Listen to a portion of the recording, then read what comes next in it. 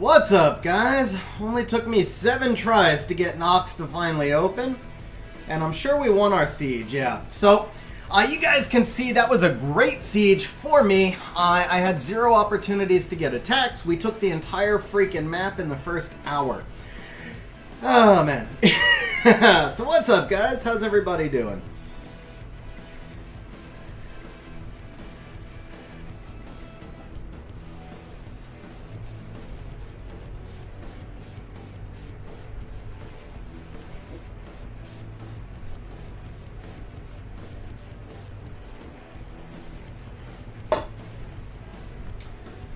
Holmesy, congratulations, man. Juno is awesome, bro. Really, really strong in the current meta. What's up, Pussyfoot? How you doing? What's up, Papa Panda? Oh, is that an actual scroll? Wow. I have never gotten an LD scroll from Siegebox before.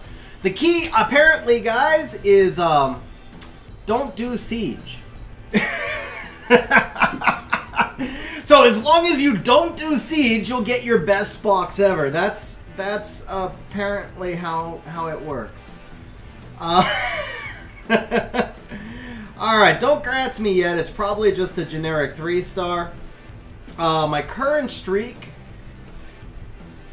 is 130 LD scrolls, and in that time I've had 1 spark, which was an HOH dupe, I think. Something like that. Yeah, in my last 200 plus scrolls, I've had 2 sparks or 3 sparks, and all of them were HOH dupes. So it's cool to get the scroll, but I'm not going to hold my breath until I see the Joel Tom coming out of it. Alright, let's see here. Shocker, guys. That was nice, though. It was nice to get a free scroll, at least. At least we had a chance.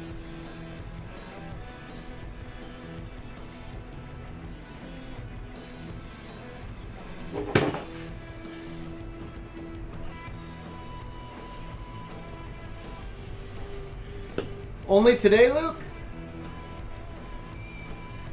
Yeah, I definitely did not, Papa Panda. I definitely did not.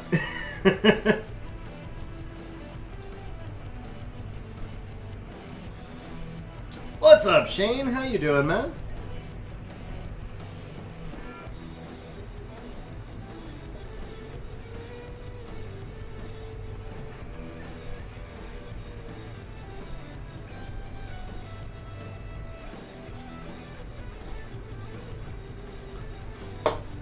Oh, rip, Luke. But I mean, hey, at least you got something on the alt, right? That was indeed a dupe Molong, bro. That was indeed a dupe Molong. So I took Molong over Yogun in the Blessing, and then I pulled the dupe Molong.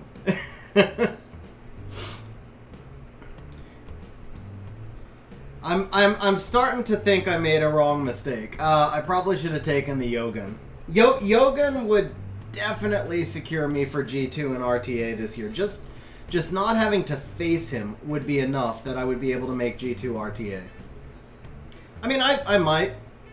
I don't know. I mean, probably not, but I won't feed him unless I desperately need the crystals. There's no rush to actually feed him. I was going to say I had plenty of crystals. I did have a good crystal shop this week. I've got 3 runes out of it. All of them were re-up targets, but still, I mean, you normally can't even get 3 re-up targets. Oh, bot. Bot's not up. Yeah, let me turn the bot on.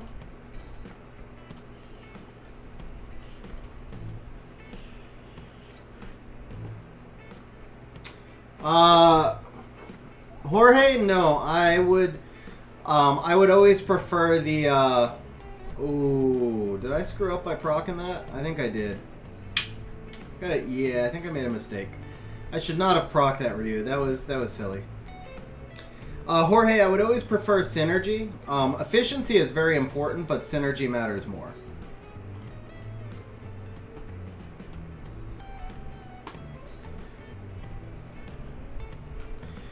ASO, because the live streams, which reminds me, hang on one moment here, guys.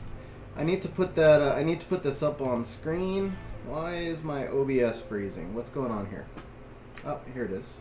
Okay, let's try this. Can we... Okay, something's going on with OBS.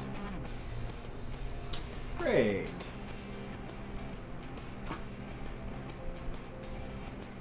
Is the stream still on, guys? Because I can't click on anything in my OBS.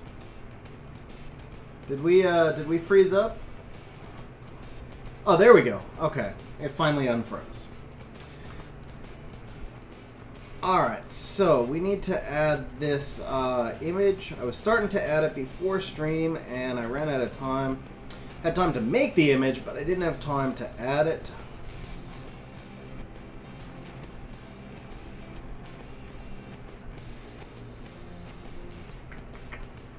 Alright, so we go here, art, live stream thumbnails. Here it is.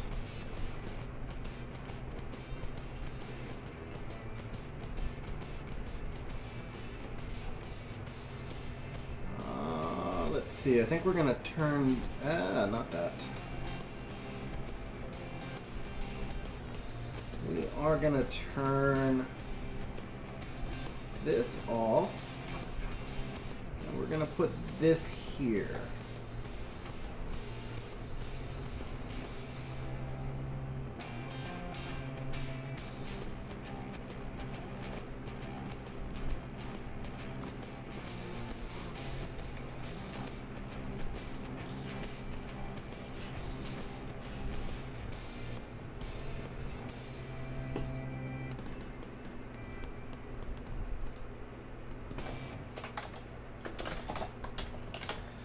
So to answer your question, views have been way down on the channel for the videos lately. I mean, like, crazy way down. And I was trying to figure out why, and my theory was that it's because I am doing the streams and the videos on the same channel, and I think what happens is when people see the live stream thumbnails, if it's like the reposted VODs, it's like 8-9 hours long, and they don't want to watch it, so they don't click on it. And that's hurting me in the YouTube algorithm. So I am splitting off the live streaming onto a new second channel, XG Live. So guys, as you can see the message up here, if you do enjoy the live streams, be sure to subscribe to XG Live. From now on, the VODs are only going to post on XG Live. They will no longer post on the main channel. And once that channel has reached affiliate status, I will be moving all streaming over to that channel. So there's a link to XG Live in the description of this stream. There will be links to XG Live in all my videos going forward. Make sure if you do enjoy the live streams that you subscribe to that channel.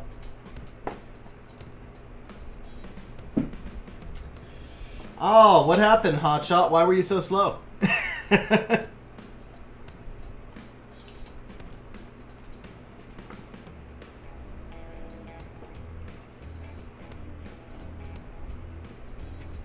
How fast do you think that is? Probably too fast. Let's do that instead. Tyron Savannah Clara. That's interesting. Brandizzle, I'm not positive yet. It's gonna depend on so originally what I figured is that all the members would just move over to the other channel, and then I realized that the members I don't know, I haven't figured that part out yet. I was talking to YouTube for about 3 hours yesterday, trying to figure out how to do this. There is no easy solution. Basically, the options in front of me were branch off into a second channel, or stop streaming, or stop making videos, and that's pretty much my only 3 options. If you look at, like, my last video had fewer views than, like, the first video I ever released. It's dying in the algorithm the second I release them, so I spent 10 hours to make a video that wasn't even watched for 10 hours. And, so yeah, I don't have a lot of good options right now, but probably the thing that sucks is that members will lose their duration, because when they become members on the new channel, it's like from day one, and I have no way to transfer anything between the channels, unfortunately. Jorge, man, I appreciate that, bro. Thank you very much.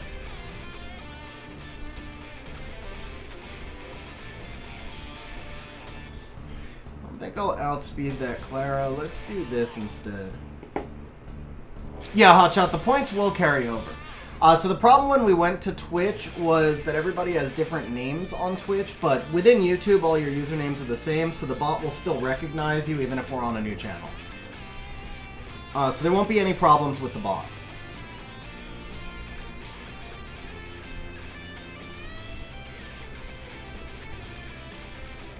Yeah, we better do this.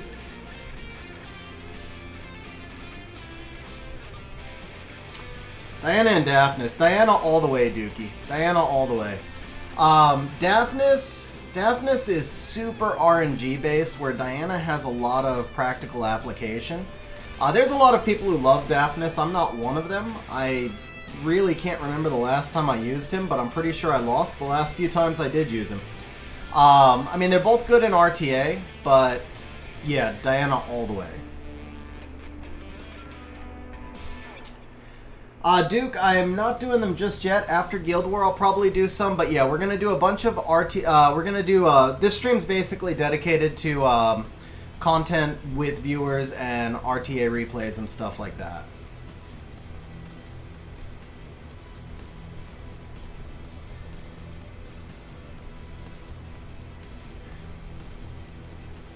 You know, I wasn't gonna do this, but since the Savannah was suicidal, I may as well. I didn't actually view Savannah as the threat there. But, I mean, she was so insistent that she wanted to die. I was like, alright, I mean, if you really want to die, Savannah, then I'll accommodate you.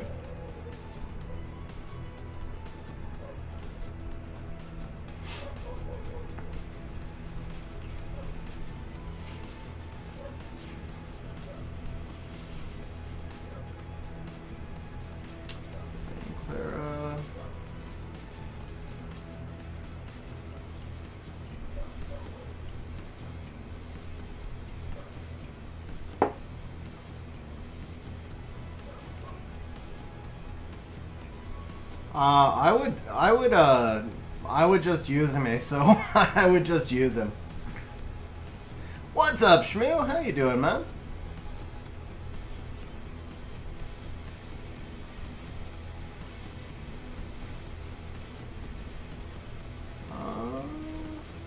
Is that best at?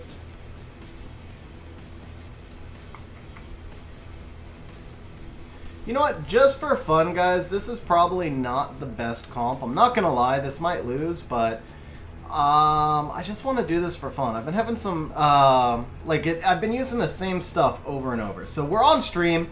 Let's do something different.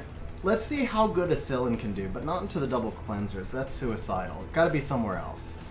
I want to use a Sillin, though. I tried using him in RTA, and I lost like 100 points with him. I fell from G2 to C3 trying to use him in RTA.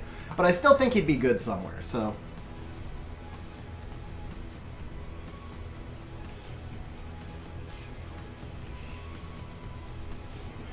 Asa, I mean, honestly, I've never used Zerath. I don't know that I'd be the best person. I can be like, oh, he looks cool, but I don't know if I can tell you if it's the good build or not. Brandizzle with the super chat says, no matter what channel you're on, me and my super chats shall follow. With that said, let's get this party started. Brandizzle, bro, thank you very much for the super chat, man. I appreciate it.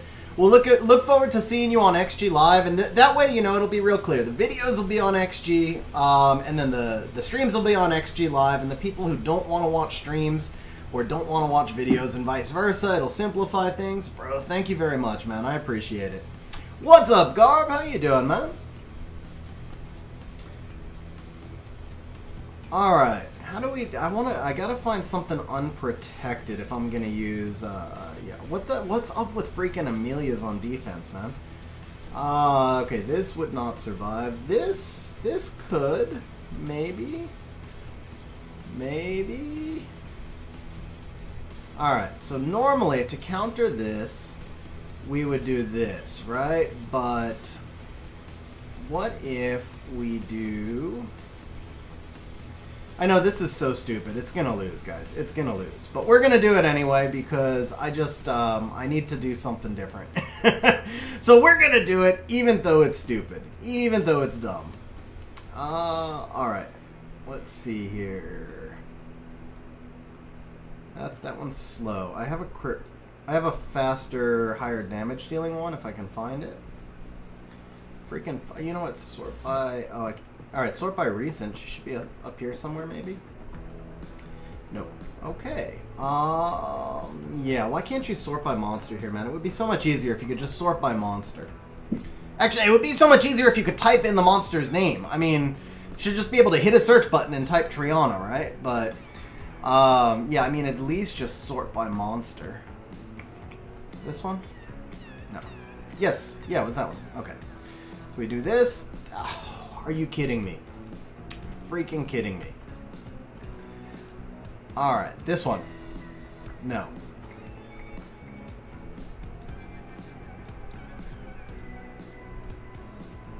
This one? Yes. There we go. Okay. Alright. Anybody know the best speed for the Shining Mithril drops? You must be talking about a different game, Luke? I think you're talking about a different game.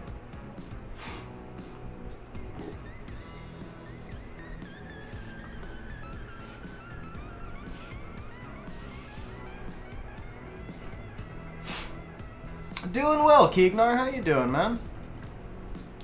Alright, and then we are going to try the porch special on this one, even though I've lost every time I've tried it so far. We're going to try it again, guys. We're going to try it again.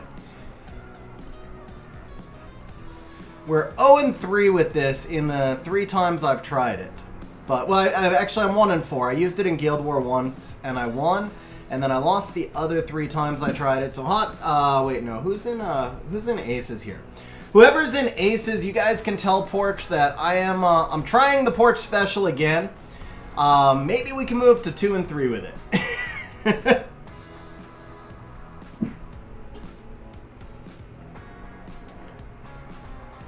Keegner, why didn't you wear the knee pads, bro?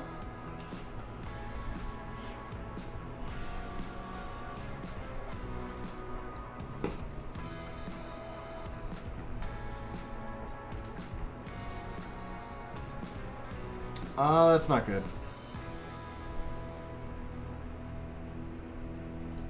Yeah, that's not good. I knew this wouldn't work.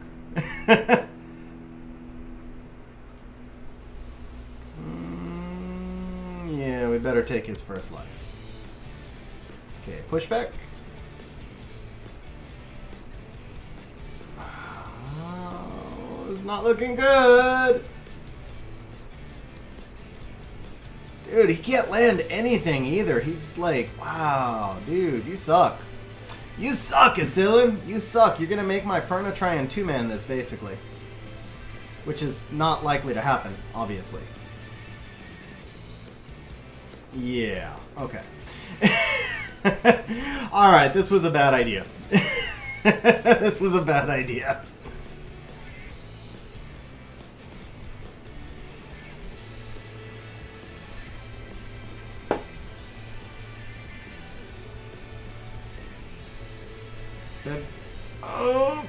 Okay, well, there's a chance. There's a chance. He's gonna... No, he doesn't heal. Oh, yeah. This Ritesh does proc a lot, though. I mean, I gotta say, the Ritesh does proc a lot. I haven't paid attention. I'm not sure if I've been proccing or not. Doesn't feel like I was. Well, I'm dead now anyway. Yeah. Okay. That Ritesh did take, like, 2-3 turns every single time, though, for what it's worth. Alright, well, this is, like, kind of, that was a Despair Asil in Brandizzle. He just didn't actually do anything, but he was on Despair.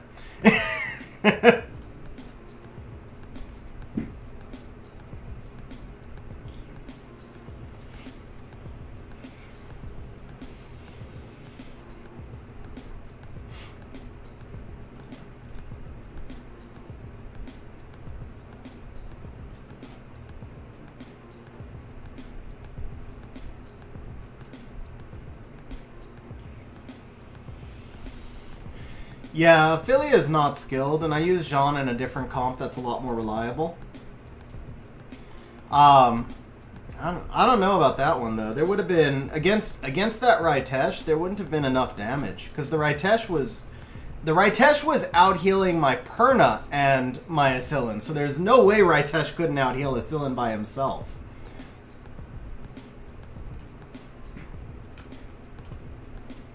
And this is a pretty low ranked guild too. I think that's why I was messing around. Yeah, we're super, super low right now.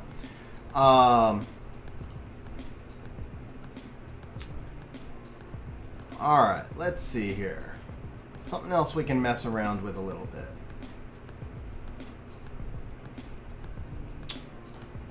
Alright, I just built Carnal.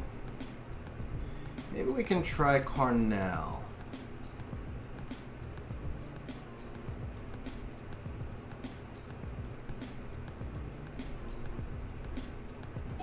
She's too slow.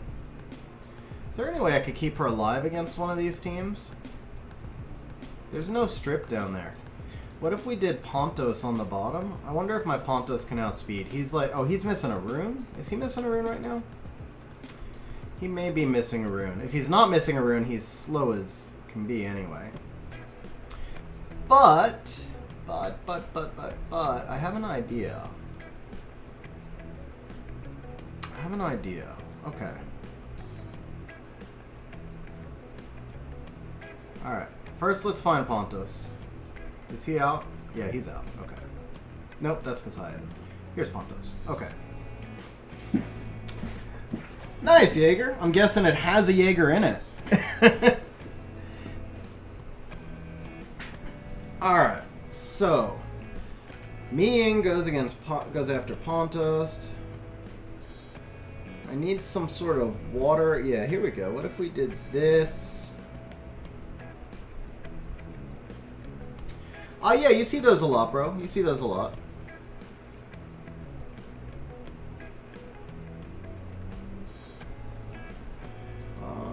Okay. No, I don't like that.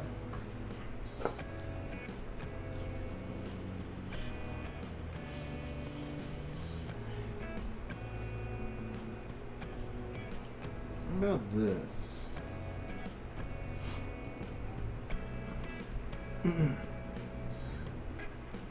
Yeah, so the Tableau Jemire Bastet Kaki is really common. Ethna I see in there as a pivot sometimes. It's not the most common one.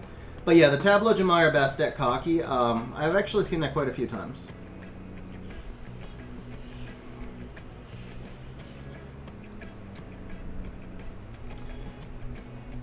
Jorge, I mean, there's more to that than a simple yes-no answer. Because it depends on the set. For example, Violent and Will runes, you generally will expect your monsters to get hit a little bit more than if they're maybe on Swift. So on Swift, you want just like as much crit rate, crit damage as possible. You can't actually have attack on an attack rune. But on Swift, you want like as much crit rate and crit damage as possible, along with obviously as much speed as possible. On a Violent rune, you do want some sustain stats, or on a Will rune, you do want some sustain stats. And then it depends on the kind of comp you're using it in too, so it varies. It varies.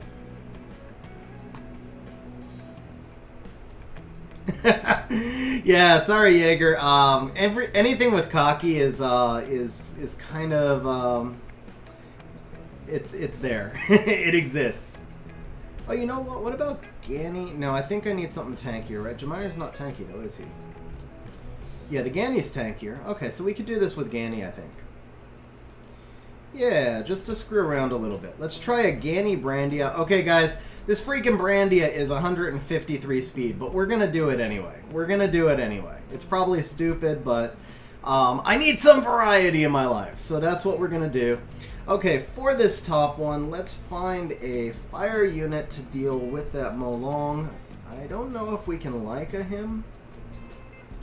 I don't know if I have any fire units that are on Nemesis, but I really do want to use the Carnal. He's not on Nemesis, but what if we brought in the Carnal Triana, because then the Triana would lure the, okay, no, I can't use him. I can use him. Okay, we could do this with Fran, maybe? For attack buff and a little bit of healing. It's a little YOLO, but Let's try it. Like I said, I just want to do something different. Let's use the violent friend. Yeah, that one's violent. We'll do that. Here we go. Oh! Uh-oh. Who did not have runes? Who did not have runes? That's concerning. That's very concerning. Uh-oh.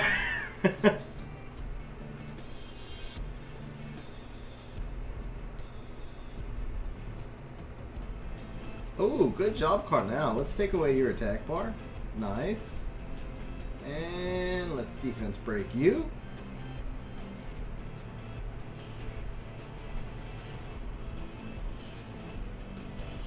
Bro, look at Carnal go.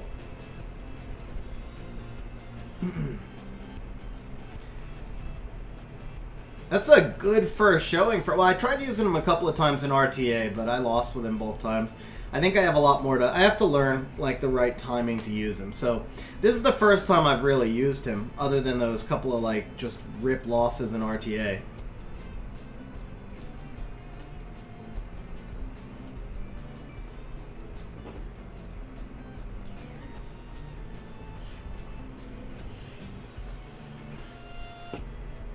Alright, well this team looked like it had runes. I think this one had runes. Ganny clearly has runes here. Okay. I can't believe my Ganny out... Oh, that's right. Ganny is fast for... Yeah, I know why Ganny's fast. Okay. This worked out. This worked out.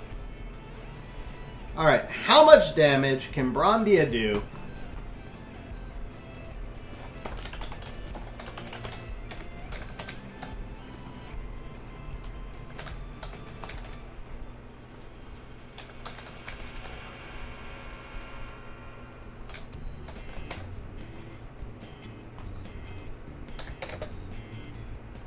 We'll open betting for you guys real quick. We're going to target the Mi Ying, guys. We're targeting the Mi Ying.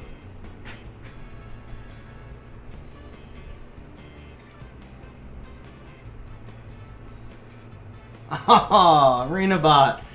Don't worry, man. You're not alone. Everybody speed chases, so you're not alone.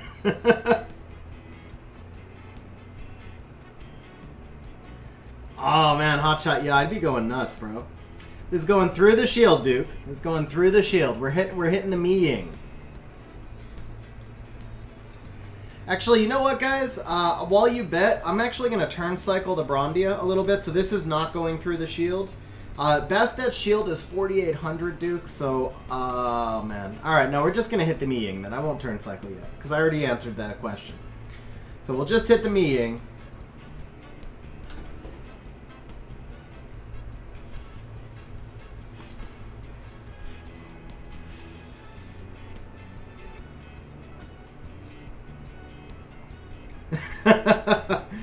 Brandizzle, you... Yeah, I know, Brandizzle. That's why I said I wouldn't. Okay, Brandizzle, you typoed your bet, bro. Yeah, no, that's why I already said it. Arenabot, I don't think so, because I showed her runes. I think Pontos was the one missing the rune. I think he's missing his slot 2. I forgot to put... That's why he was out. I think I had to put a slot 2 back on him. Keegnar, anything that defense buffs, honestly, Olivia would work. You would need to give them more crit rate, though. Alright, guys. We are going to close betting here as soon as Brandizzle gets his in. Alright, there we go. Betting is closed, guys. Here we go. What can Brandia do? We'll go 1x damage here.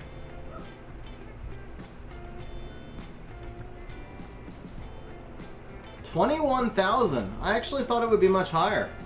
Alright, most of you guys were right in range, so we'll give you the 21,000 bet.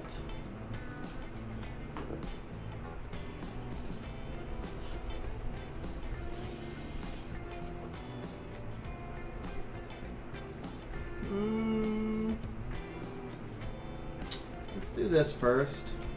get some more debuffs up. Ooh, alright. Dismount you. And, oh, she's freaking... Okay, let's put this here. We'll do this. And we'll do this. Let's reset you.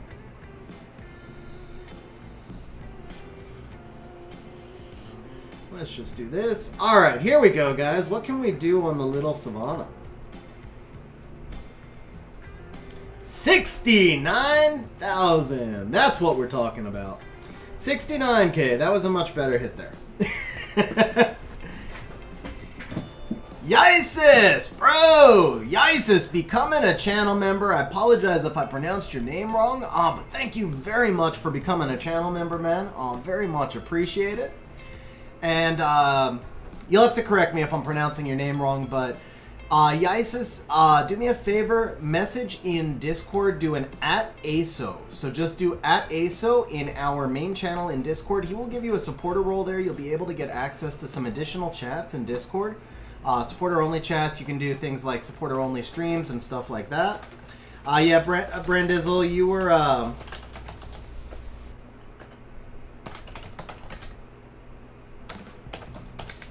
You bet over the max. The max was 500, actually.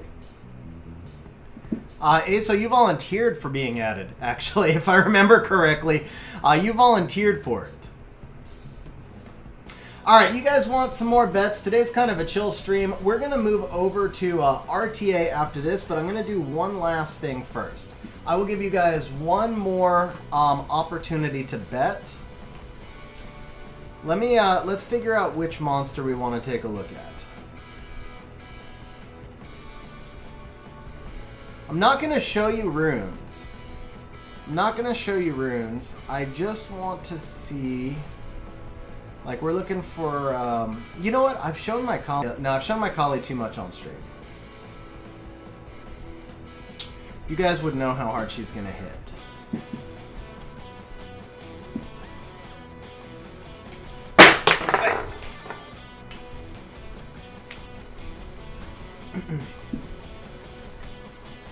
I guess we could do that as a redeem, ASO.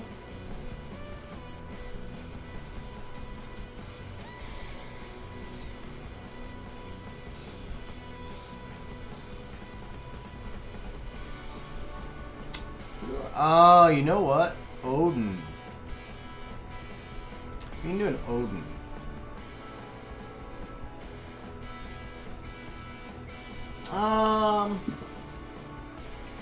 We'll do it the same as RTA.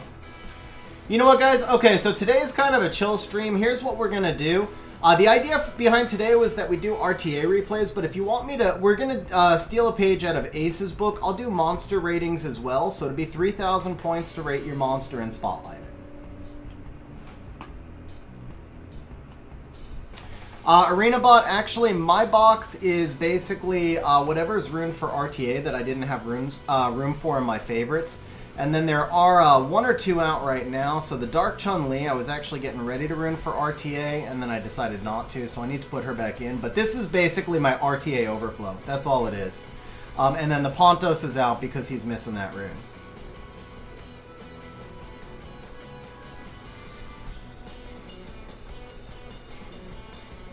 Let's see.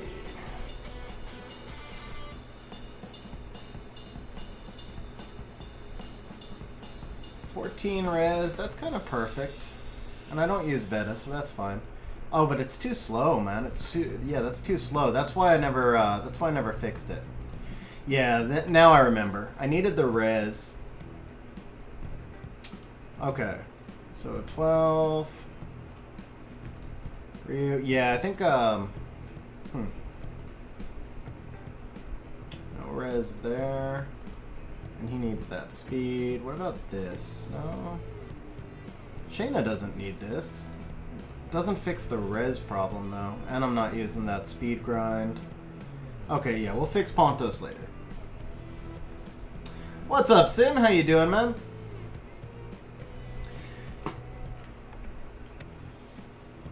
Yeah, here's how we're gonna do it, guys. Here's how we're gonna do it. Hold up. let me turn off the commands.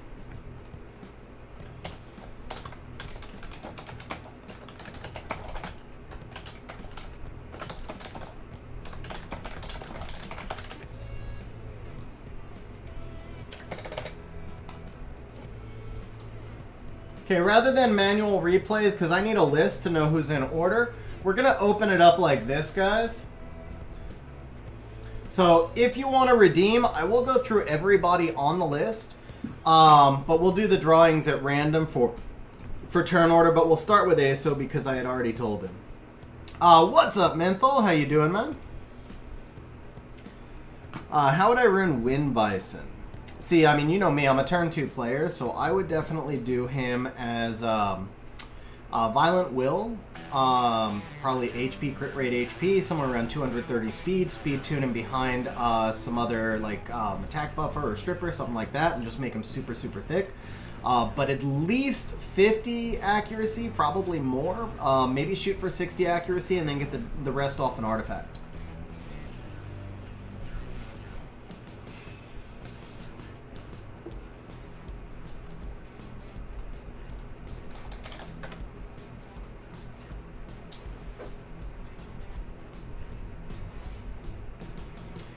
Alright guys, while you're entering in, I did say I was going to do one last thing, so let's say Kali X, no, not Kali, Crow.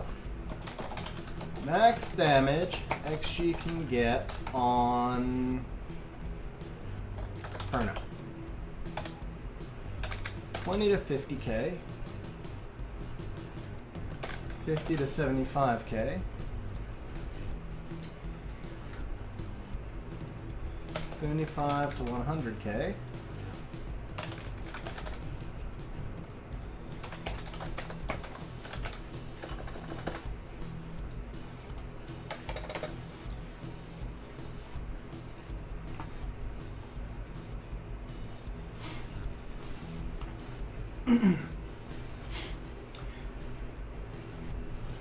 Yeah, I changed my mind. I changed my mind because I can set Crow up for something a little bit more interesting.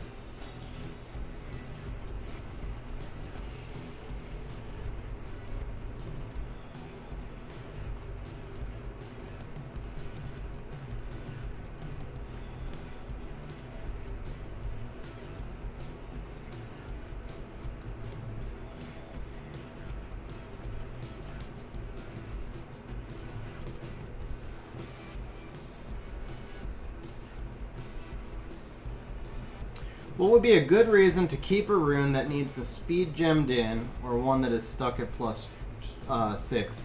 Arena Bot, basically, if it just has tons and tons of stats.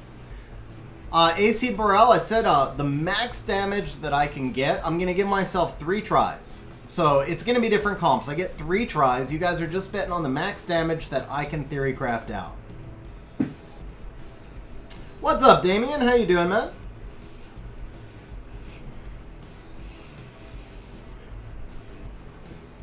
Yeah, no, this is like flex damage, so it's just straight up like theory crafted damage.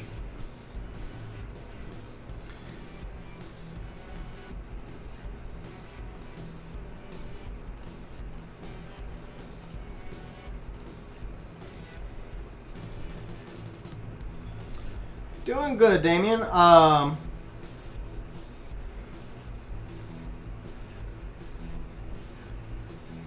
Keegnar, that's pretty good. That's pretty good pre-artifact. What's up, Perk? How you doing, man? You make G3 RTA yet, Perk? Brandizzle betting on 100k is fair. 100k is fair.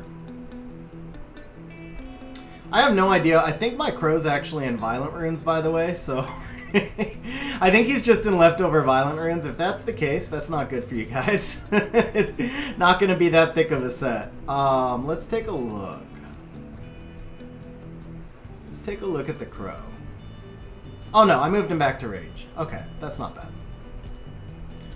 Okay, so comp number 1, we're going to do this. Oh, there's a problem.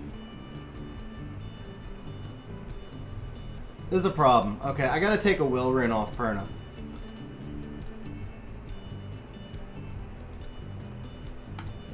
Ah, bro, not at all, man. My Perna's thinner than a newborn.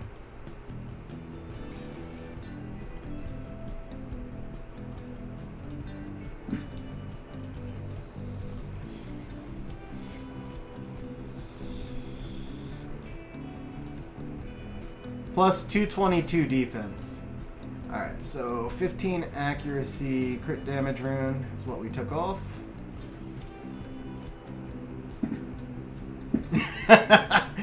Yeah, but Brendizzle, I wasn't talking about the tummy.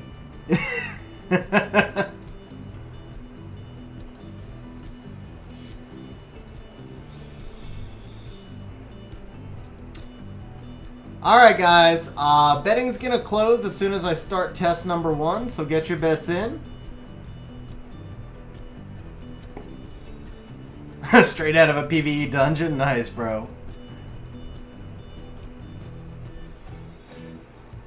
Alright, where's that? You know what, it doesn't matter, right? The violent one's the same thing.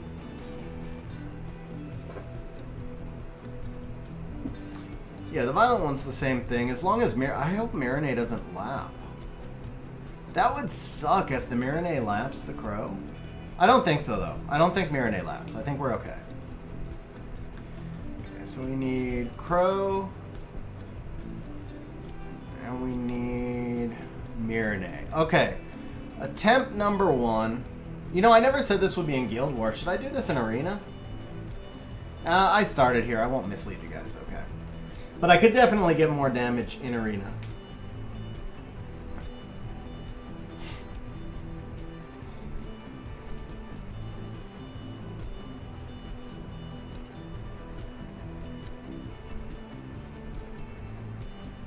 Okay, attempt number 1, guys. Attempt number 1. We've got 3 of you bet 75 to 100 and 4 bet 150 plus. Nobody bet between 100 and 150. And the first hit is 112. 112. So right now, everybody who bet under 100k is losing. I'll tell you that. Everybody who's under 100k is losing. Yeah, Holmesy, that was actually going to be my next one. That was actually going to be my next one.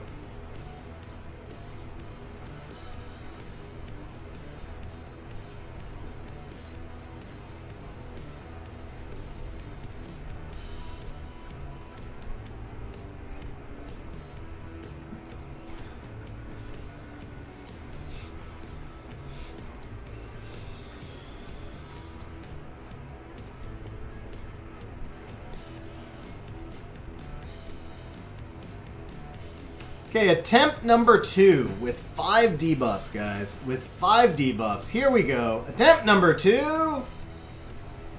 200,000. All right, everybody who bet 150 plus, you guys are already good. Can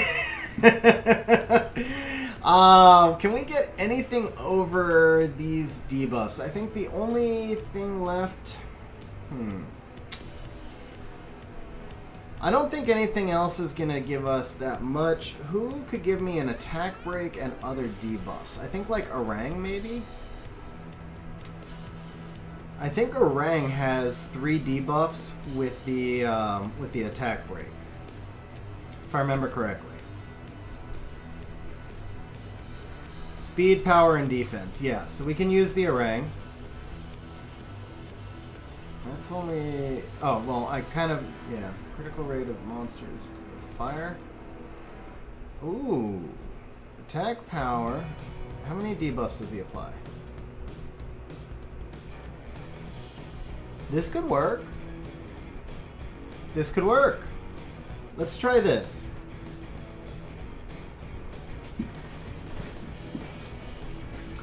$69 viewers, Brandizzle, not 69 likes. Alright, how many can you land, bro? How many can you land? He got 3. Okay. Oh, no, no, no! No, no, no, no, no! What do I do? She's gonna kill him! She's gonna kill him and I lose all the buffs, right? Well, no. I guess she's not gonna kill him. I am, Jaeger. I am, yeah. Alright, we got one more try. Actually, well, yeah, we're going to try this one more time because I need that defense. Although the defense break wouldn't have added enough. Yeah, the defense break wouldn't have added enough. Okay, yeah, I think the 200k is the max. The only other thing we could do would be, if we came into Arena, we could set up a little bit more.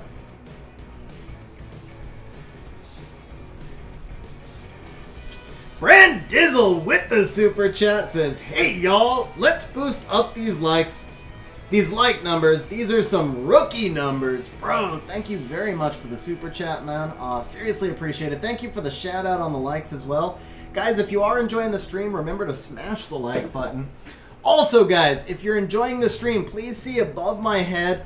From now on, the VODs of the stream will be posting on my second channel, XG Live, and at some point in the next couple of months, as soon as that channel has reached affiliate status, live streams are going to be moving over to XG Live.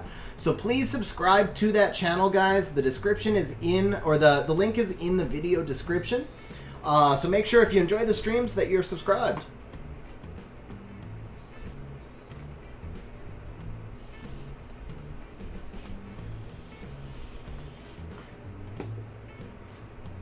You know what? I think we can actually just cheese this one a little bit.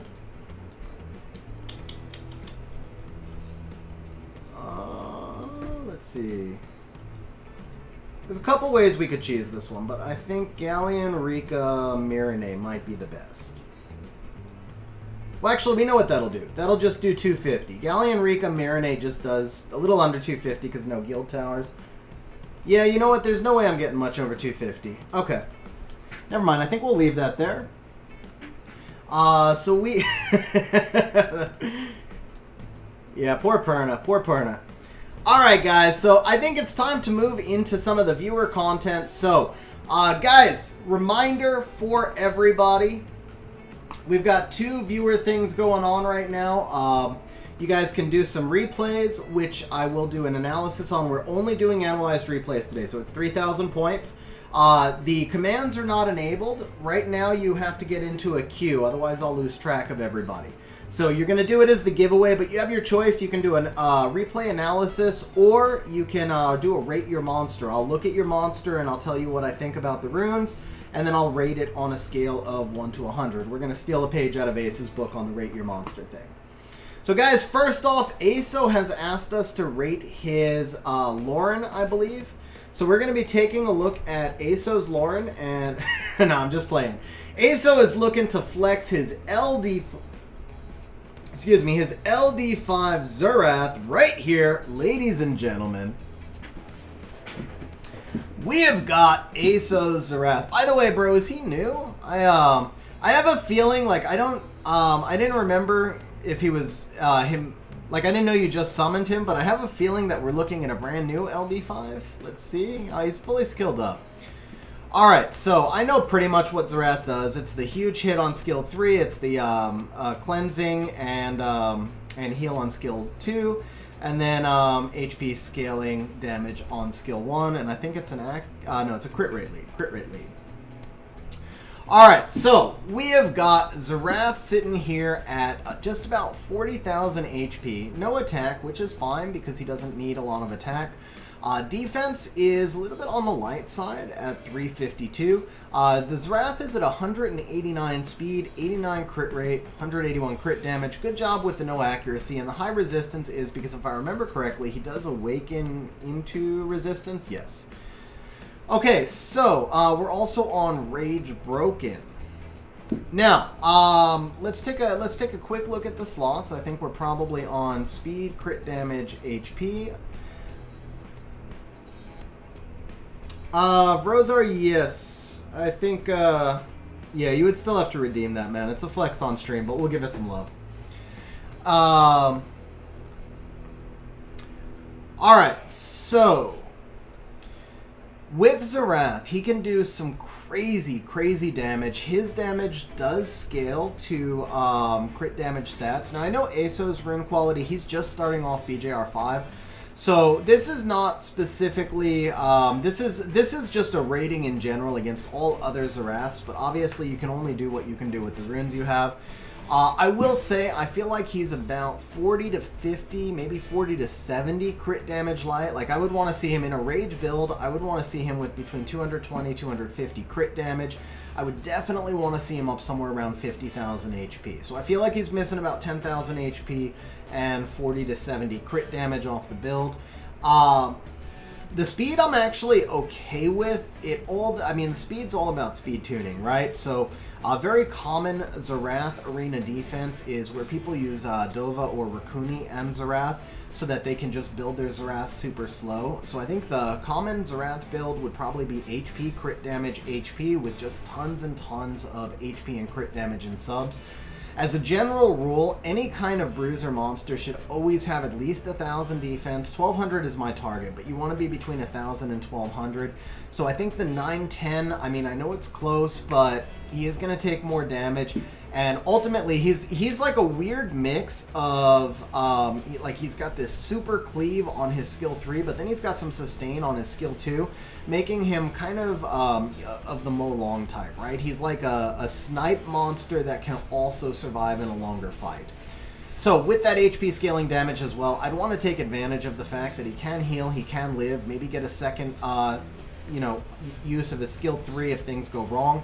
And then the last thing I'll mention is light dark monsters are amazing because they never have the attribute disadvantage, but they're harder to rune because they never have attribute advantage.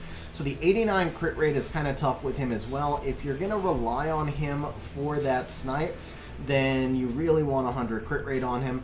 If you are not relying on him for the snipe, then you really want to have some more defense on him.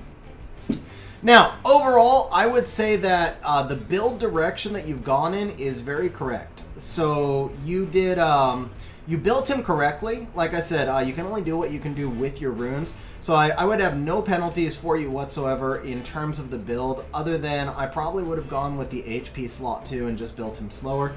But you did say that he's speed tuned with Bastet Belinus, so that makes some sense, but I don't know how at 189 he's speed tuned with Bastet unless you have a second attack bar booster in there. Alright, let's take a look at the artifacts. So we've got an HP artifact, a little bit of skill 3 crit damage. Skill 2 recovery also fits. I would change this bomb damage out to crit damage as the enemy's condition is good. And then over here we've got some damage dealt on dark and some damage dealt on wind. Both HP based artifacts, and obviously they're white artifacts, which is fine at your stage of game. So I think overall I am going to give this Xerath a 69 because I think that you're doing it right. And you just have a little farther to go before he's finished. So we're going to give this Xerath a 69. But I do think I think it's a really solid build. I think you're going in the right direction. I think the What's up, Hootie? How you doing, man? I think the biggest thing is 100 crit rate. Like, I want to see more HP. I want to see 100 more defense, and I want to see more HP, more crit rate, more crit damage. But specifically, I want to see that 100 crit rate.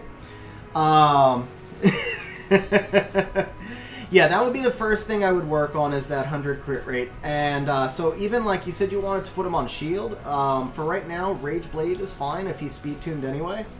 If you can't get him on Will Runes, then Rage Blade is fine. Ultimately, obviously, you'll want him on Will Runes as well. As you start to do more artifact farming, focus on getting some more skill 3 crit damage, and then crit damage as the enemy's condition is good. And then just additional damage by X, especially HP. And additional damage on attribute types.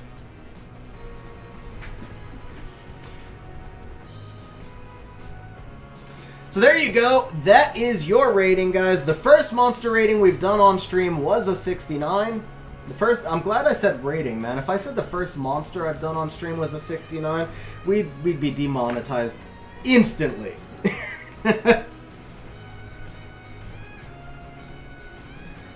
Keegnar, I'm speaking of just overall goal on the monster build, I guess. Probably like high G1 to... I usually tend to look at monsters like probably towards the like high G1, low G2 level. I think that's kind of the adjustment for me, like kind of like the late mid game, early late game transition, I feel like is the target. I don't expect people to reach my rune quality, but I feel like if you're looking to progress in the game, that's kind of where you're looking to get to, is like that high G1, low G2 guild content level, so that's usually about what I have in mind.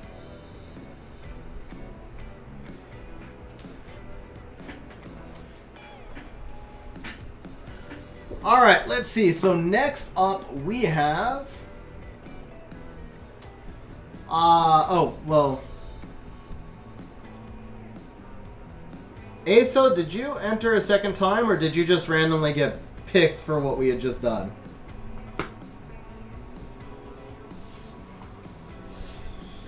Yeah, so Keegnar, I mean, a rating of 100 would be like Stone Cold G3, like 110, 115% efficiency. Okay, you entered once. Okay, so next up is, let's see here. Vlad, are we doing RTA or Monster Showcase, Vlad? RTA or Monster Showcase?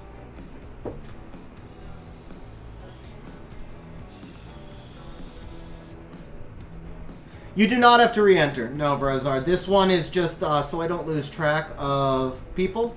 Because if I let everybody spam the command, I would forget who's who. I mean, not forget who's who, but forget like who had paid and who hadn't. So this is just a better way for me to keep track of it when it's a larger list.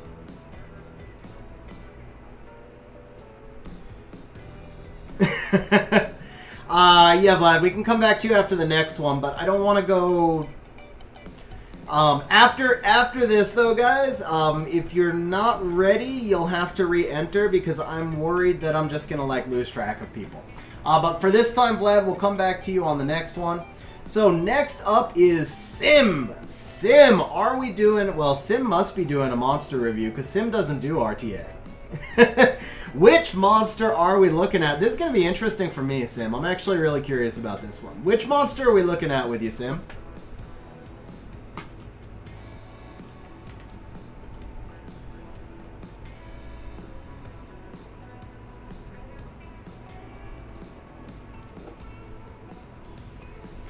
Whoa! We are doing RTA for Sim. That was unexpected. Okay. Okay. So just share the channel, share the replay into 8895, or did somebody just get a Bella? Oh, no. Wait, did somebody...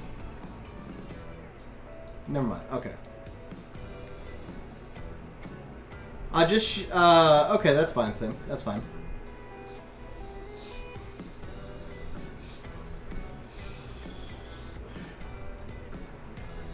Okay, so after Sim will be Vlad.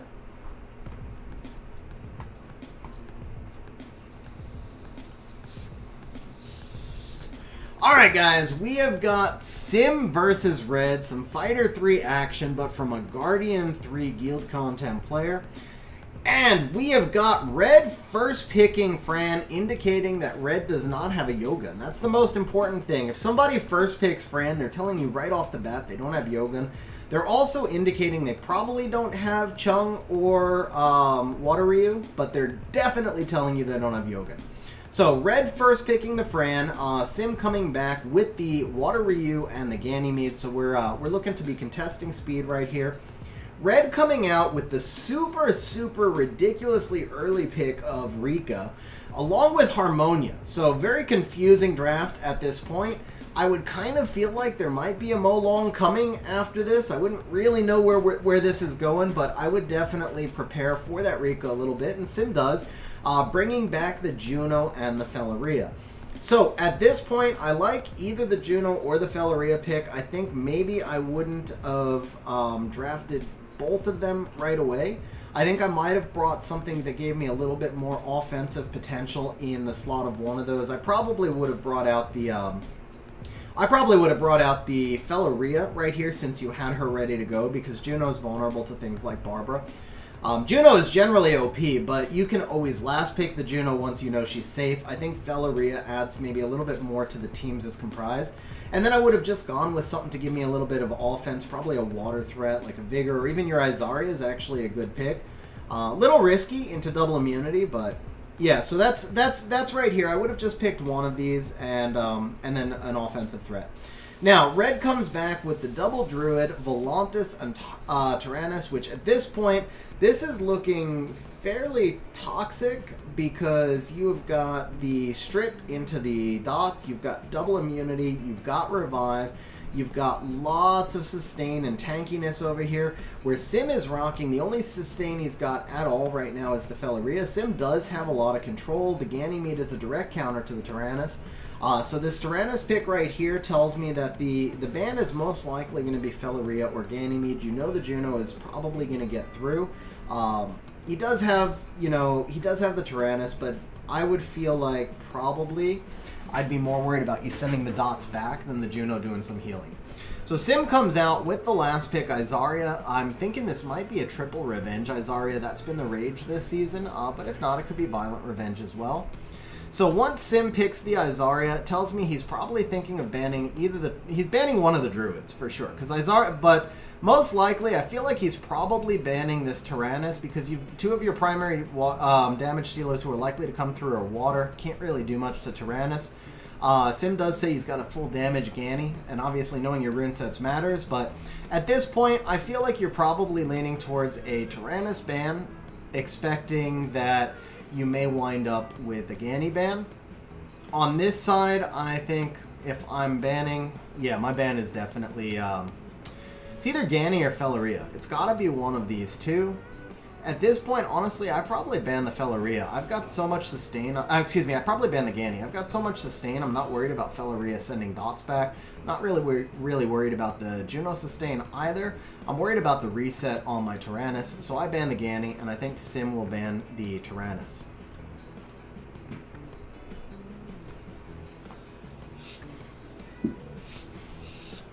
Astro, if you want to show your kinky cocky on stream, you can.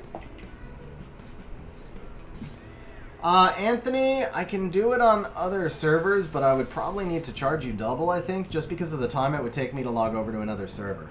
Okay, so we wind up with the Tyrannus ban as expected, but then he goes with the Izaria ban. So, Volantis misses 2 right off the bat. Actually, that was not a... Never mind. Volantis went skill 2 right off the bat. He did not change into Druid form. And then I fell a little bit behind because I misread the Volantis skill, so we're going to rewatch that from the start. I was trying to figure out why Volantis didn't change. The animation looked like it.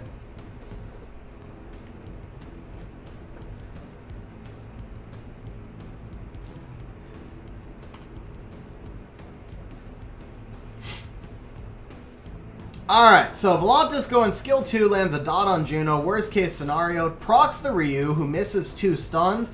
Rika just skill 1ing the Ganny and just kind of waiting right now while the Fran goes ahead and gets the attack buff up. The Harmonia right there just really burning the skill 2 for no discernible reason whatsoever. Juno then converting some of those buffs into dots, but not getting everybody. That's a despair stun, that's a skill 1 stun on the Ganny. Rika now dumping out the dots, but Felleria is about to go to work, guys. Ooh, Volantis tries for the provoke and fails. I'm thinking this Felleria is putting everything right onto that Harmonia, stunning her to boot. Harmonia's going to get cleansed by the Fran, I think. The Fran is definitely ahead. We're far enough ahead. The Ryu tries for the pushback, doesn't get it. Juno starts to work on this Volantis now. Fran apparently must have wasted her skill 2 previously. She wasn't able to cleanse, and that allows Ganny to reset Fran, which makes that a dead Harmonia, carrying all the dots in the world. Rika does try for the stun, getting countered by the Juno and stunned herself instead. Ryu attack breaks that Fran. The Fran got back ahead but still does not heal. I am thinking at this point Sim is facing a bot. Felleria continuing to provide sustain, as is Juno, surprisingly. The Harmonia just won't die. That Harmonia must not have had a speed slot 2 or any speed whatsoever because it never took a turn. But it does finally die to the dots. Fran now hanging on by a thread with the attack debuff, still does 9,000 damage on the heal, or 9,000 points on the heal. We're trading some debuffs at this point, but right now Sim is winning the overall sustain, and oh, the big resist by Fran doesn't matter because Juno just skill 1s her to death. Rika trying again to drop those dots, forgetting all about the fact that there's a Felleria and a Juno on the enemy team. Volantis now sitting at about 10% HP. This should be a dead Volantis right here, as the brand new animation of the Ganymede allows Rika to dump everything, allows Felleria to dump everything onto Rika.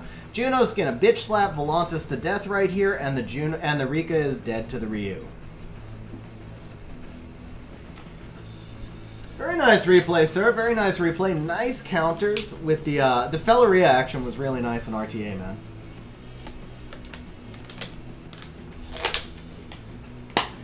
Alright, Andrew, let me see what I can do here. I think I can switch. Lock this, lock this. I think I can switch over to the other server. Yes, that's off. Okay, so here's what we're gonna do. I've got the BlueStack set up right as well. I mean, that's what the new animations look like, Jax. With the new animations, that's just what it looked like. All right, so we're gonna move this over here. Let's move this here. Okay, so I can do global and EU, I think, this way.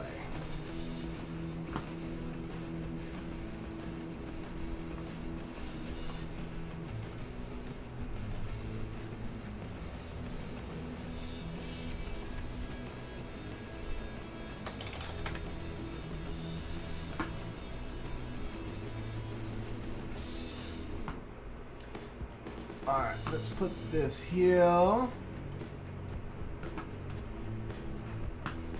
Move this window over here. And next up is Vrozar. Oh, actually, it was supposed to be Vlad. Vlad, are you ready yet, bro? I said you would get one bypass. So Vlad, if you're ready, Vrozar, I am actually gonna have yours in media player. So I have to add a window for that. I have it here, right? Yes. Okay, let's move this here.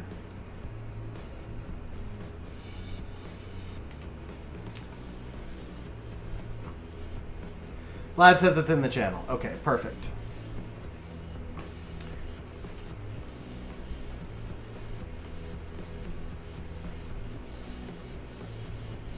Here it is. Okay. Vrozar, no, you'd have to re-enter in. You'd have to re-enter, and we'll draw you again, so that way everybody gets a turn.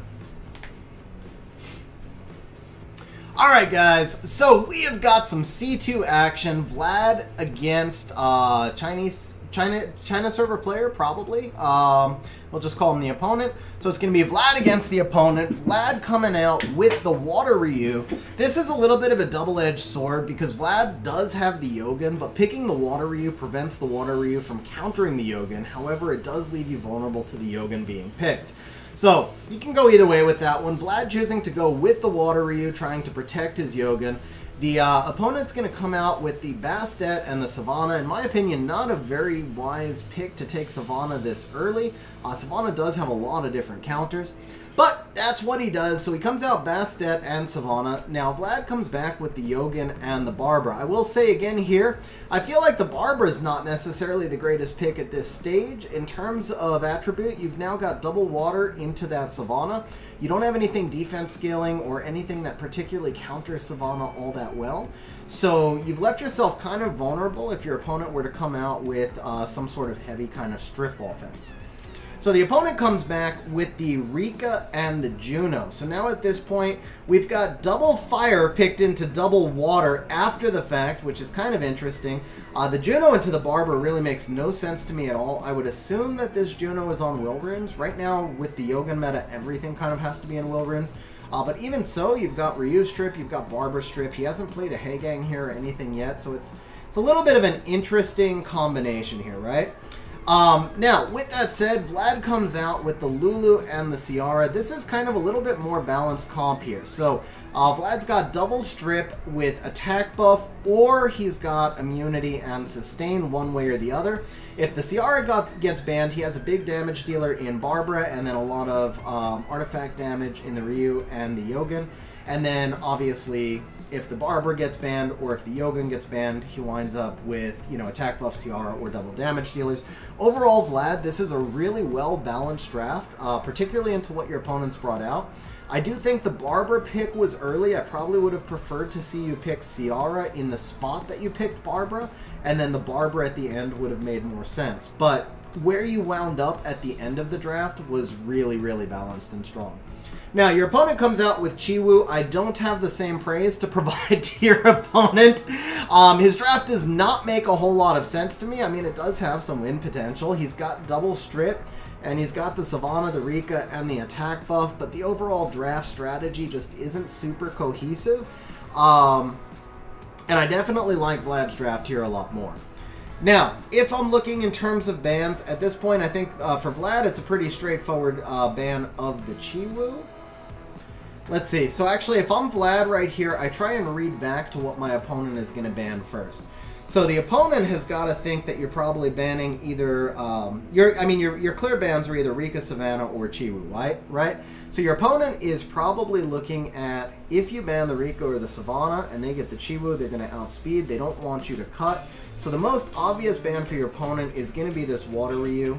Even if you do have the Ciara, all they have to do is get control of this Lulu, and it's GG, right? So on your side, knowing that, if you figure that the Water Ryu has the highest ban potential, followed by the Yogun, in either case, I actually think Savannah becomes the best ban for you, because that means your Lulu is getting through and the Lulu can cleanse. If your Lulu does not get through, then you're taking turn 1 and you're going to be able to bomb out that Rika anyway. So either way you go, you're pretty much good as long as they can't get control of your Lulu, and what has the greatest chance of controlling that Lulu is the Savannah. So Vlad's ban should be Savannah, and I think the opponent's ban is probably going to be the Water Ryu.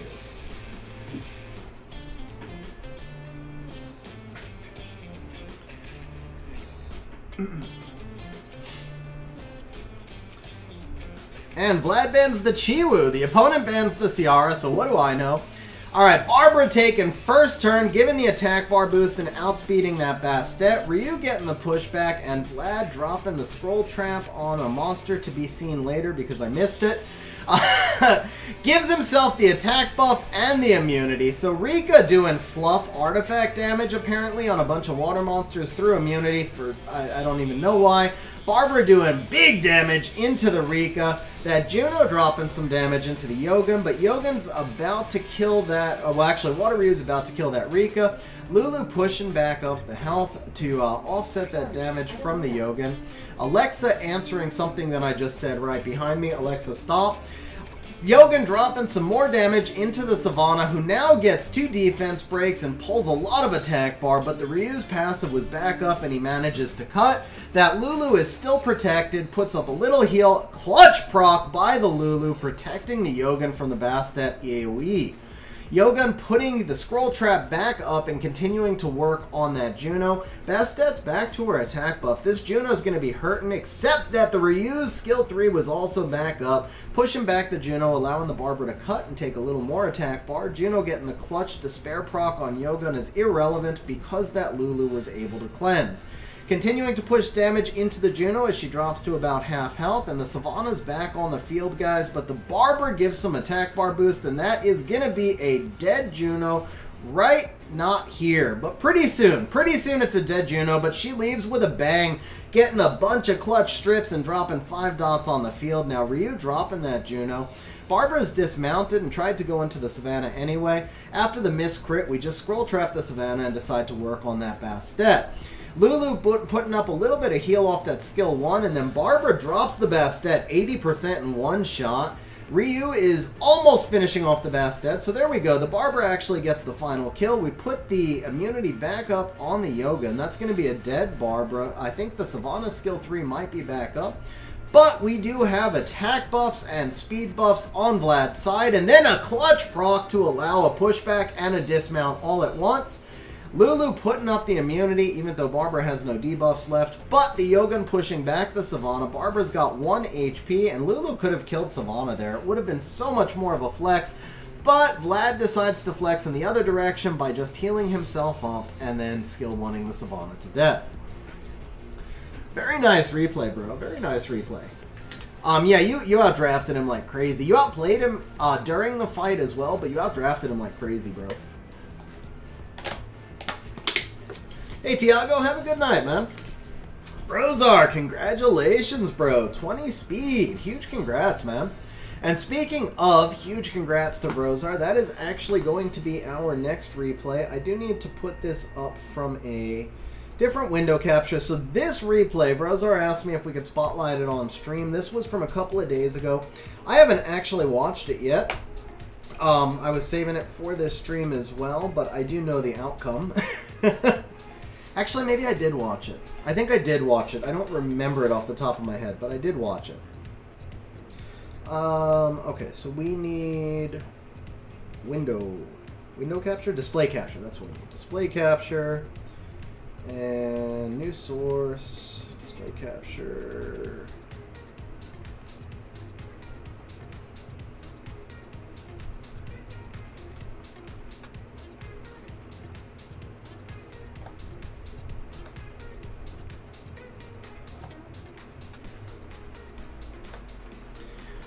Alright guys, so this was 3 days ago. You can see Vrozar 1773 against Ken Baller G2. Vrozar was on a... Actually, he wasn't even on a streak, actually. Wasn't even on a streak, just randomly matched up against the G2. And here we go, guys.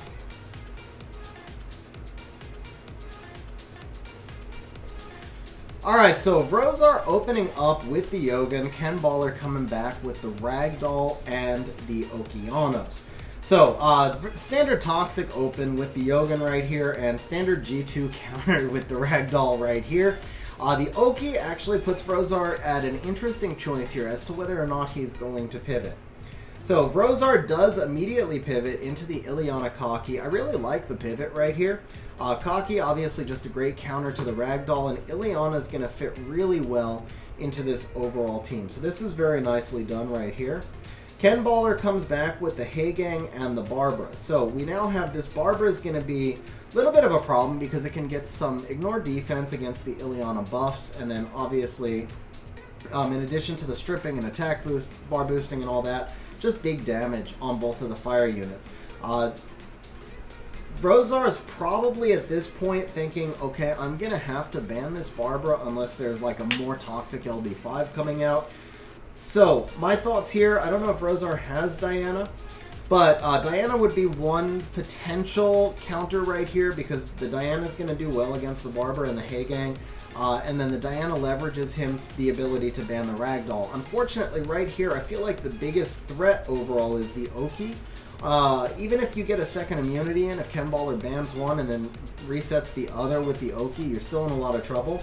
So while a Diana positions you to ban the Ragdoll, it doesn't really address the Oki.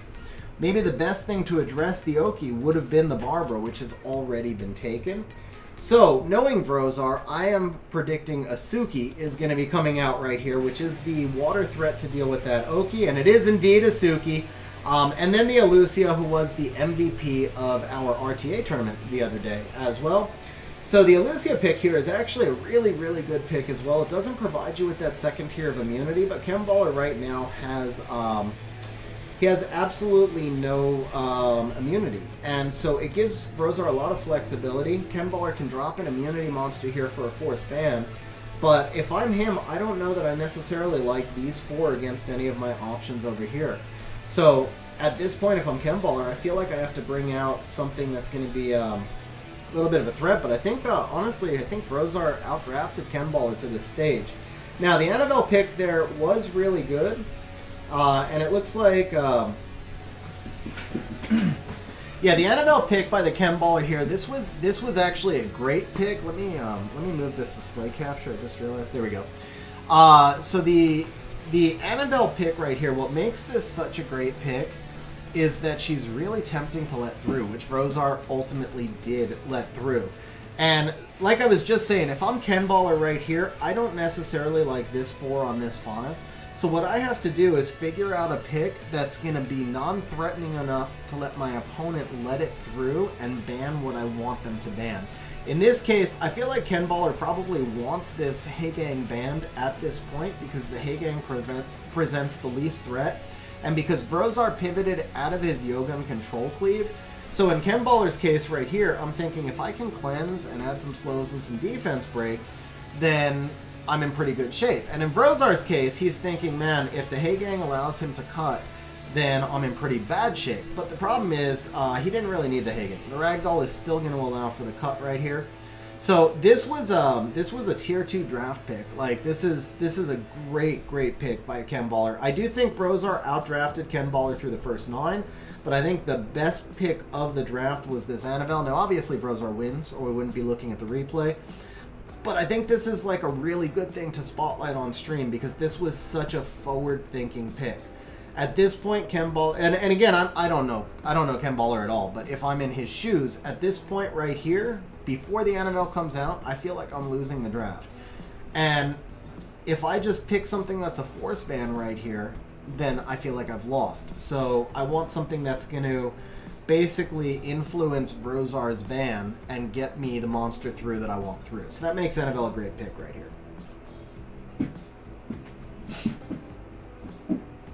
Alright, Oki starting off, outspeeding and getting the reset on the Yogun. Annabelle dropping defense break and 2 slows. The Barber just about sniping the Yogun right there. Oops, let's go back a second. This is kind of weird. I'm looking on a different window.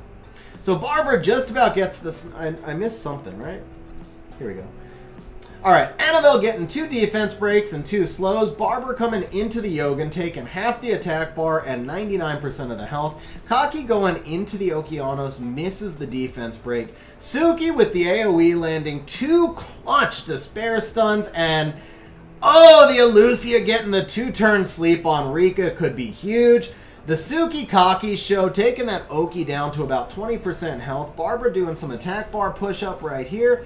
And the Oki does not get a turn as the Elucia shuts it down. Kaki with the clutch proc, losing the Endora unfortunately, but managing to dismount that Barbara. Elucia hanging on by a thread, gets the clutch freeze on the Annabelle. Now that's a big proc by the Ragdoll, but Suki's up with his skill too. Here it comes, guys, gets another clutch stun. Actually, it's an irrelevant stun. Oh, that's some big damage from the Ragdoll on the Ignore Defense Torrent, but it's not enough as Suki wrecks the Ragdoll and Vrozar wrecks Ken Baller. Okay, let's turn this window off. That's, yeah, that's not supposed to look like that.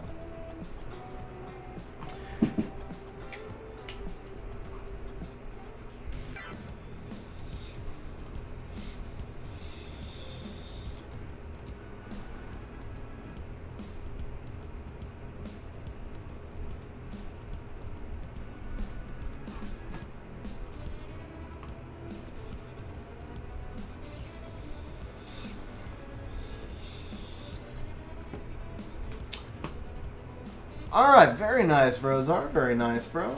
What is this? Okay, this needs to refresh.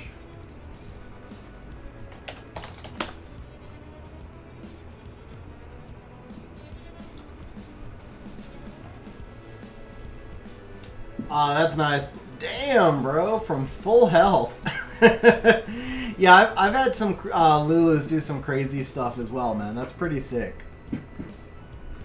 Alright, guys. Next up is going to be... yeah, Vrozar, I think I'll do this for about 30 more minutes, so I'm probably going to close it in the next couple of minutes. If you guys want to jump in a second time, you can. And then we're going to do some RTA with viewers at about 8:30. Duke, you are next up, bro.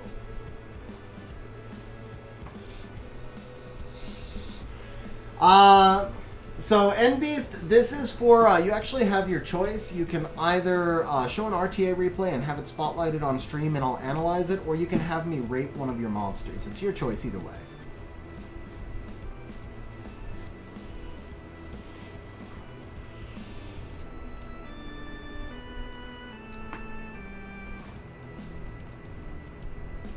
Alright guys, so here we go. We have got a replay from Duke. Last time I saw Duke, I believe he was C3. Whoops. There we go. Is he still... Oh, F3. Weren't you in Conqueror before, bro?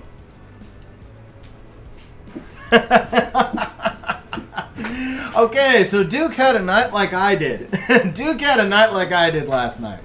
Alright, so we've got Duke against Daredevil. Duke coming out first picking Leica, guys. That would explain why he's F3. No, I'm just playing. Alright, so first picking Leica. This tells me that you've been getting just absolutely burned by the Yogun Chung, like, terrible, miserable,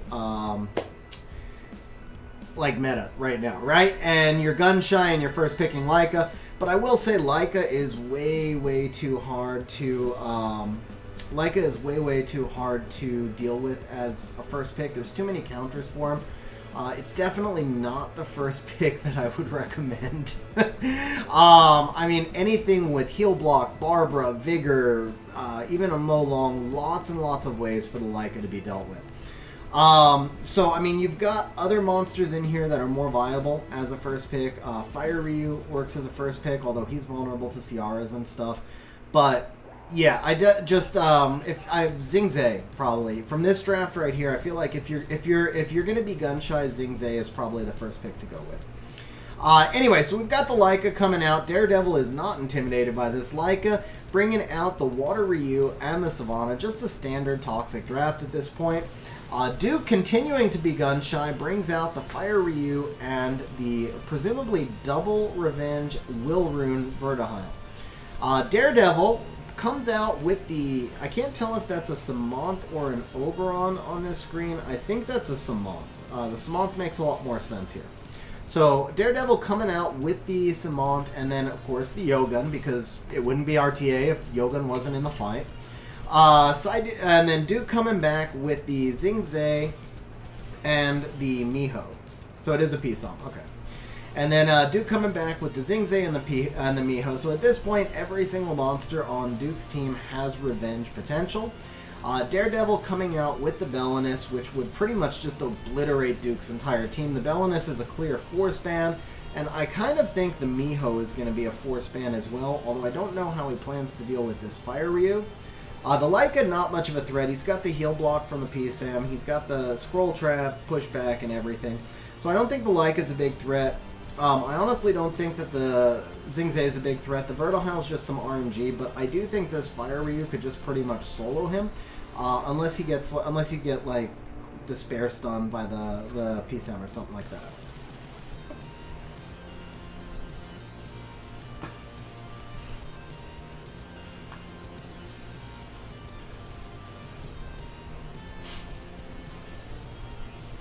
He has heal block on S2, doesn't he?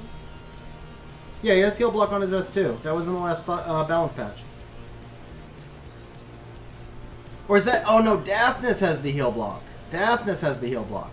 Alright, Water Ryu coming out, triple revenge. Samanth coming out, quad revenge. P-Som coming out with the slow on S2. Yeah, it's the heal block is the Daphnis. That's my bad, guys. So you let the Belinus through. That was ballsy, man. That was really ballsy to let the Belinus through. Belinus doing big work. That's a dead Miho, I think. Oh no, Miho hanging on by a thread. Now it's a dead Miho. But Fire Ryu's about to do some work. That's a dead Belinus. It's a dead Savannah. And oh, the clutch Despair Stun. But there we go. Glancing damage, but it adds up. Here it is, we're still attack broken, we're still slowed, we're getting our attack bar pushed back. Fire Ryu doesn't care because he is the meta breaker. Another clutch Despair Stun, but we get the kill. We get another kill. Are we going to survive this? Wow, the glancing hit with 1 HP. With 1 HP, he survives. Oh, yeah. See, that's why I want Fire Ryu so bad, man. That's why I want Fire Ryu so bad. That's just, those replays are like insane, man. It's the only thing that can consistently beat this freaking miserable meta.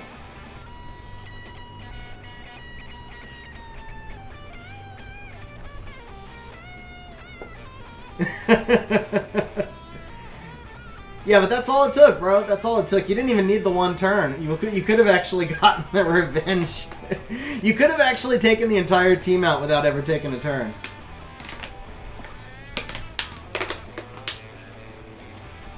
Alright, next up we have got Hootie! Sorry, Woody! Channel 8895, sir, let us know if we are doing RTA or if we are doing Rate Your Monster.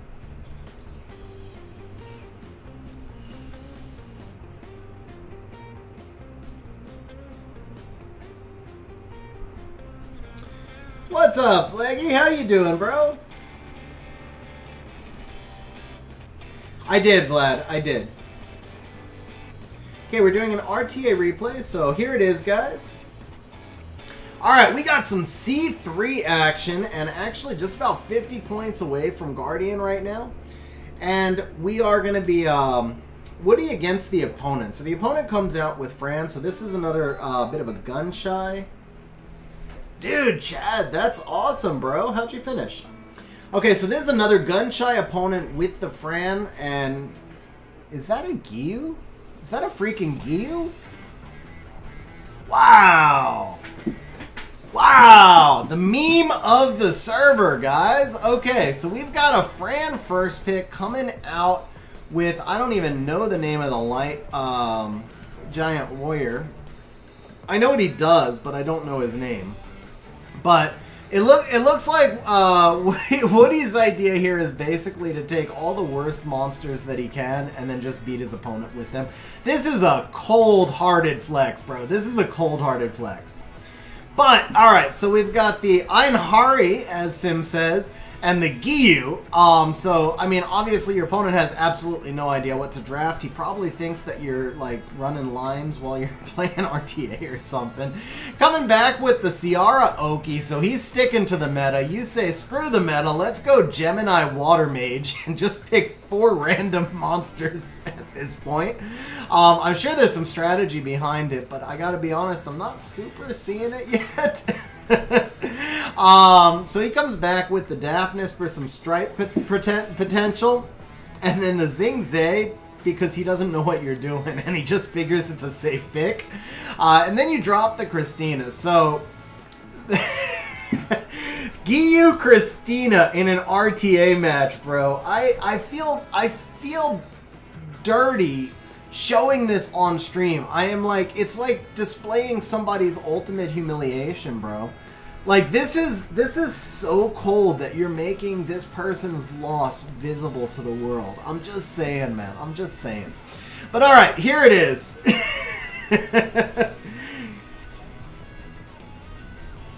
Holmesy, yes, you're in the list. Alright, so we've got a Fran and a Gemini ban. Alright, Mage coming out, gets the defense break on the Ciara. We get the Karma on the Ciara, push the damage down a little bit. Was that a Despair Ciara? No, it was the Xingzhe stun. Xingzhe stun.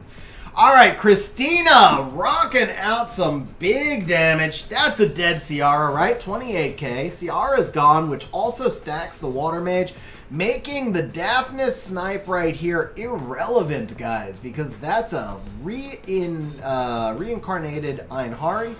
Now, the Oki is going to come out with the attempt at the AoE stuns, but misses 2, one of which was on wind.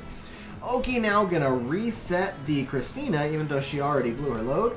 Xingzhe not quite able to kill the Gyu. The Mage gets the attack break on the Daphnis. Daphnis coming out with the, there's the heal block with the S2. Here comes the Einhari Rock going up in the air, getting the AoE stun on both teams, by the way, guys. He stuns everybody on both teams. It is now 3v2. That's a dead Oki, guys, which stacks the Water Mage, who procs into an AoE defense break. Xingzhe can't quite kill the Mage. The Mage kills Daphnis. Xingzhe does get the Mage, but the Mage revives itself. And the Mage procs into, misses the defense break, but here comes the AoE stun again, guys, stunning everybody on both sides, turn cycling and killing the Xingzhe. Just feels so bad, man. Feels so bad. Oh, that poor guy. That poor guy. Bro, it's just wrong on so many levels.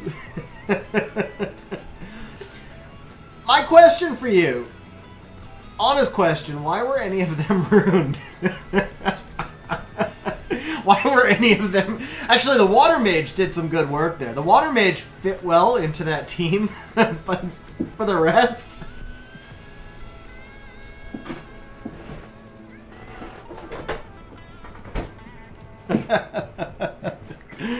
Oh, bro. Brandon, it is. Yeah, we've got 6 more, and then I'm going to be doing RTA against viewers after those 6. Oh, no, I know you were playing around. It's the question of, man, that took some time to put runes on them and everything.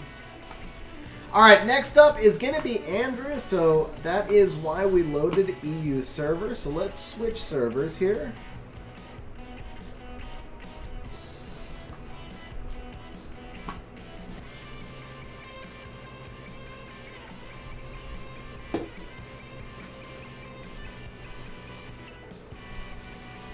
Oh, what happened, Leggy? Hey, Duke, have a good one, man. Have a good workout. Andrew, are you still here, bro?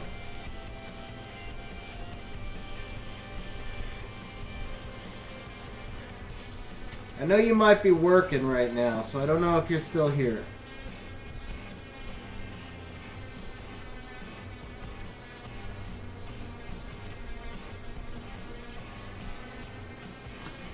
Alright, let's see. I think Andrew, I know he's usually at work during stream.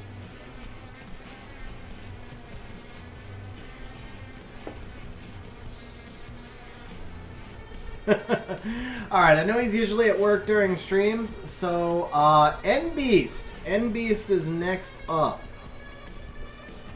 Oh, that is you. Okay.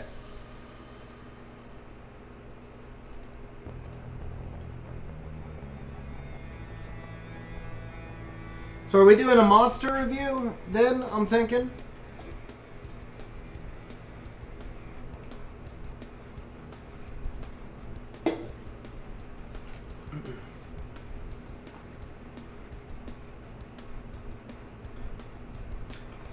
Brandon, so the last people are already queued in already. I might do some more later, but I've been doing these for over an hour, so the 5 that we have left, well, 6 we have left. Okay, NBeast says Brandizzle's already in. NBeast, it's Brandon. We can give yours to Brandon if you want, NBeast. So it's gonna be Holmesy, Brandizzle, Anthony, Astro, and then NBeast. Oh, Fang, that's... Oh, bro.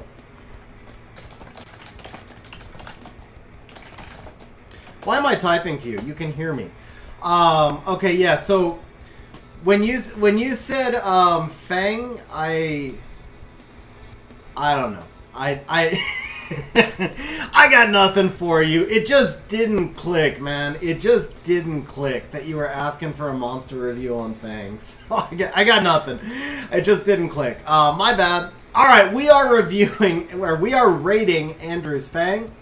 So, guys, here's the deal. A rating of 100 is like ultra OP G3 craziness build.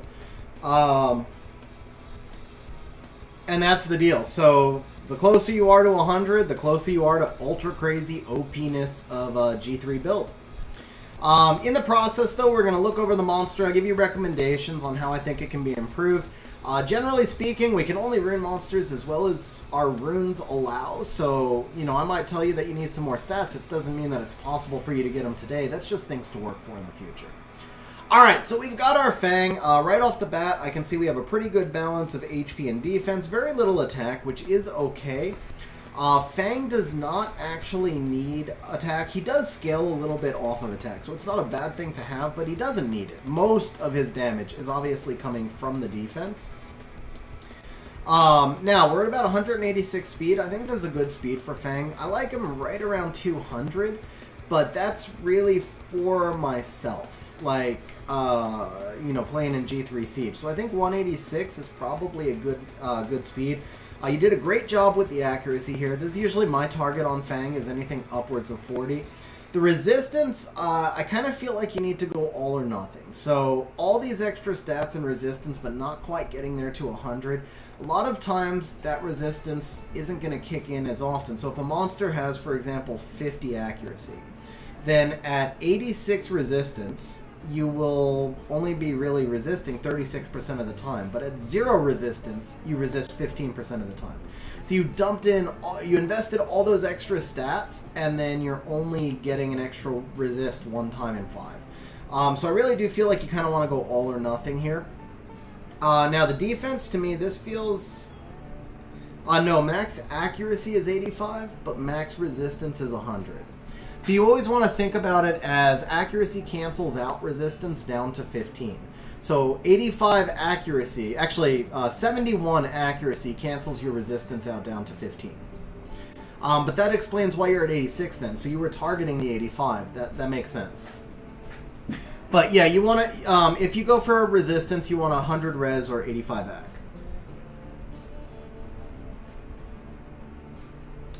No, Leggy, I'm going to do RTA against viewers after the next people. Oh, bro, that hurts. That hurts, but at least you found out before FRR. FRR is on Saturday, so at least you can fix it now for Saturday. Alright, so, I'm not gonna, well, yeah, I mean, we still gotta factor that into the monster's rating, right? But I'm glad we were able to identify that. So, HP looks good. I see you say he's speed tuned to Tyrannus and Vela. Like I said, I think the speed is good. Let's take a look at the artifacts. So, skill 1 accuracy, awesome. Additional damage by speed. The crit damage up isn't, you know, it's not doing a whole lot for you because you only have a 41 crit rate. Excuse me. What I really want to see here is lots of additional damage by X, but especially for Fang, additional damage by defense, because he's got so much defense on him. Now, over here, damage received from fire is good, additional damage is good, damage on light is fine, and then kind of the same thing, crit damage up as the enemy's condition is bad. So, for the artifacts, I would definitely want to see additional damage by defense on both artifacts, if and when you get the right artifacts. You do have defense artifacts on each, and I think you had mentioned above that you're struggling with mana, and that's why they're not plus 15. So I know that those will go up eventually. Looks like we're on a resistance slot 6 right here. Pretty good Fang subs on the resistance rune overall. And then, was this a... No, this is a defense rune, okay. Oh yeah, so and you've got some more potential here as well, like you can gem over this flat attack into like flat defense or something. This rune right here, you can definitely gem this crit damage out into resistance. Actually, that'll get you a little bit closer, because Fang does not need crit damage at all. Doesn't scale off crit damage, so change this crit damage into resistance. That's 11 of what you're missing right there if you get a max roll. Right here, I would rather probably keep this flat HP, but if you wind up having to put resistance over it, you can do that without changing up the build. Obviously, we've got some grind potential here. So here we go. Okay, and you can actually, you know what? You can regem this resistance. So if you even get this to like 10, and then you get this crit damage changed out for 11, that's your resistance right there, and you don't have to move any runes. You just need to use some resistance gems. Alright, so overall, I think the Fang build was done with a really good understanding of the monster. There's very few wasted stats. Choosing to do a resistance Fang is a very viable build. I run 1 resistance and 1 higher damage, but I use the resistance one more, to be honest. I think the speed is good. I think the HP is good. I think the accuracy is great. I think the artifacts have some room for improvement. There's actually not a whole lot of premium, like, beneficial effects from in the artifacts. The damage received from fire is nice, but Fang is a self-sustaining unit. Ultimately, I'd rather see him get that extra damage to take advantage of all the hits that he's going to do with his counterattacks and his procs and all that. And I do feel like his defense is kind of... Excuse me, I do feel like his defense is kind of low.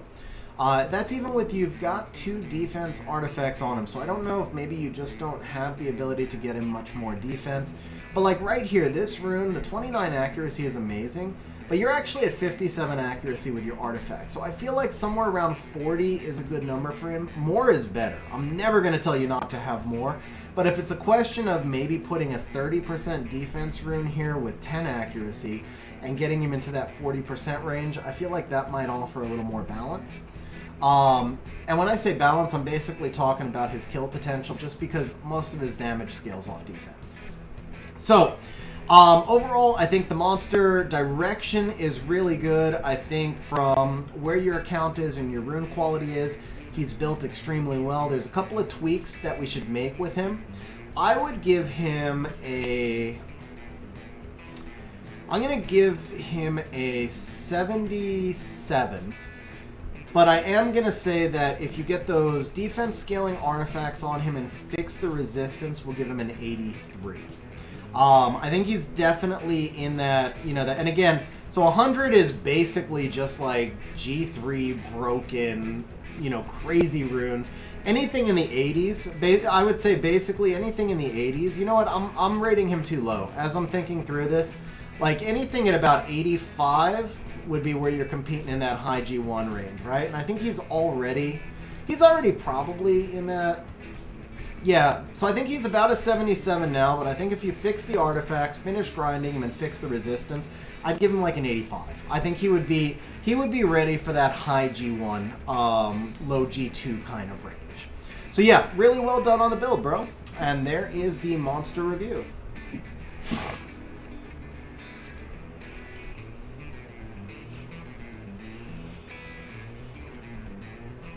Yeah, Vlad, I did announce it a couple of times, man. Andrew, I'm talking about guild content, not Guild War, guild content. Just to be clear.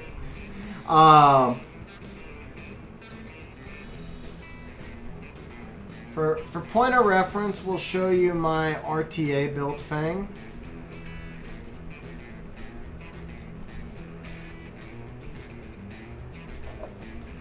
Leggy, I don't know, bro. I appreciate you trying, man. It's weird, because I know it's worked for you in the past. So this is my RTA Fang, but probably the biggest difference is this right here. Additional damage by 26% of defense, and then a little bit more additional by speed and HP as well. So this adds a lot of damage. I'm able to bring my Fang into fire monsters and do 3,000 damage on a glancing hit, which is kind of huge.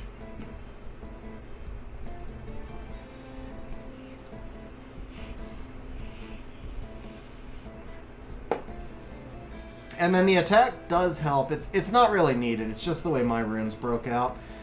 Because I gem and grind everything. Like, I mean, what else would I put here? Like, honestly, I've already got HP, speed, and accuracy. What else would I put on this rune kind of thing? Or same thing, what else would I put here? He doesn't need crit damage. And it's already a defense rune. So, he winds up with more attack just because. And it does help, but it's not the purpose.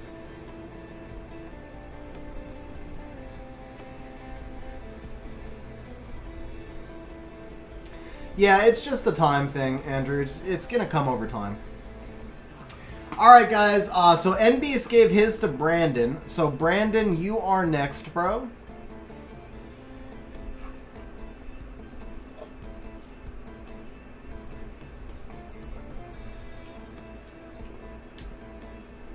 Hey, Leggy, if you choose to, man, it's super appreciated, man. It's always appreciated if you choose to. Don't ever feel obligated, but it's definitely appreciated.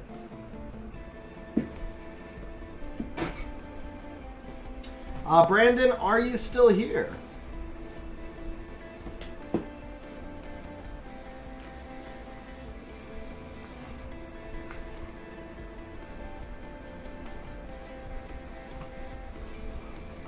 Alright, Brandon may no longer be here. We'll go ahead and pick the next up, which is Holmesy. Leggy with the super sticker. Bro, thank you very much for the super sticker, man. Really, really awesome of you. Really appreciate it. And I missed your answer when I asked you guys how you're hurt, but I hope you guys feel better soon.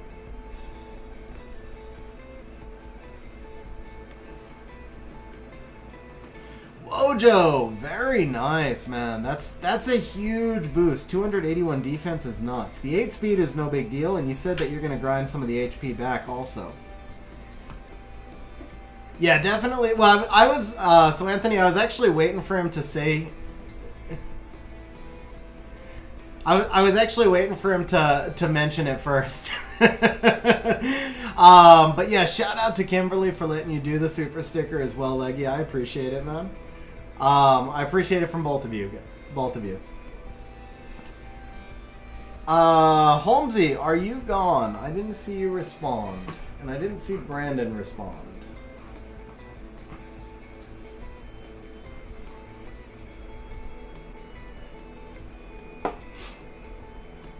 Alright, we may have lost both Holmesy and Brandon, so next up is Brandizzle. Oh! Alright, Brandizzle, you'll be next, and Holmesy shared. Okay, Holmesy shared. Here we go, guys. We have got Holmesy facing up 150 points. Homedell, huh? Homedell. Nice, Sim. Alright, we've got Holmesy facing up 150 points, rocking in the first pick Vigor, which is something I tried for a while earlier this season. Didn't work great for me, but it worked at times. It does help a little bit against all those toxic Yogans. So, Holmesy dropping in the Vigor, and Ray Delodrag, we'll call him RDD. RDD dropping the double Oracles. So, we've got Vigor against double Oracle, Ciara and Praha, which is a pretty nasty counter to the Vigor. Holmesy undeterred, rocking in the free-to-play Lauren and Fran, dropping the 3 stars to counter the premium Oracles. RDD coming back with the Barbara and the Ganny. So at this point, I gotta say, I don't love this combination of the Barbara and the Ganny. I think either one of them fits really well in this team. I would have preferred to see some immunity at this point. You've already come in with 2 defense breakers and a control unit, plus you've got the speed buff. My feeling on this draft, just to be honest, I feel like RDD was like, oh, I'm fighting an F3. I'm just going to drop in my Nat 5s and run him over.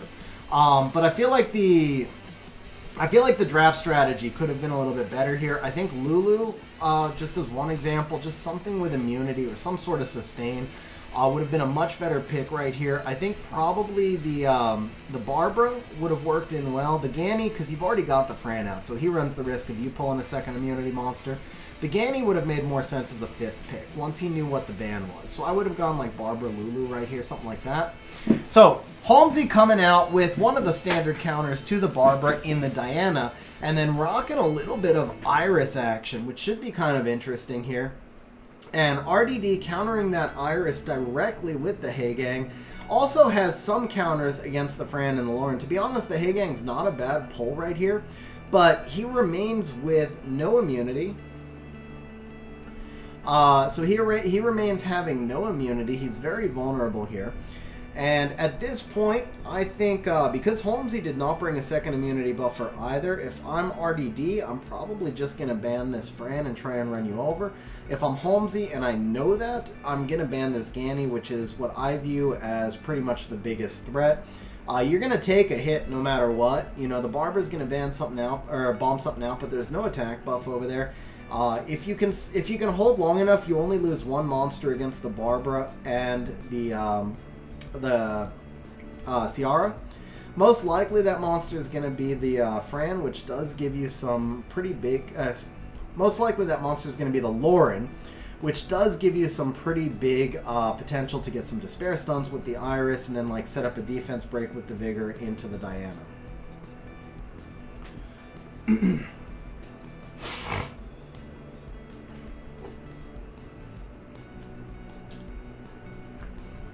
Brandon, you got called about more than 5 minutes ago, and you weren't here, bro. Brandizzle is up next now. We called for you. We waited like 2 or 3 minutes for you, and I called you several times, but I think you were gone. Okay, so he does let the Fran through, and Holmesy did ban the Ciara. Interesting. So we get the reset on the Fran, but the Fran does resist the pushback. Big damage into the Lauren. Praha misses 2 of the sleeps, though. That's actually huge right there. Fran getting the heal on the Lauren, and that defense break is off the table for a while now. Barbara manages to get a little bit of attack bar boost, but without the defense break, it's not much. Vigor getting the speed buff, but we choose to control the Ganny instead of the Praha. Never mind, Iris is like, I got this, and controls the Praha anyway. That stun on the Praha was probably the entire match right there, to be honest with you. Holmesy aggressively going S2 with the Fran, despite Praha and Hagang on the field. Oh, is this going to hurt or not? Oh, yeah, that does hurt. That does hurt. Hagang going to drop some glancing here as well. No, Hagang misses almost everything and gets countered. That's a dead Ganny. Barbara is now going to be controlled. Fran going ahead and clearing the glancing off the Iris, looking for more despair stuns. Hagang pushing back the Vigor a little bit, but not enough. We're continuing to control the Barbara, and there's another clutch stun on the Praha. Biggest threat on the field probably is that Praha, and Iris is just basically one-manning her right there. RDD knows it and gives up.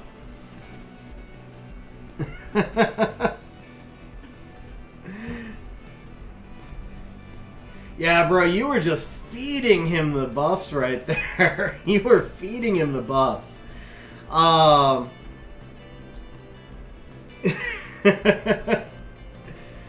Bro, very nice match. Yeah, Iris was definitely MVP controlling that Praha for you.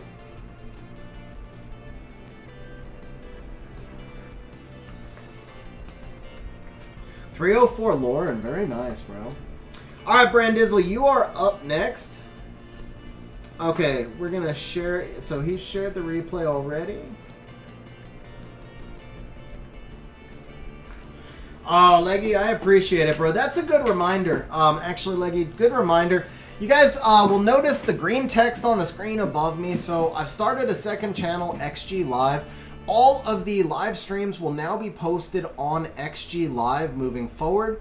And at some point in the future, I'm going to move all the streaming over to XG Live and keep the Xennial Gaming channel for videos only. So if you have not subscribed yet to XG Live, there's a link. There's a link in the stream description below. Make sure you do subscribe so that you'll be able to get those notifications when I start streaming over there. Alright guys, we have got a replay from Brandizzle. So, Fez opening up with the Yogun. Shocker. Guys, guess what? There's a Yogun in RTA. Who would have ever thought? Alright. So Fez opening up with the Yogun, Brandizzle rushing straight out with the Molong. I've had trouble getting the Molong to play this early, but Brandizzle flexing the Molong. Also bringing out the Vanessa, combination I hadn't actually tried myself. Fez pivoting out right away, kind of an indication of rune quality here, to be honest, that the Molong Vanessa scared him off, or maybe just that he's lacking Chung. But Fez coming out with the double Onimusha, trying to counter this Molong with just that relentless Oni damage. Brandizzle coming out with the Jean and the Praha. So we now have double strip into the Jean control. We have the the Resurrection from Vanessa, and then we just have Molong being Molong. Also double healers around the Molong as well. This is it's a pretty balanced comp to this point, bro. I like your comp to this point. And yeah, just to point out, this is a 200-point difference between Brandizzle and Fez, by the way, guys. So Fez comes out of nowhere, guys, out of nowhere, drops off Chiwu and Nephthys. Now, this just got toxic real fast, guys. This got toxic real fast. We now have attack buff. We now have double strip. We now have triple defense break, and we have scroll trap. This just got tough real fast. So Brandizzle dropping the Water Ryu, which is basically a force ban, I think. I would assume the Water Ryu is going to be a force ban here. If I'm Brandizzle, I think at this point you have to ban the Nephthys. You really can't let that Nephthys come into any kind of strip, because once he bans the Water Ryu, he's going to get a strip, and the Nephthys would get a chance. So we're basically double force bans right here. It's Nephthys and Water Ryu. Leggy, that's awesome, bro. Thank you for subscribing, man. I appreciate it. Yeah, the Invincible Reckless as well. Brandizzle letting the Nephthys through. Ryu was the force band, but we're letting the Nephthys through. Chiwu gets everything, guys. Well, Chiwu actually missed... Oh, Chiwu missed the pushback. Got the strip, missed the pushback on the Praha. And then we get a clutch despair stun on the Nephthys. Molong going straight into the Nephthys.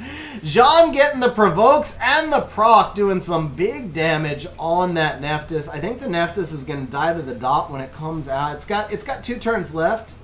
Oh no, so that's a 1-turn dot. The Nephthys may actually survive. Okay, the Vanessa is dead to the Onis, but Praha getting the full heal up on the Molong, and the Nephthys actually did die to the dot. Kaki unable to defense break the Jean. Suki unable to defense break the Jean. Jean unable to provoke. Guys, it is a resistance stream going on right here, but man, that Suki passive is at 22 already, getting kind of dangerous. Big damage! Oh, that is some big damage. Jean down to 1 HP. Molong down to 1 HP. Kaki down to 0 HP. Suki defense broken. Praha doing a little bit of fluff damage. And then we get, guys, we get the provokes that did nothing, but we did get the Invincible Reckless Assault. Suki down to 1 HP. Praha finishing him off. It's now Chiwu against the world. Praha getting the heal up. And Chiwu is getting killed.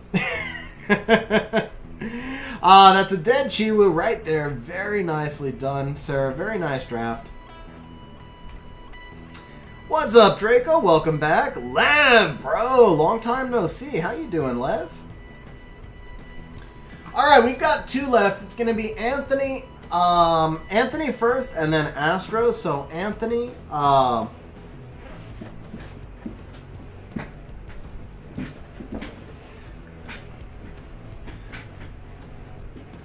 Yeah, Damien, it's fun. It's a lot of energy to do. It's hard to do it. This is like almost I don't know, hour and a half of it.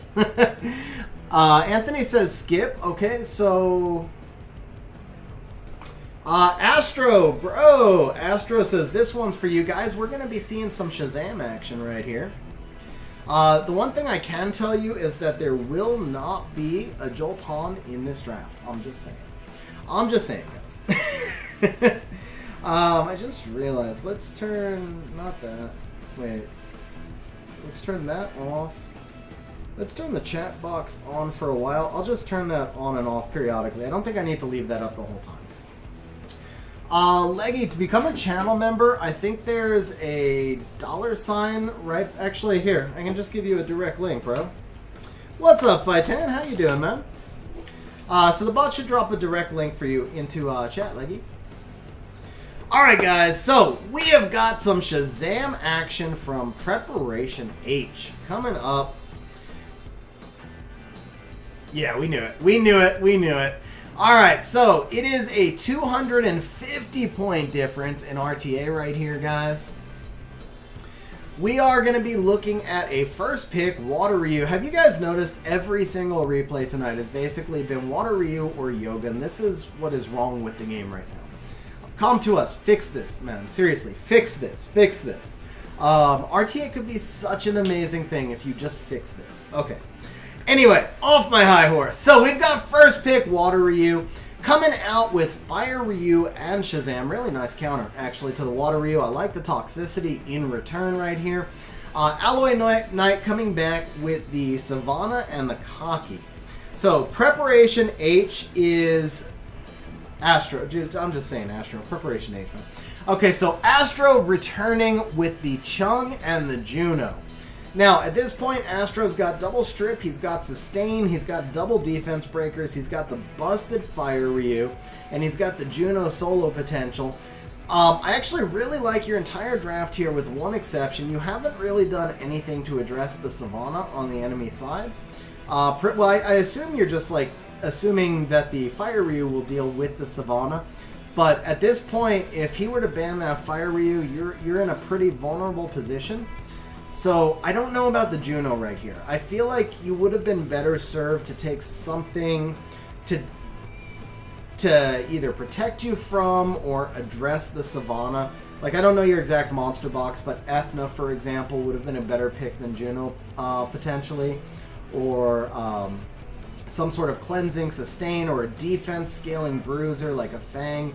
Just something that would have given you the ability, like if Alloy comes out with some sort of a force ban on the 5th pick, and you have to let that Savannah through, you really don't have much to protect you from that Savannah at this point. But with that said, I mean, the Fire Ryu can still do a lot. It's just right now the Fire Ryu's an easy ban for him.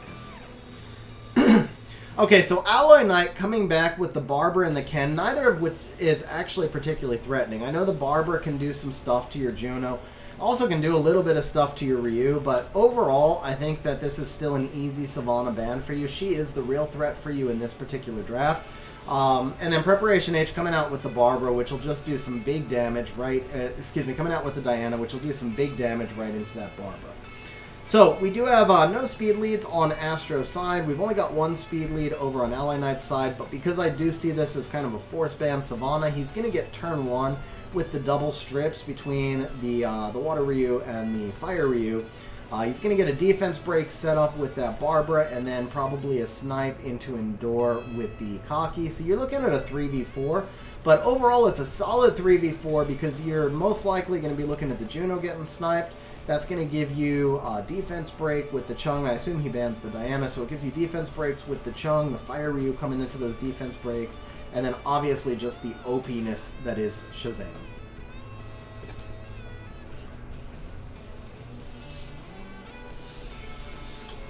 Unknown, what's up, bro? Thank you for dropping in, bro. Bro, unknown. Actually, let me... After this, I'll say that. Okay, so we wind up... Oh, so you do he lets the Savannah through, bans the Kaki. Water Ryu coming out, missing the strip on the Fire Ryu. Taking a little bit of damage back in return. Ken coming into the Chung. Also... No, Ken does actually get the strip on the Fire Ryu. Savannah misses the defense break on the Chung, and then, of course, on the Fire Ryu as well, but it doesn't matter. That's a dead Chung. Juno's attack bar mostly gone, and Juno's probably not going to get a turn here, guys. That's going to be a big attack bar boost from the Barber as well. The Shazam does manage to survive, and big damage from the Fire Ryu into the Ken. Shazam gets the heal onto himself right now. Clutch proc! Shazam getting the AoE. It'll proc the Ryu, but it'll kill the Ken and put up the counter attack.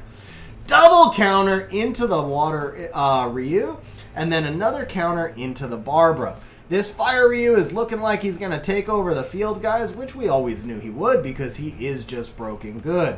Barbara just going S3 into him for really no reason whatsoever. Kind of a wasted skill 3. Shazam pumping some more damage into the Barbara. Fire Ryu's going to wind up... Oh! Fire Ryu takes a big hit, but the Shazam's there with the sustain.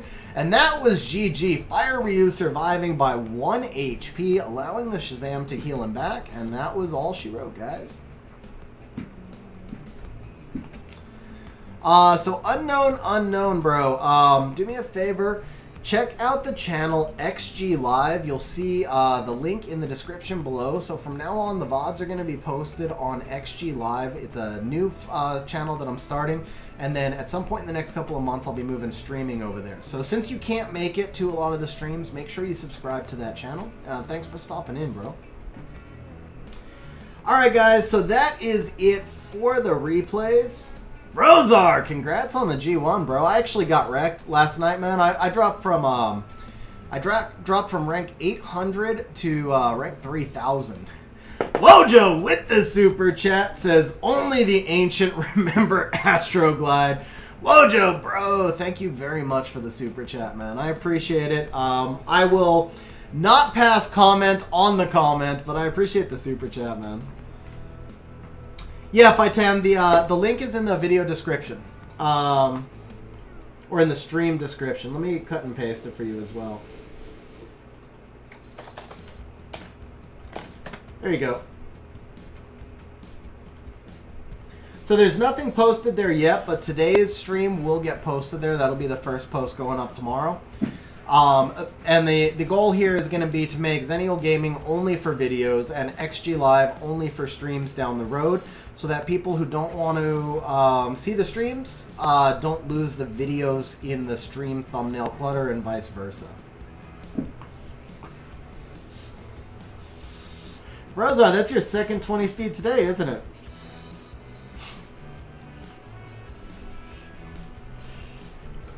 Alright guys, so we're going to do some RTA with viewers. Let's see here. RTA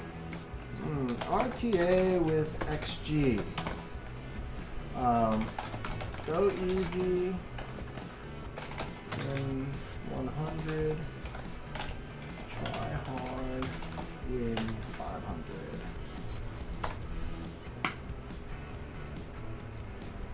That's too low.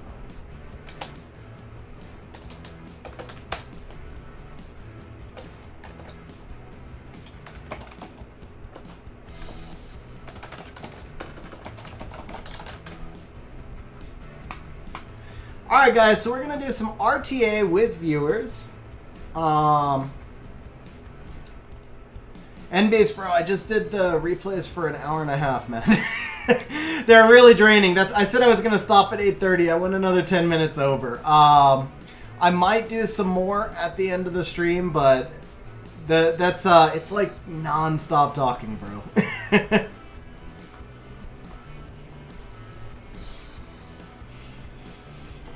Yeah, guys, I don't even know if you can see how far down I dropped. I lost like 130 points last night. It was just every single freaking match was just fire Ryu. Or excuse me, Yogan. And I just got wrecked.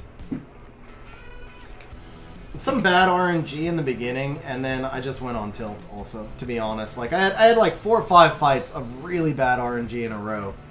And then I just kind of went on tilt, and I was just like clicking stuff and drafting. So I'll push back up to Guardian tomorrow, but for the meantime, I'm a C3.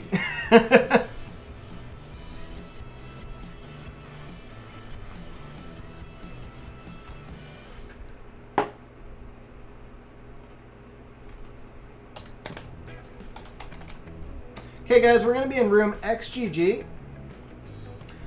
Here's the deal, guys. You can ask me to go easy or try hard. If you are a C2 player or above, you don't get the go easy option. If you're a C1 player or below, you get the go easy option. I'll do my best to draft easy against you guys. If it doesn't matter if you're C2 or above, if you beat me straight up, then you're going to win the 1,000 points. Anybody who beats me straight up gets 1,000 points. If you give me the go easy option and you beat me, you get 250 points. And I charge you guys nothing to enter, so it's just kind of free points, just to have some fun. I will give you guys my feedback and thoughts on your draft. Vrozar, I mean, you're not really my type, but I can try. Now, I'll give you guys my thoughts on your drafts as well, if I have any. Especially, like, I see we have a couple Guardians in here. You guys probably... generally speaking, I don't know how much feedback I'll have to give you, but, you know, if I have any thoughts on your draft, I'll let you know. Kind of the point of this, really, is to you know, get some insight and thoughts into your drafting processes. Unknown, have a good night, man. Thanks for hanging out on stream, bro. All right, first up is gonna be Martin Catalan. Leggy, Dadius, nice. What if you're F3 and you choose go easy but choose a toxic meta team? So Brandizzle, I mean, my goal is if you choose go easy, what I'm going to be trying to do is draft the weakest team I feel will still win. So if you choose toxic meta, I may not have as many counters and I may be forced into pulling some of my own stronger monsters. But I'm still going to try to... I mean, basically, there's no point in me just drafting a team that has no chance to win, right? So I'm going to try to draft a team that has a chance to win without using my strongest monsters. That's my goal. So if you're pulling out, like, Yogan and Chung and all that stuff, there's only one way to counter them, so it forces me into more of a standard counter. That's all. That's basically what it is. If I win, can I postpone my match for some time? Vrozar, it was only one ticket to get in, so if you win, you can just re-enter.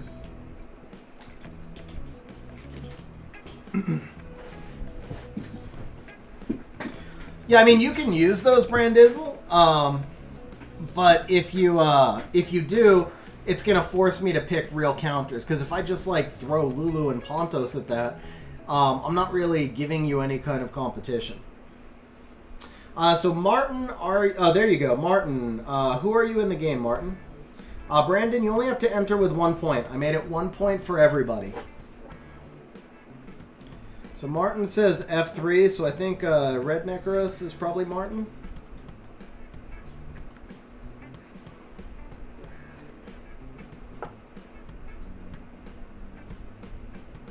Am I Brandizzle? I'm sorry, bro.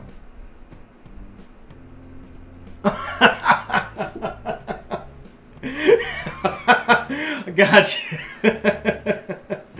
I mean, you asked me the question, man. I only have 5 monsters that can counter that stuff. Like, if you say go easy and then you draft that stuff, I don't have like alternative pivots. There's only, I mean, I can't even counter that stuff. Okay, Redneck is Chad.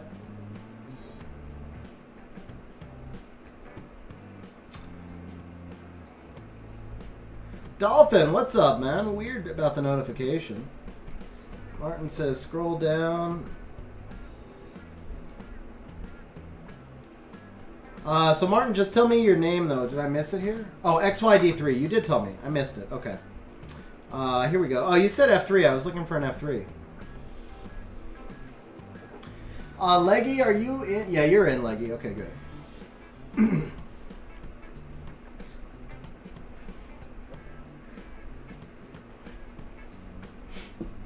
I mean, if you don't have the Yogan in there, I can actually try and counter you in other ways. But if you have the Yogan in there, I have no choice. Like, I have one team that wins 15% of the time against Yogan, basically. And I have nothing else. Alright, what do we have here? Let's see. Let's go first pick. You said go easy, right? We'll go easy.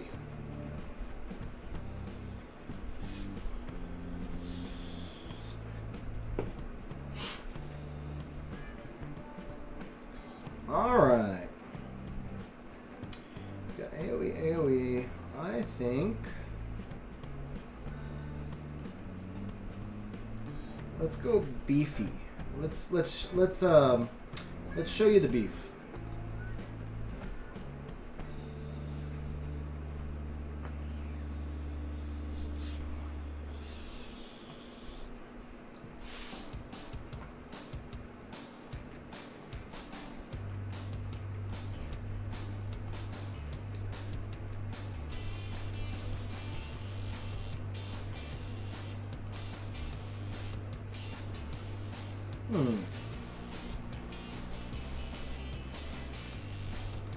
Let's try this.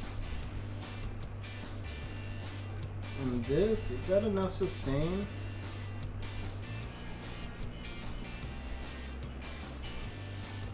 I was trying to put in the Triana. Alright, that actually works in your favor. Even though my CR is really strong, that does work in your favor. Triana was probably a better comp here. Okay, so, Martin, first thing I see is a freaking Tian Lang. Jeez, bro. So I don't know that I would have rushed out Samant as your speed lead. I feel like the, I don't know what other speed leads you have, because you only played one. If Samant is your only speed lead, then you play him. He's not... if you're not in a pure speed contest, Samant doesn't usually do enough, especially against a thick bruiser team like the one I'm playing. I don't think you needed a speed lead, because I was showing you very clearly that I was playing turn 2. But besides that, you had the super fast Triton already that would easily outspeed me, so I probably wouldn't have brought the Samant out till the 5th pick until you knew you needed speed.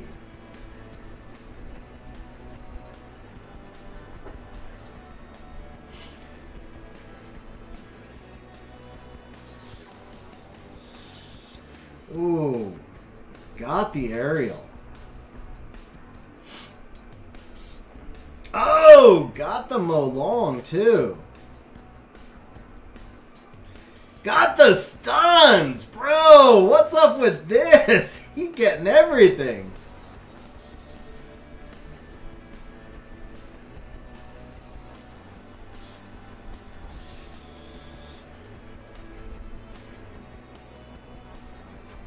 Are we going to be paying off some points here, guys? Got the provoke. Are we going to be paying off some points here, guys?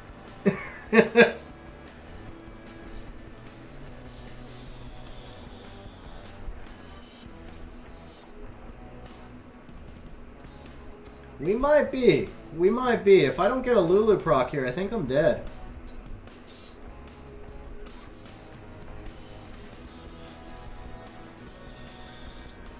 Oh, the Lulu procced, man. The Lulu procced.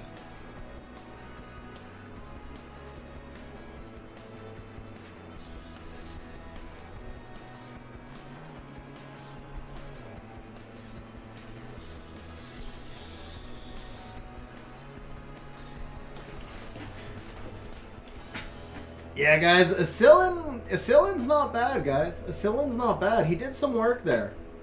Good game, though, Martin. Nice flex on the Tien Lang, man. Dude, I want Tien Lang so bad.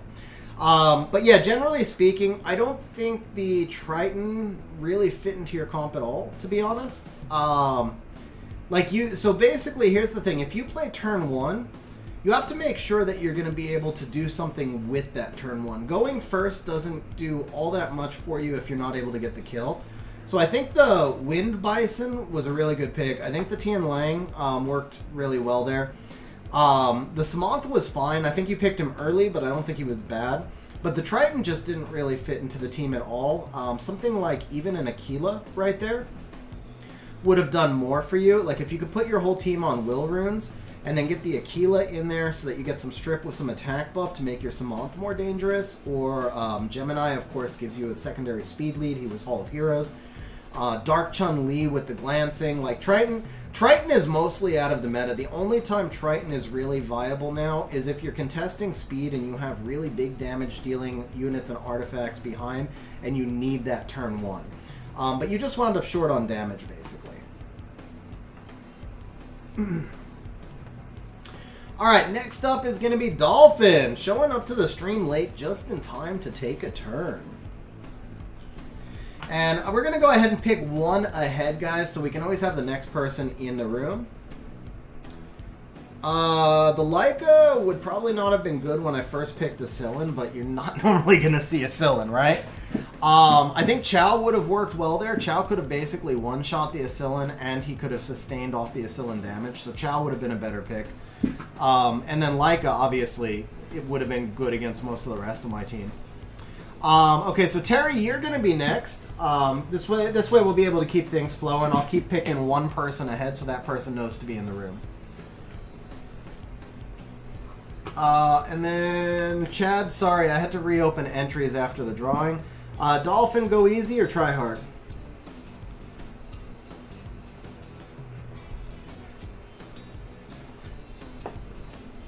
Martin, in general, Leica's a really good RTA unit. Chow is out of the meta, but I feel like he's pretty underrated. Dolphin wants it hard. Okay, let's go CR then.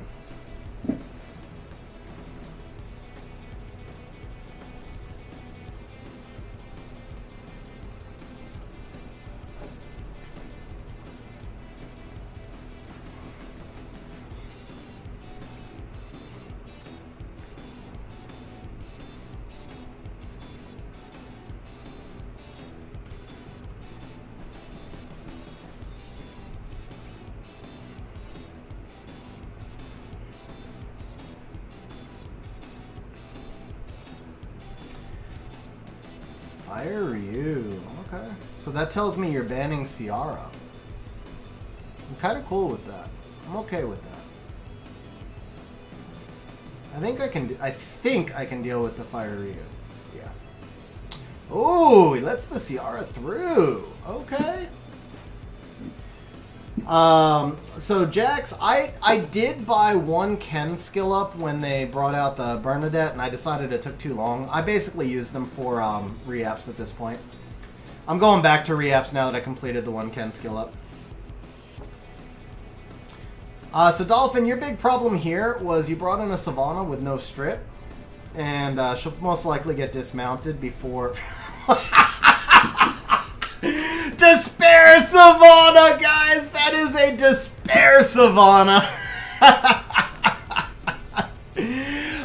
I love it. I love it. Despair Savannah. But with the defense buffs up, she's not going to really be able to do all that much. So yeah, Savannah without some strip in front of her is pretty limited.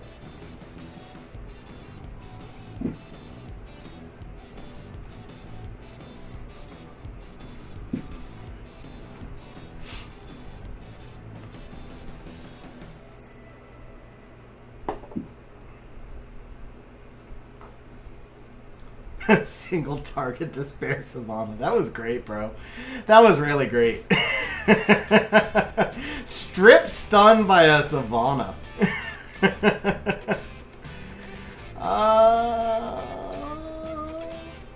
know what? If we do this and then this.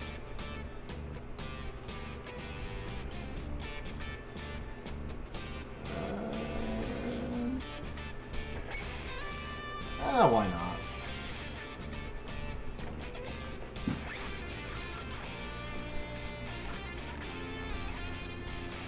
Yeah, I can, Luke. My Tyrannus is not in a great build right now. I actually really need to improve him. He was like the very last monster I built because I didn't think I would use him much. And then he's such a good Savannah counter that I have been using him basically against drafts just like this. I still don't use him much. He's too dead in the reset meta. But against teams like this where, you know, somebody brings in a Savannah without double strip, he's a great fit because he can't be defense broken by her.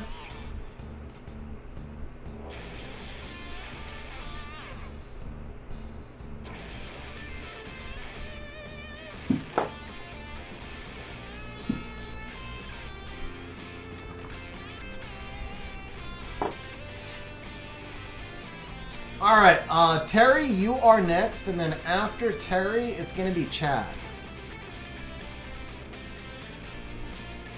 So Squire, we're doing it by drawing. Just to be fair to everybody, we're doing it by drawing, bro. Well, Squire, Leggy, you know.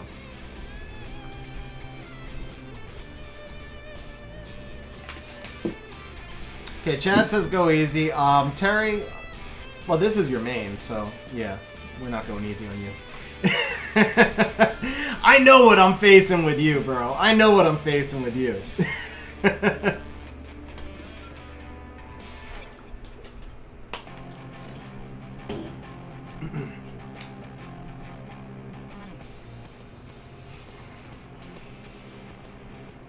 Here's the Tyrannus.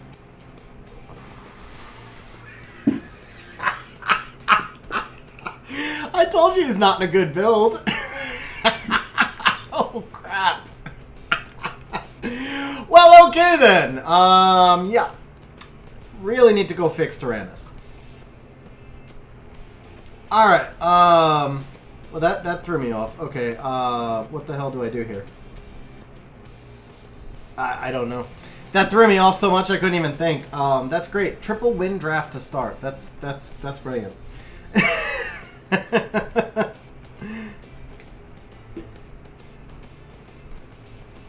I'm pretty sure there was one other monster I saw like that today also that I had to fix.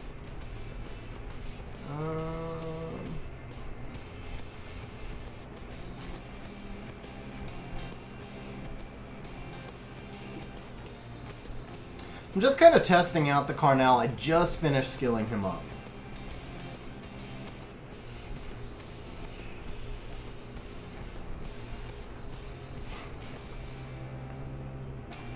Yeah, I do have to go fix the Tyrannus after this, and I'm almost positive I saw one more. Maybe, yeah, I could swear I saw one more monster who I messed up today also. Do I care so much about that stuff?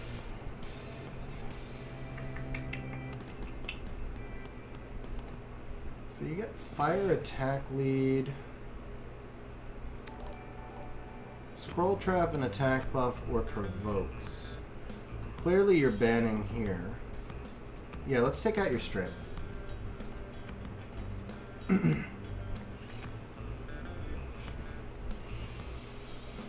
Here's the Ciara. Who was the other monster that was messed up? I gotta go double check. Might have been a main game build. Might have been a main game build.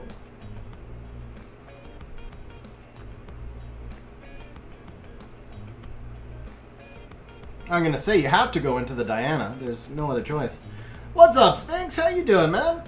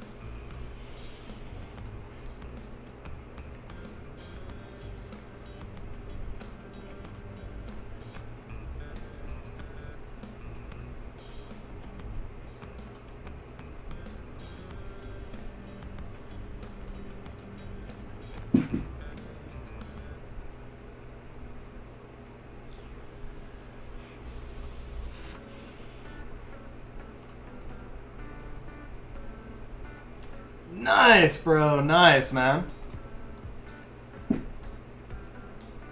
Oh, you're very welcome, bro. I'm glad it's working out, man. Good game, Terry. That was bad luck for you that you just outsped me. If the Bellinus doesn't outspeed me, I might be in trouble there with the will runes. That was, honestly, it was just like kind of a luck of the draw type thing, I think. Alright, let's see if we can find this busted rune set. First of all, let's fix you.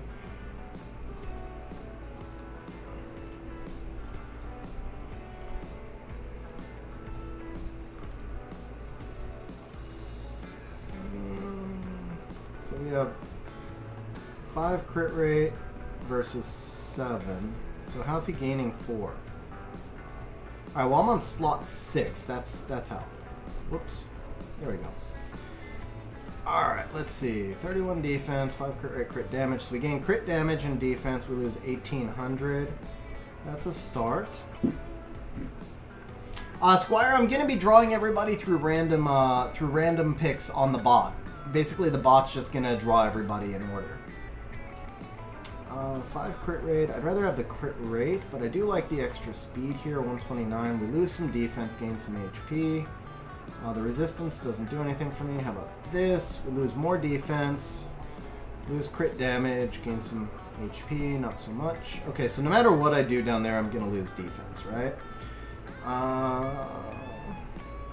It's kind of slow. I do not mind. I think this is a better build. The extra accuracy, some extra HP, and some speed for the 5 crit rate. That should be a better build. I think I would like more defense. I really would like more defense, but I think this will work. Okay. Let's see here. +4, nothing grindable. +4. +3 on a 15 speed defense rune. Yeah, this could work.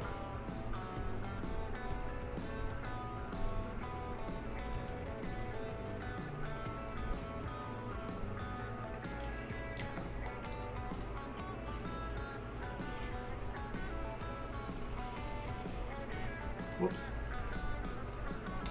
Alright, let's just check the runes real quick, because I could swear I saw one more monster that was broken. There it is. It was the Bulwark. I knew I saw one this morning. So we need a Nemesis 1 with 12 res.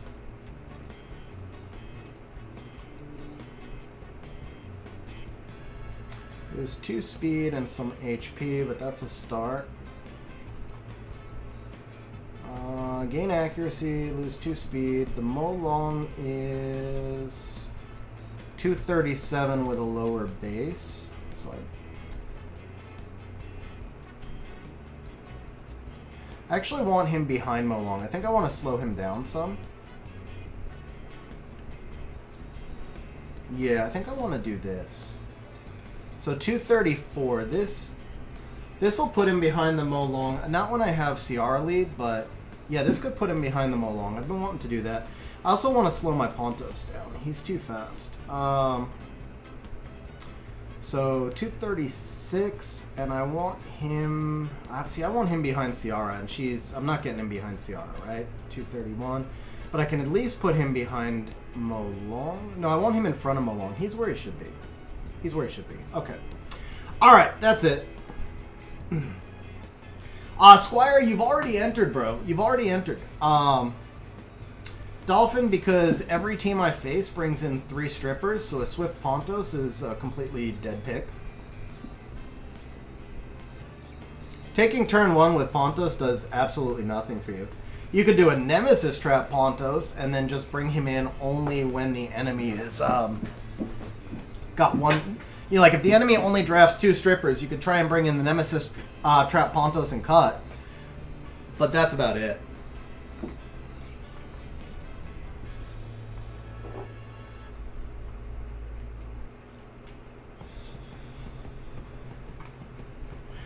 Okay, so Chad was Redneck. After Chad is going to be N-Beast.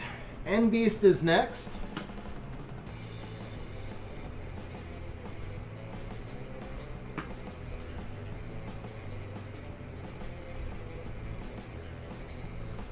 So, Tony, you have the option to ask me to go, try to go easy or to go full try hard.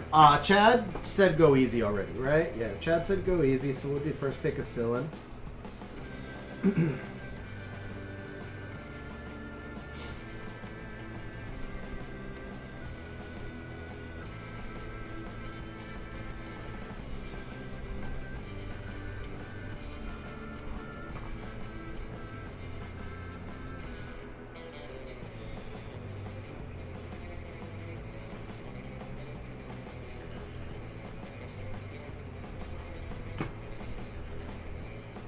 Deciding, huh?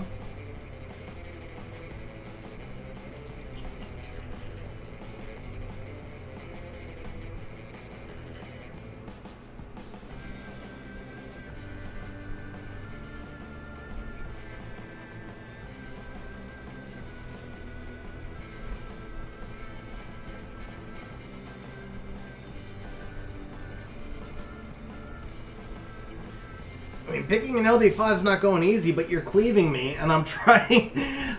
Oh, and he rocks out the Van Cleef. Nice, bro. Nice. Rocking out the Van Cleef.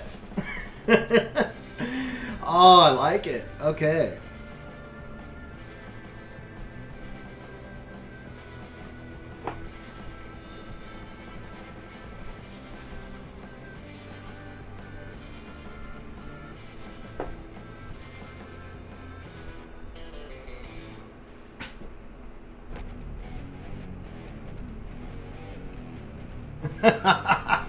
Fair enough, Sphinx.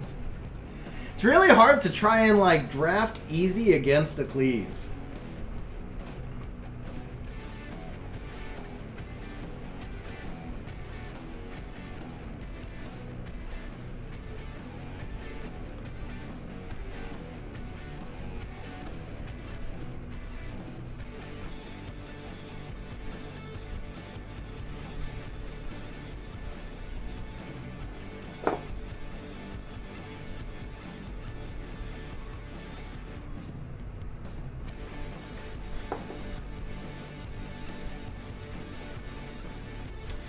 Good feedback, Dolphin. I was actually kind of trying for that.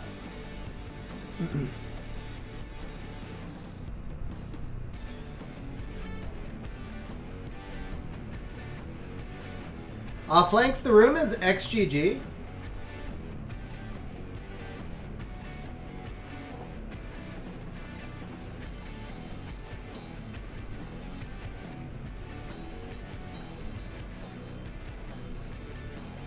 Rip! Can't do it there, huh?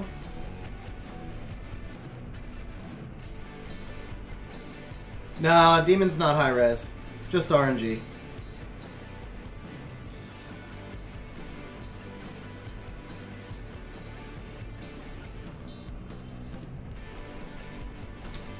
That was a misplay, bro. That was a misplay.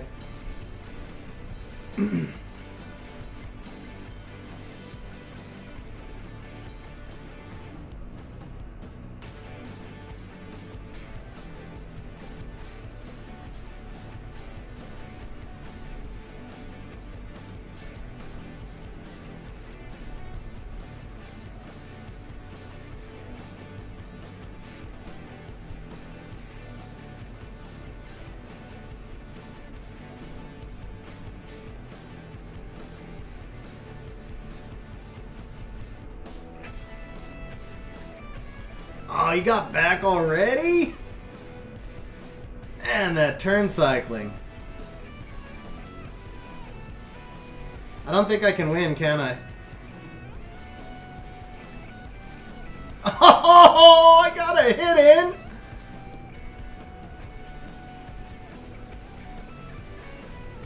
Yeah. Yeah. I couldn't get there. Alright, mods, can we give Chad 500 points? Nicely done, sir. Very nicely done.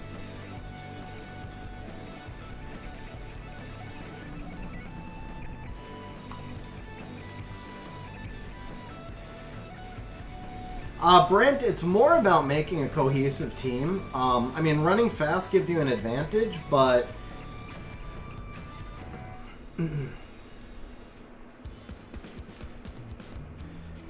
So Brent, I mean, I run a very slow team. I could run faster. I prefer not to.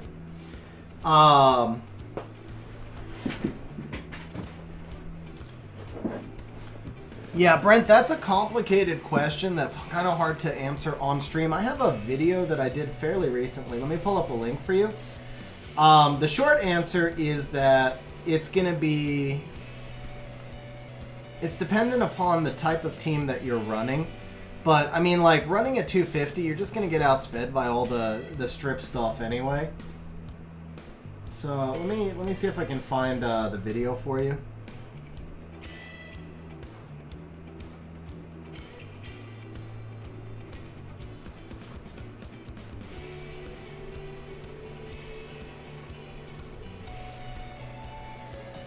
Yeah, here you go, Brent. Tony, right now it's all done through drawings because we have about 20 people who want to get in, so I'm just doing it through drawings. We're gonna do it for I'm gonna do it for a while though. I'm gonna do it for another at least 30 minutes. Let's see. So NBeast said try hard. After NBeast is gonna be Astro.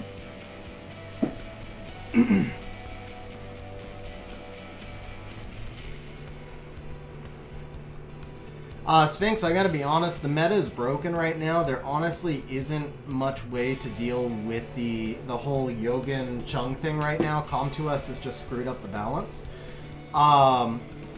So I'm using Ryu and Heigang. If I can get the Ryu and Heigang, I have a chance. Not even a good chance, I have a chance. If I can't get both Ryu and Heigang, I pretty much will just lose every time. I mean, there's really nothing you can do against speed except contest speed.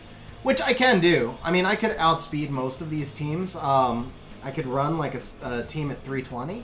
I just don't enjoy it. I feel like there's no point in doing it for me because it's not fun. I've already gotten a G2 finish, so it's just not worth it because I don't enjoy it. But yeah, I mean, that's basically what it amounts to is your choices are contest speed or just have the very, very, very few monsters that can combat the meta. Okay, so we need this.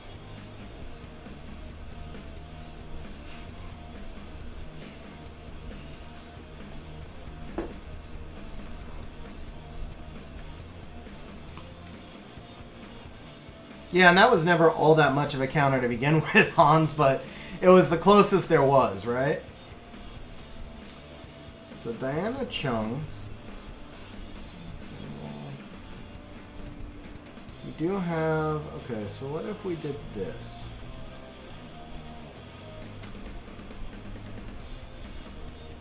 Jason, congratulations on the Yogan, man.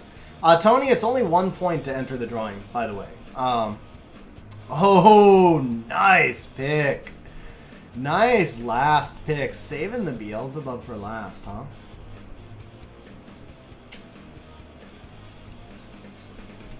If I do this...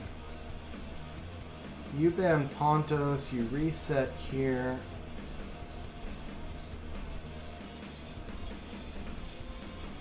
AoE, AoE. No, I can't. I got too much AoE. That was a nice pick, man. The Beelzebub there actually fit really well. Nicely done.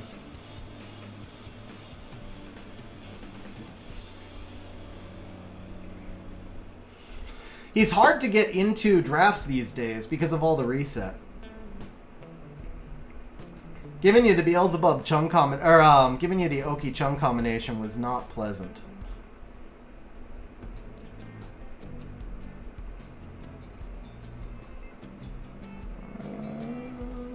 do this. Pontos is in front, right? So we'll just do that. That's fine.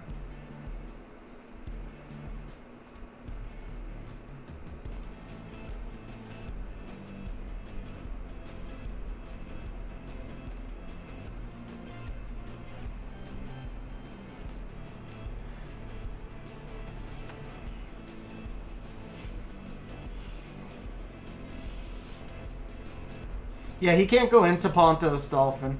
Pontos and Lulu are always going to be built on max res. Diana's not a great counter against them.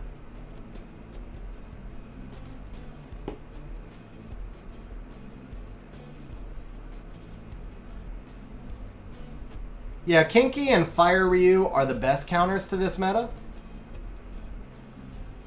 Lacking the Kinky and the Fire Ryu, then Water Ryu and Heigang. That's basically the... Oh, and Ragdoll. There's basically only 5 monsters that can do anything in this meta. It's just those 5, pretty much.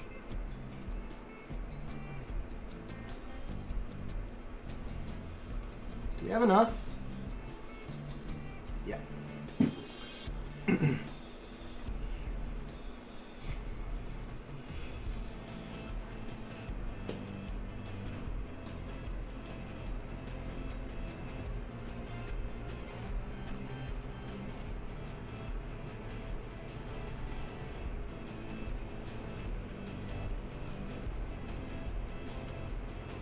Oh, you should have silenced the Lulu, bro. Pontos already did his thing. You may still lap anyway, but...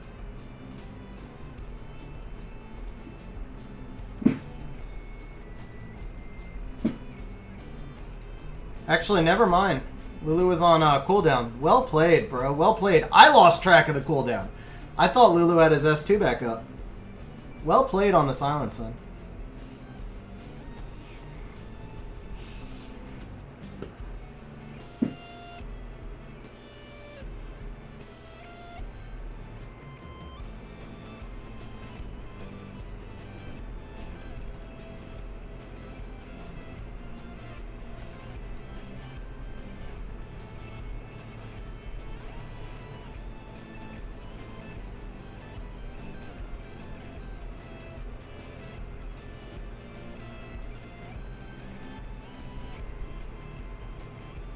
Good game, bro. Nice team, man. That was you had a shot in there, man. You had a legit shot in there. Nicely done, man. Very nicely done.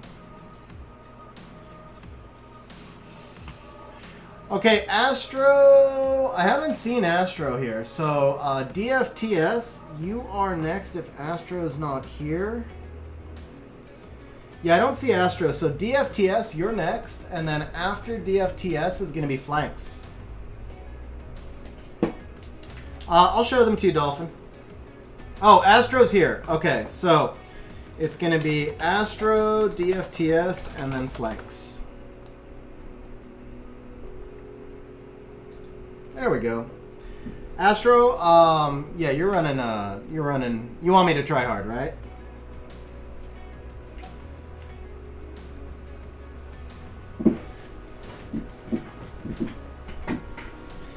Sphinx, Ragdoll is a complicated monster to play.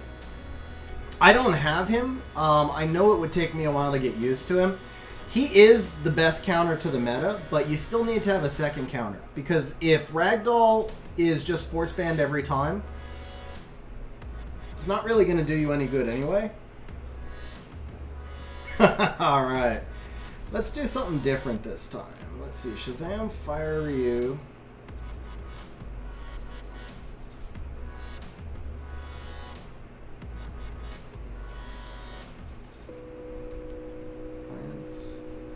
Let's try this. Try something different.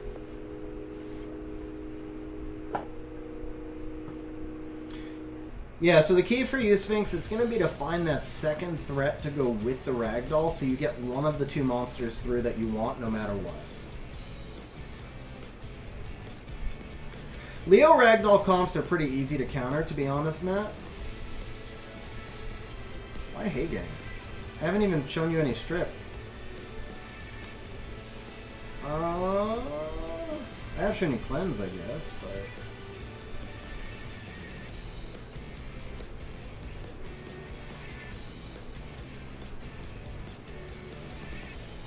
You know what? You said try hard, so let's do this.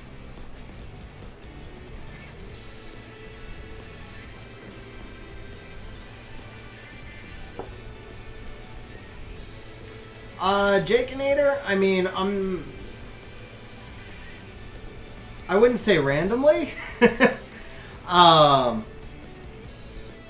I mean, there's a lot to draft strategy.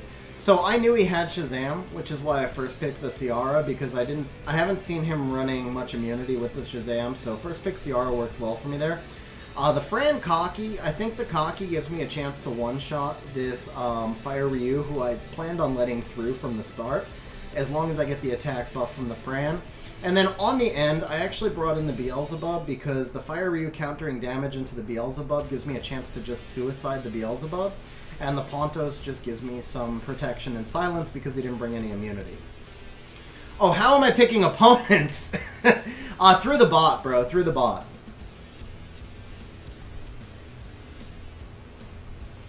Yeah, let's do this.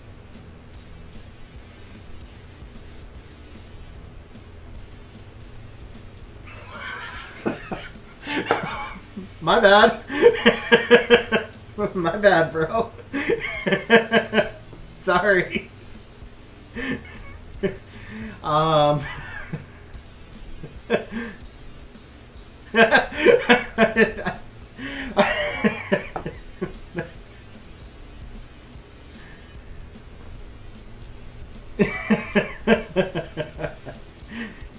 You,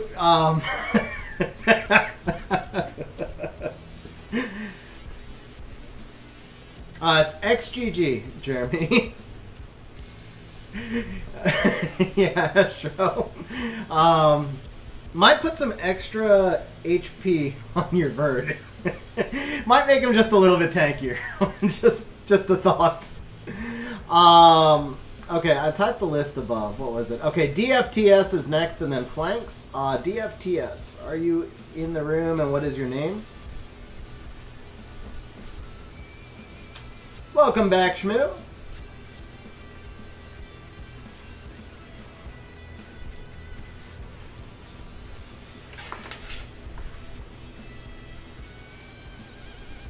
DFTS never responded, it looks like, actually. And flanks may have taken off as well.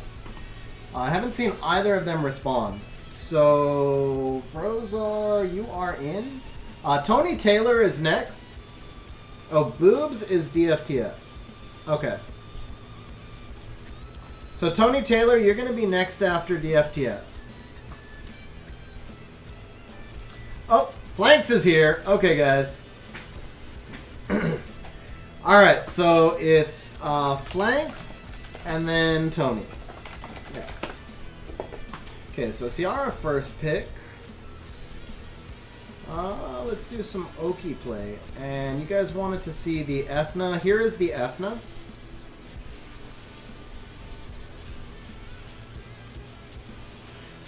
Here is my Kaki.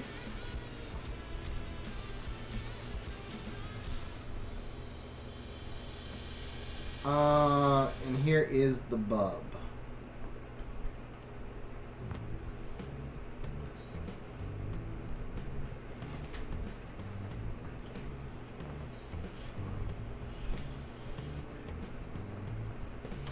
Geldner action! Nice! Geldner action, I love it.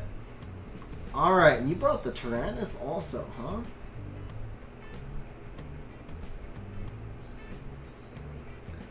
That makes sense, Astro. That makes a lot more sense. Okay.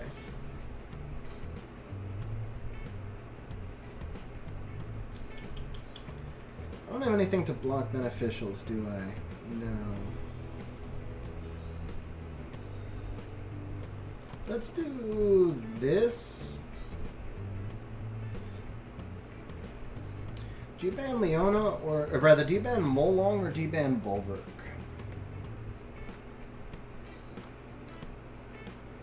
I feel like you ban the Bulwark because you brought in the Geldner, right? So if you ban the Bulwark, then I ban Amelia, and I might be able to snipe Leona. Oh, he did ban the Bulwark. Did ban the Bulwark. Very nice. Okay. It's gonna be interesting. I kind of screwed I outthought myself.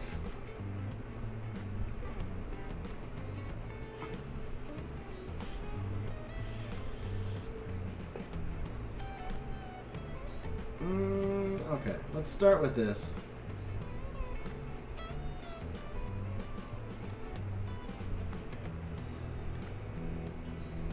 Let's just do this.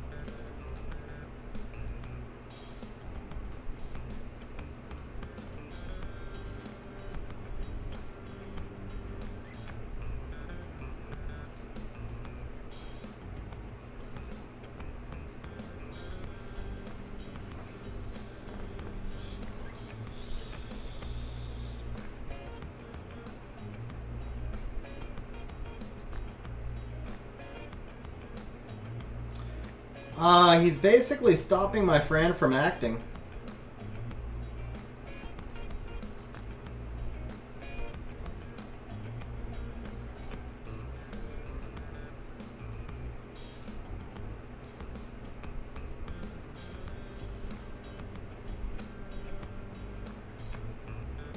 $97, good to know. Oh, that was kind of unfair. That was a really unfortunate despair proc, I'm not gonna lie.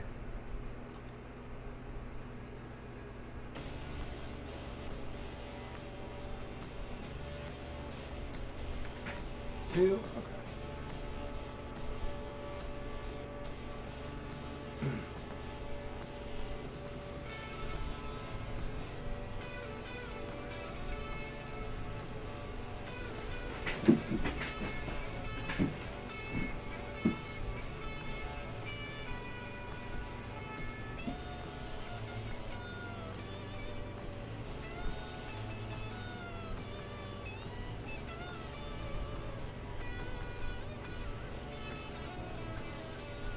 Hey, Hotshot, have a good night, man. Thanks for hanging out, bro.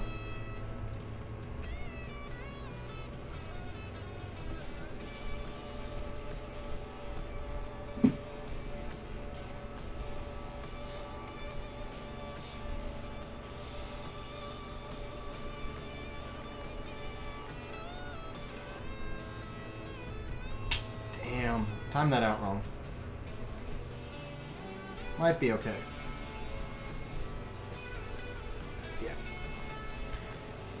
Good game, sir. Good game. Nice LD flex, bro. Nice LD flex. I would kill for Leona, and I personally think Eldner is really underrated. They must be a lot of fun, man. They must be a lot of fun to use. Very nice LD flex. So boobs, if it helps, most of my monsters were max accuracy. So 100. I tried resistance team earlier this year. But max accuracy doesn't help against max resistance, unfortunately. Jeremy, I actually don't remember. I will check again when we go into the next match. So it looks like Flanks is next. And then Tony. So I see Tony. Where is Flanks? Are you here, Flanks?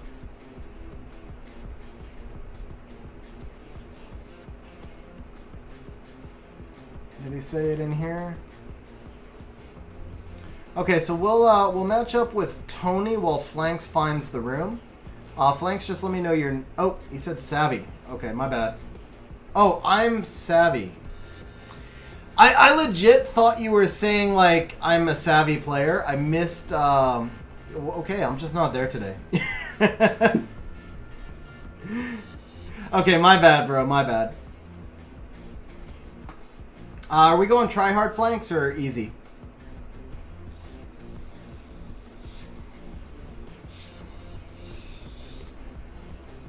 Yeah, brother, I was working till like 7 a.m. I'm just tired, I think. I got like 3 hours sleep. It says go easy. Alright, Asylum it is.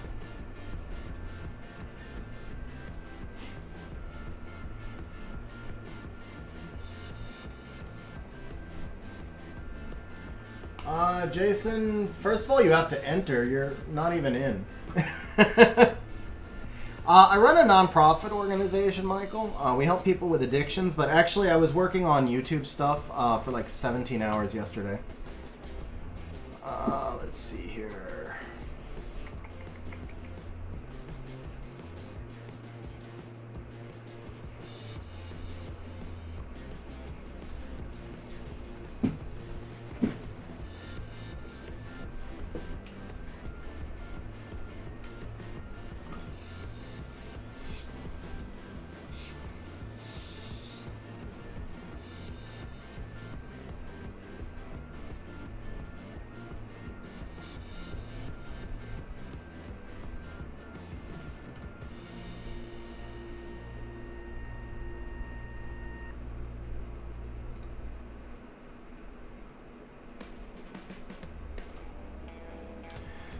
So first thing here, Flanks, you should have banned the aerial. That was my only form of sustain.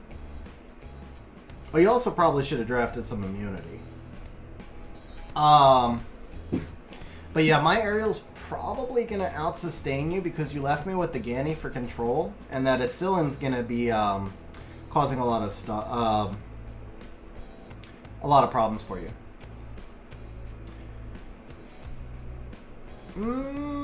I mean, it took me longer because it was new, Brozar.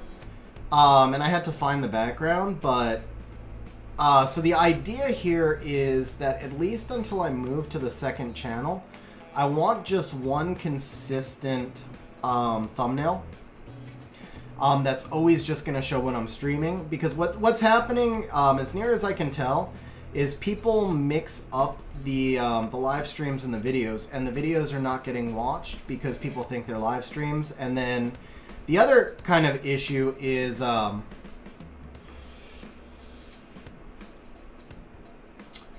other kind of issue is that when people just bypass, like if somebody wants to watch, you know, one person is here just to watch videos and another person is here just to watch for example, live streams. So they're subscribed to the channel for different reasons, but what happens is people will skip over the thumbnails they're not interested in, and then YouTube stops recommending the videos completely. So that's why I'm trying to get things separated. That's a lot of buffs, man. That's a lot of buffs.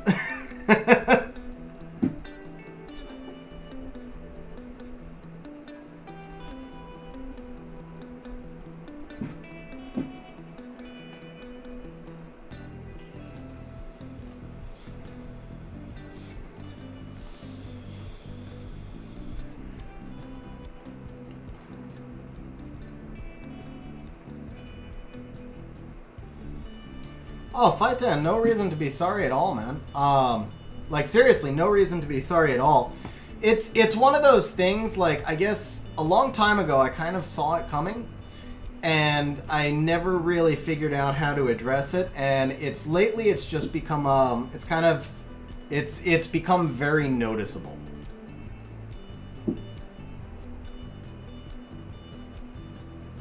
Oh, did that Diana get in front?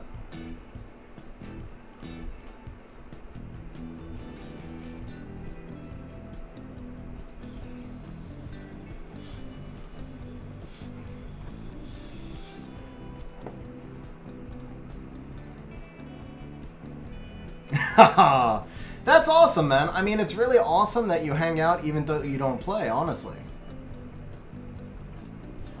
Let's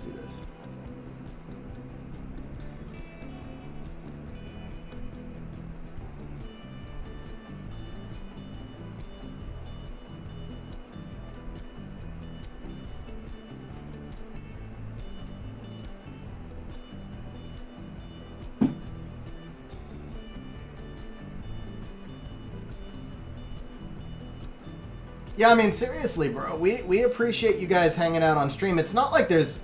Here's the whole thing. We're the creators, so the whole point is that it should be up to us to try and make things as easy as we can for you guys.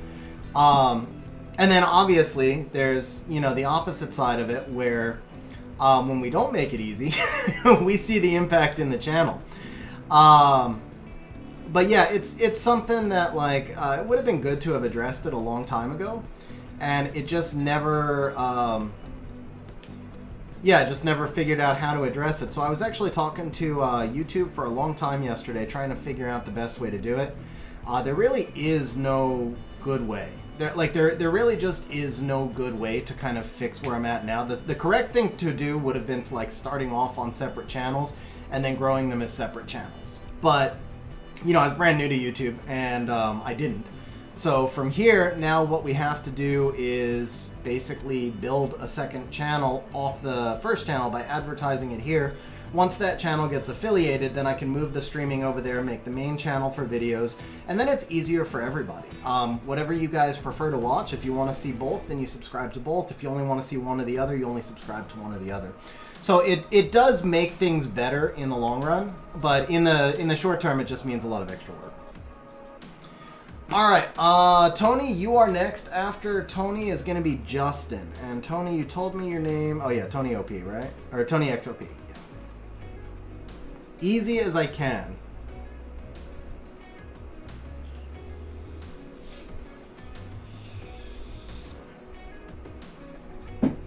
NBeast, I agree. I think it's nice also. I wish YouTube made it easier. That's the only thing. Like, I really wish I could have just moved everything over to a new channel. And, like, the members now are going to lose their icons for channel duration length, because presumably they'll move their memberships to the new channel. And, like, the whole thing's going to be more complicated than it needed to be. But I get it. I mean, it's just how YouTube is set up, right? So there's not a lot that... You know, it's just how things are.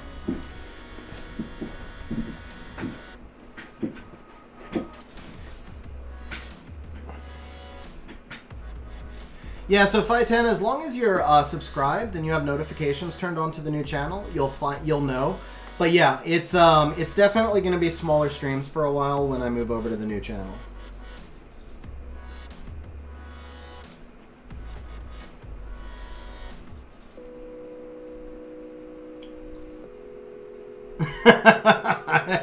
I get that, NBeast. I get that. I actually turned off the autoplay feature. It no longer autoplays for me.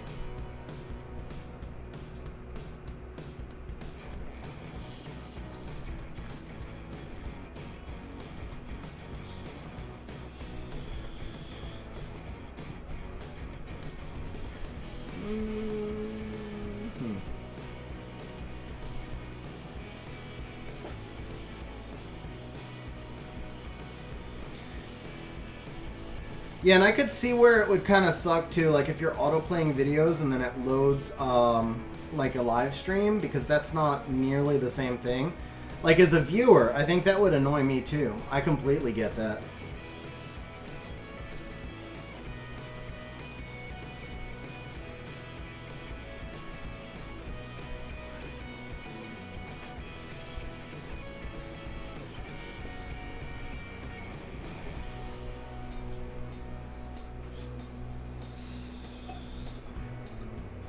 Martin, mine is on crit rate slot 4, but honestly, like, as long as you, ouch. As long as she has 100 crit rate, it doesn't matter. It doesn't matter. Like, she just needs 100 crit rate.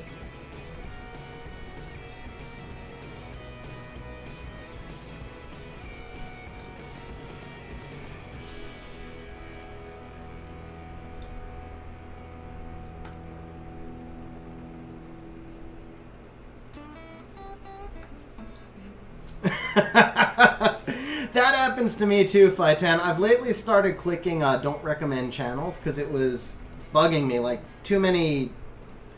Like, yeah, same thing, bro. Same thing. Yeah, it's much easier to do with crit rate slot 4, for sure.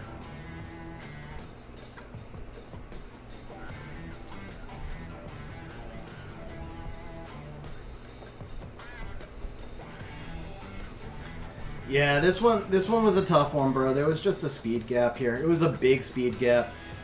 When you don't have speed, it's like, I mean, I play, like, for my level of RTA, I play incredibly slow. My monsters are probably, like, some of the slowest in G2. If you don't have speed, will runes are really important. So, that's my single biggest thing for you, Tony. If you're getting into RTA right now and you don't have the speed yet, get some will runes on your monsters, because when people like I didn't draft any strip into you. So if you're fighting somebody with no strip, my Veramos couldn't have stunned your whole team, and then you could have gotten set up into what you were trying to do. But not having the will runes is really what killed you.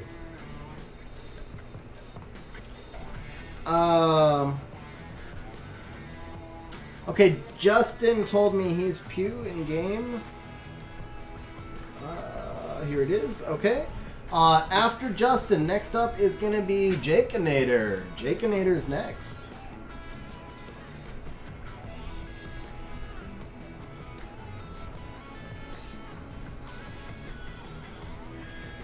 Justin, you told me easy, right? You gotta scroll back up. I think you said go easy.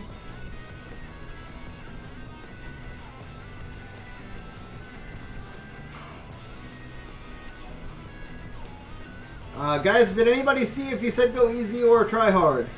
He says easy. Okay. What can we do that's easy?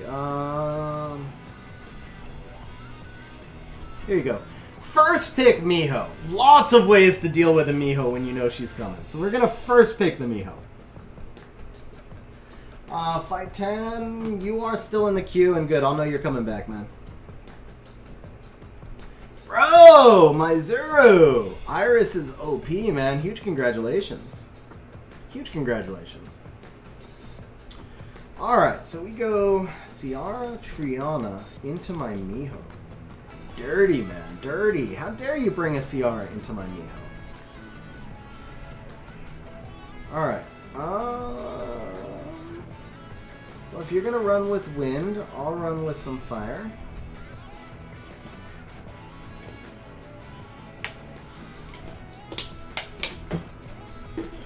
Yeah, man, you'll have fun with Iris, bro. You will have a lot. She's great on siege defense also. You should have a lot of fun.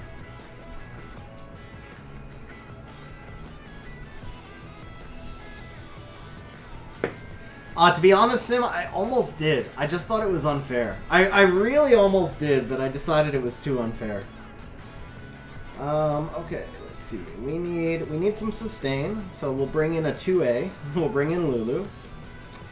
And how about Omduat? We haven't done any Omduat action.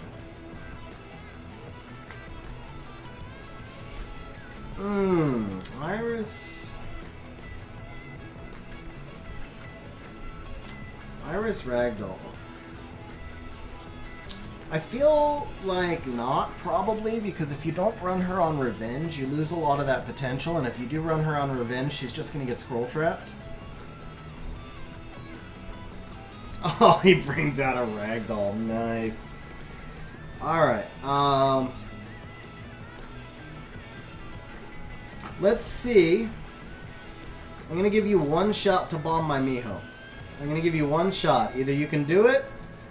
Yeah. Here's the deal. I mean, I'm telling you right now, my Miho's a nemesis, so I gave you the speed lead, I gave you the Ciara. We'll see if you can snipe out the Miho. Sorry, I was like, what is he trying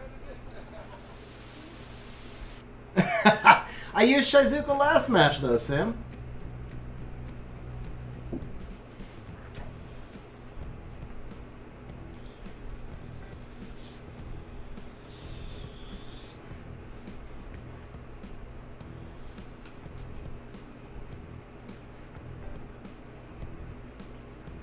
I mean, I suppose you could run Iris. No, you can't. You need the Despair, man. You really do need the Despair. That's the problem.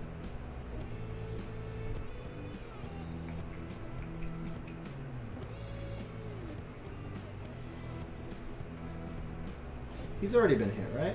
Yeah.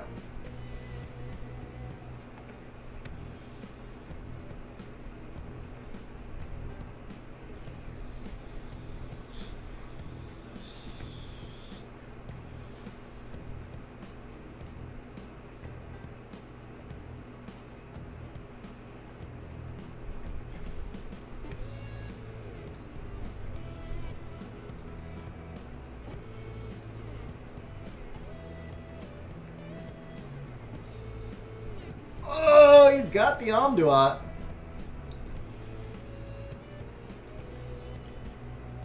Does he detonate, guys? No, he does not detonate. Alright, let's see. He's back. He's coming up. Yeah, I just gotta take the kill.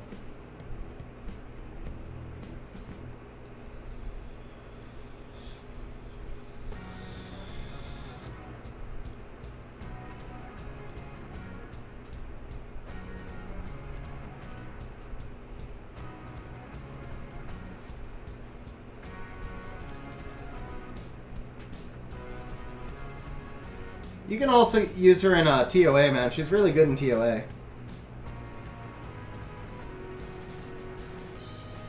Oh, that's a bad beat.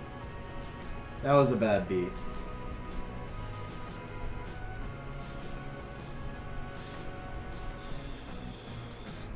Alright, Sim. I will force Shizuka into the next match just for you. Bro, very nice ragdoll. Uh-oh! Uh-oh! Oh, did I get greedy? Is he on Vamp? He's on Vamp, guys! He's on Vamp! I got greedy! I got greedy! Uh-oh! Alright, I'm not gonna make that mistake twice. Yeah, I'm not gonna make that mistake twice. Vampire Ragdoll, man. Oh, bro. Very nice Ragdoll, though. Huge congratulations. Steven, Magnum is... basically guarantees you a win against any kind of Julie Lucian cleave as long as you understand what's coming early enough. He doesn't do enough damage to really counter anything else, but he's a guaranteed win against the Julie Lucian cleave, which still makes him amazing. I actually call him like an SS tier unit, even though you can only use him in one incredibly specific situation, because anytime you have a guaranteed unit, and the best part about him is you'll never never to draft him outside of that situation. So he's never going to mess you up. Either you draft him and you win, or you don't draft him and he does nothing. So for that reason alone, he's an SS tier. Nice, Chad. I actually just saw what you guys were saying in there. Okay, so Jakeinator, you're next. After Jakeinator is going to be Lev. Bro, Lev, are you still around? And Jakeinator, who are you in here? Jakeinator, I don't think I saw you respond either. So Jakeinator and Lev, are you guys here? And we'll go ahead and pick one more just in case. So Fight Tan, who is restarting his computer. Okay, so after, so it's going to be Lev and then Fight Tan are the next two after Jakeinator. Oh, perfect.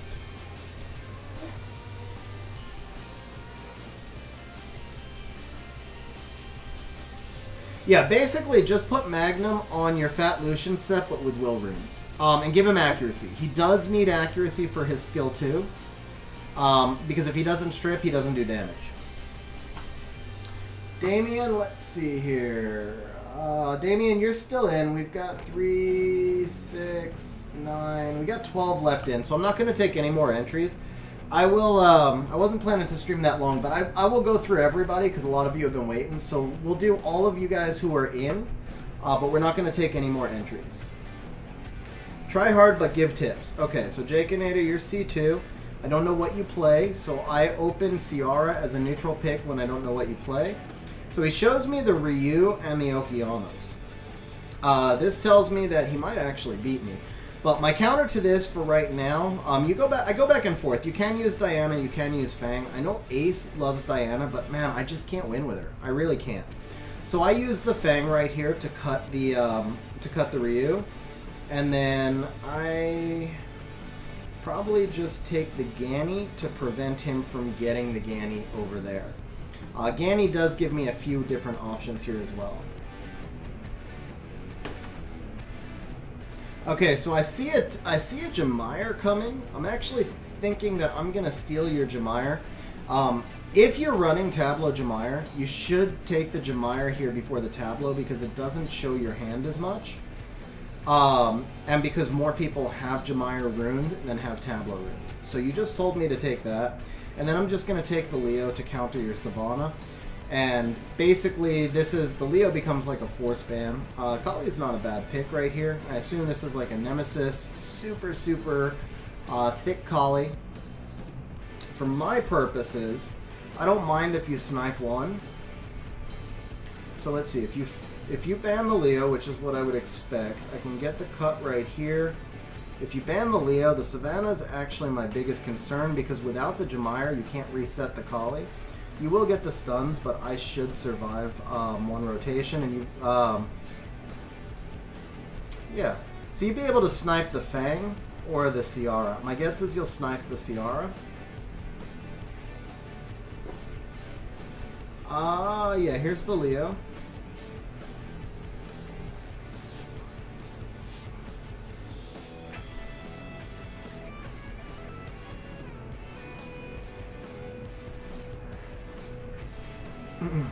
Yeah, Helena's not deviled. Oh, on his side, yeah, on his side, Helena would have been good.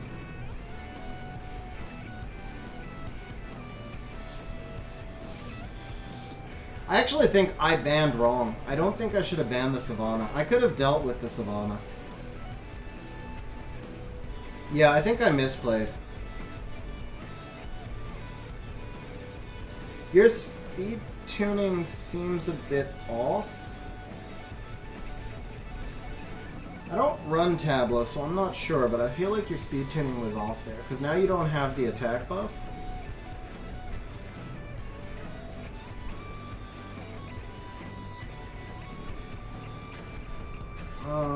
Who did you... Oh, you reset the Ganny. Let's see, I can get glancing on her, right?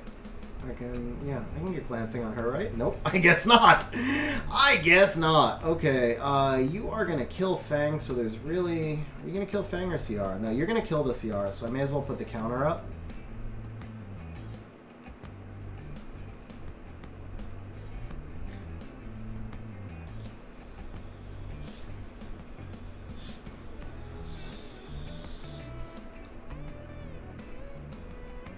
Oh, the stuns!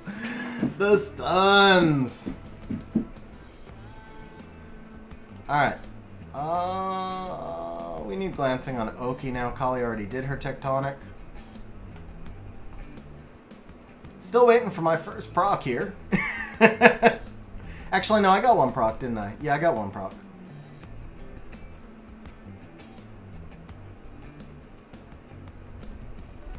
Alright, let's see here. Let's do this.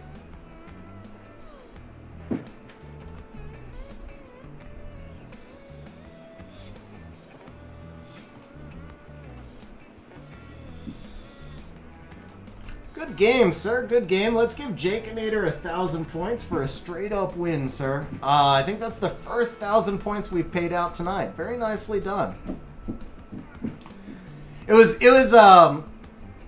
good that you asked me to give you tips because I'm pretty sure I drafted worse because I was trying to talk out my draft.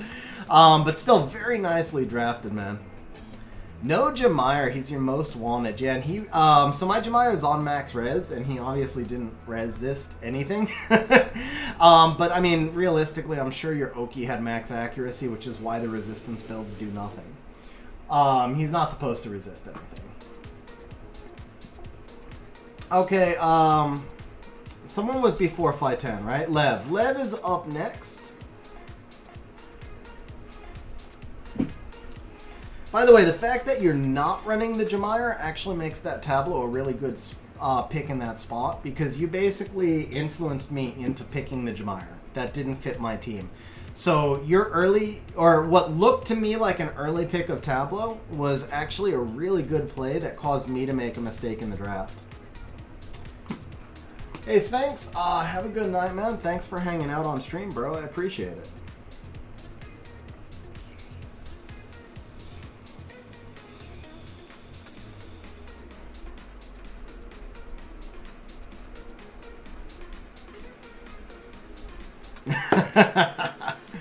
Yeah, that was a straight up. He outdrafted me, Wojo. Like he just straight up outdrafted me. I mean, that's the type of team I struggle with either way. But So it's like two different things. Because I struggle with it, any mistakes in the draft are gonna wreck me, and he definitely outdrafted me. Alright, so Ethna.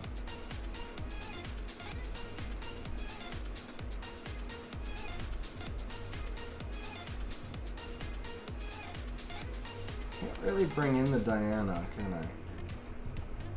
I can do this. That's too aggressive. That's too aggressive. Let's do this.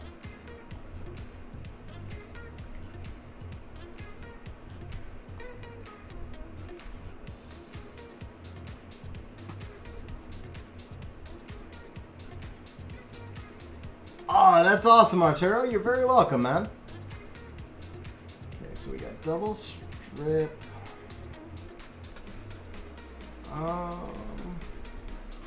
Do this.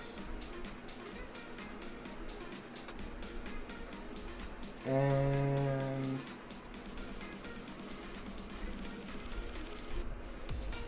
can I risk letting you have that Ganny? I don't think I can. I can get too much pushback here, right?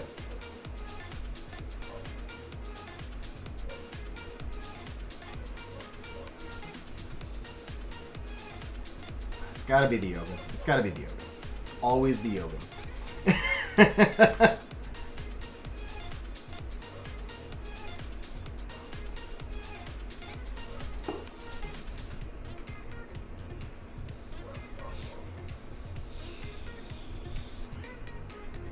Yeah, Wojo, he had a really solid draft. The thing is, what I should have done was, instead of taking the... So what I did, which was influenced by the tableau, this is where he beat me in the draft. When he picked the tableau, normally right there, I would have actually picked my Tyrannus so that I had the Fang Tyrannus Leo combination and let the Savannah through. And instead, I picked the Jamire, which forced me into the Savannah ban. So it was a bad draft play that led me into a bad ban, basically.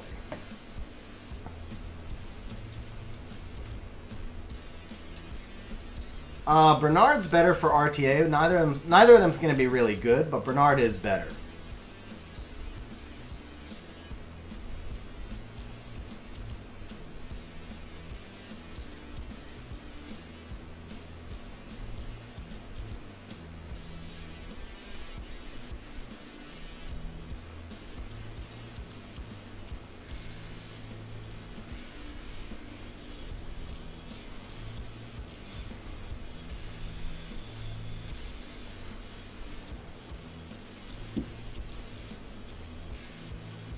Oh, that's such a bad beat.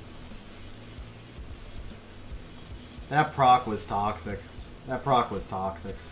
Monkey may still solo here, though. I'm surprised you didn't skill 2 there.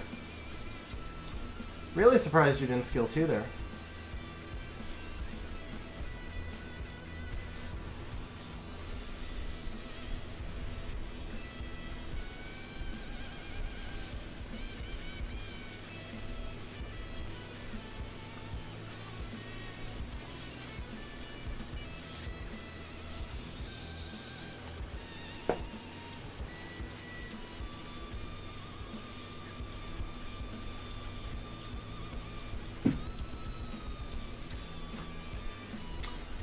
Yeah, I do some RTA account work, Arturio. If you go to xennialgaming.com/services, I'll put a link in chat in just a moment. Yeah, Jeremy, I can show you.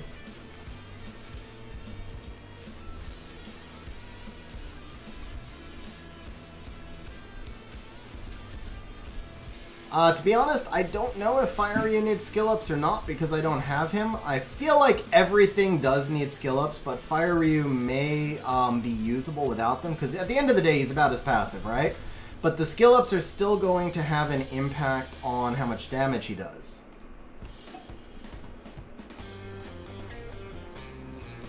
What just happened there? Okay, that was weird. Good game, Lev, man. That proc from the Ciara was really toxic, man. That proc from the Ciara was really toxic.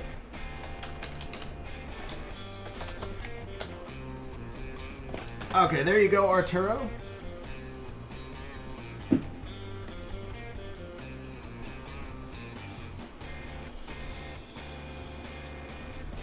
Mojo, did I miss one of your chats above? Yeah, Sam, he deserves skill ups for sure. There's no doubt about that. Okay, Fightan, you are next, I believe, and then after Fightan is Leggy! Leggy, are you still here, bro?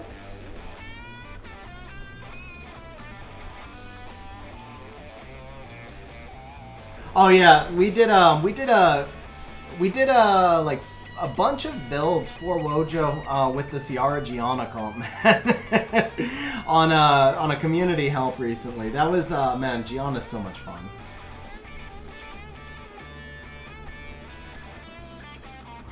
Alright, so Fightan and Leggy. I know Fightan was here a minute ago.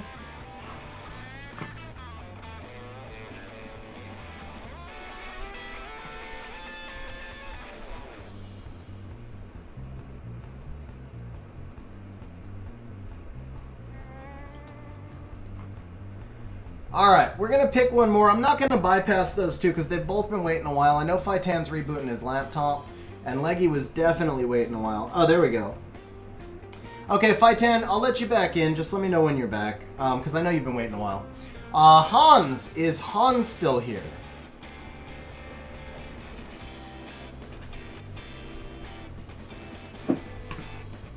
So Leggy was in here before. I think Leggy might have gone to bed. I'm not sure. I didn't see him say he was going to bed.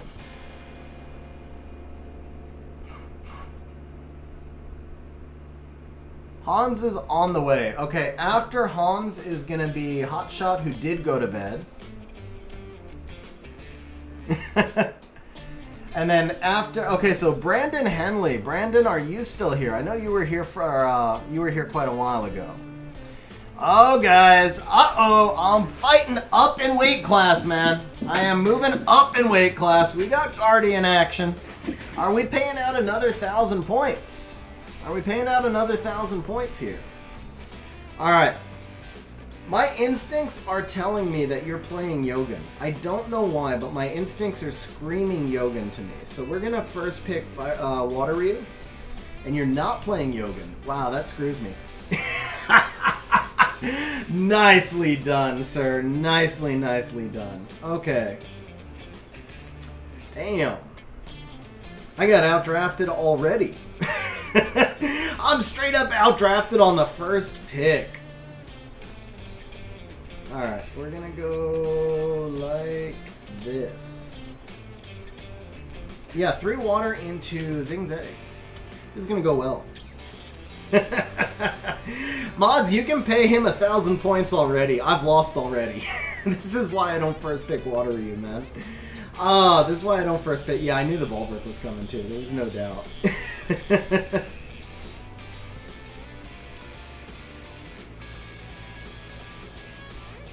Oh, man.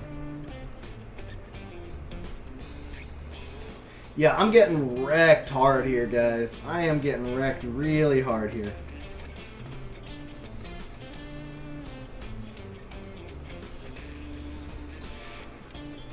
I almost took the Bulwark with the Vigor because I didn't want to get Bulwarked into.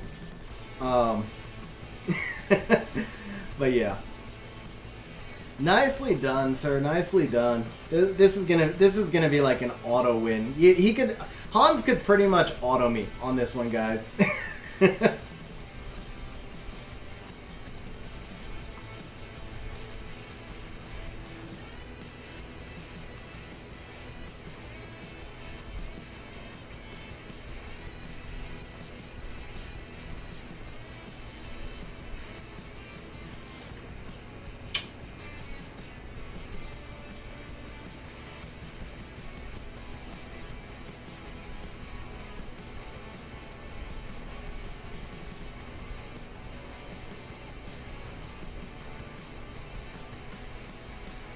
Or I could just out-proc him.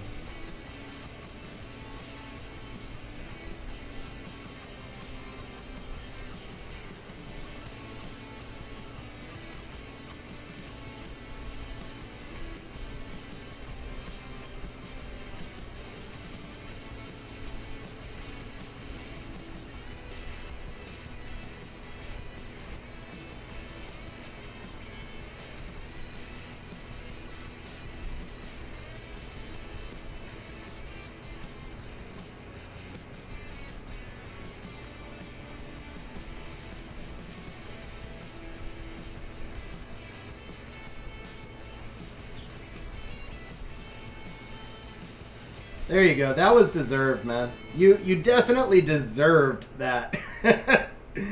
Oh, but then I got it back on you.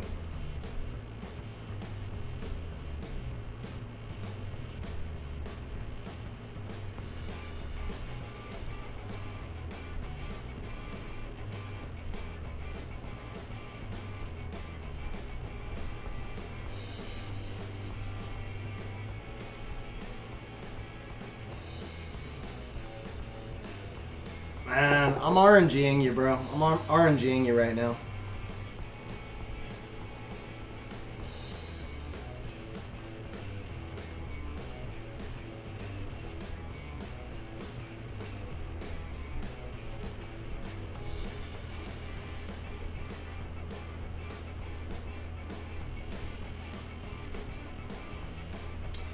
Brandizzle, didn't you already have him? I thought you already had him, bro.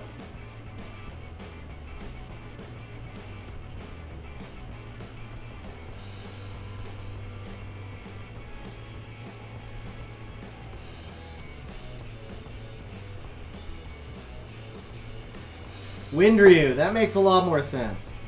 There it is, guys. There it is. That's a dead Ethna. There we go, guys. Okay.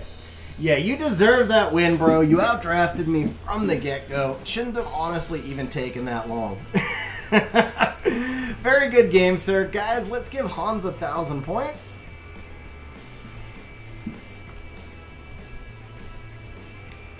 Yeah, less grats for the Windryu. Congrats on getting a nat 5.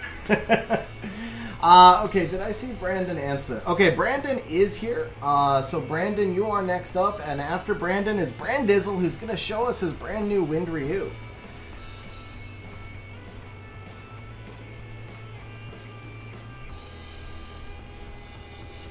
One salty boy. Okay. Have a good night, chat. Thanks for hanging out on stream, man.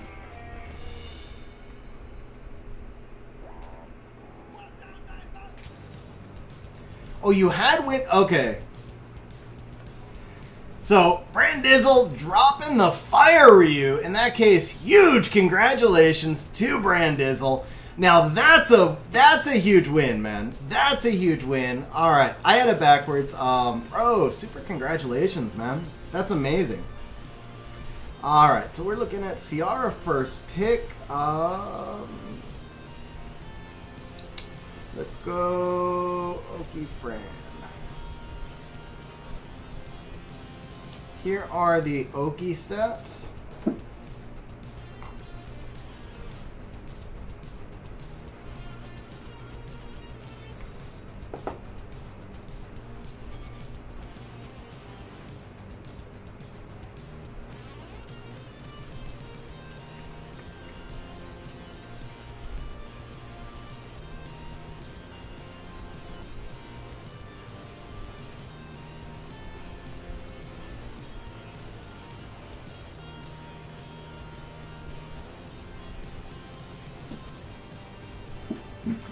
Yeah, Hans, Yogan is just broken, man. I mean, like...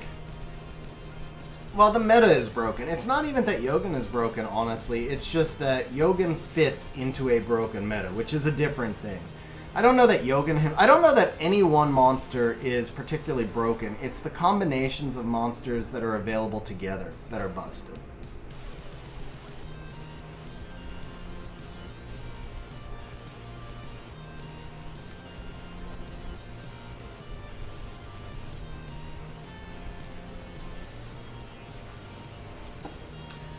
So Salty Boy bringing in the Triton without second stripper, or I should say bringing in the Masha and the Ciara and the Ganny. Like everything on your team is basically relying on Molong to strip, and I'm thinking your Molong's probably not going to act first.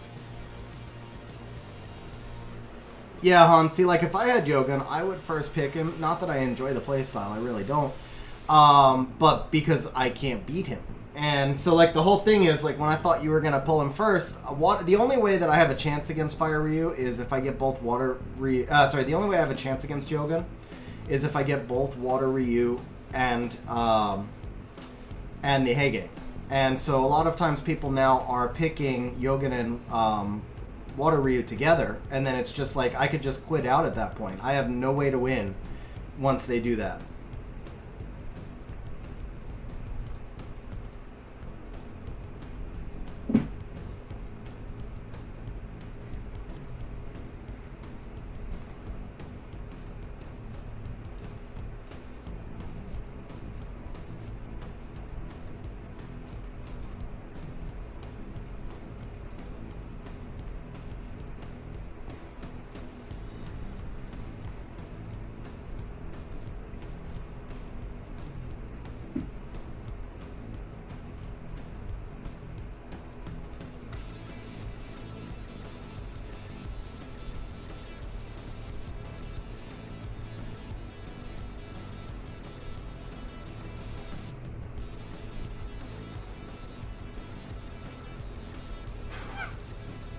Bro, I'm sorry.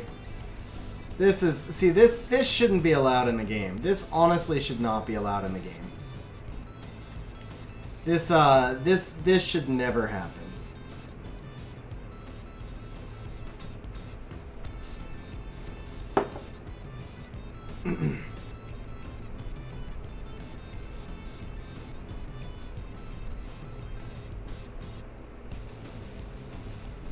Theo for general use. Probably speed, crit damage, attack, and then try and get some HP through subs. Get him about 15-20 accuracy as well, so that you can get that defense break. And remember, he has speed scaling damage, so you do want him to be fast, but you also want to make sure that you put him behind either a stripper or an attack buffer in your speed tuning. No, so the thing with Water Ryu is that he cuts and then pushes back. So Mo Long can't survive the control comps. I've tried a lot of different monsters. I mean, basically what you need to deal with the control comps, there's like 5 monsters that can do it. And as big as my monster box is, I have practically every monster in the game. I'm still missing 3 of the 5 that can do it. So the only 2 I have that can actually work in that meta are the Heigang and the Water Ryu. If I don't get them both, then the one that I do draft just gets banned and it's an auto loss. Alright, so Brandizzle is next. After Brandizzle is going to be Ryan.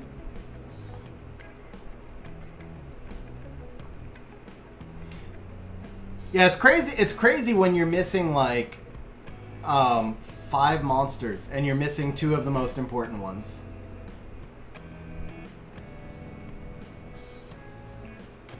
Okay, Brandizzle is not in the room yet. Probably ruining up the new Fire Ryu.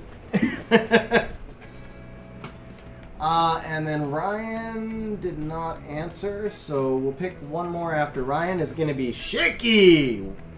What's up, Shiki? You are next, sir. So it's Ryan Buckner, Shiki, and Brandizzle.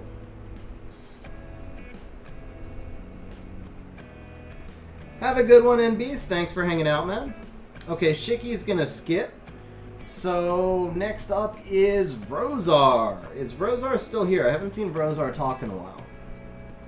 Okay, Ryan is here. So while we wait for Vrozar, we are gonna battle with Ryan.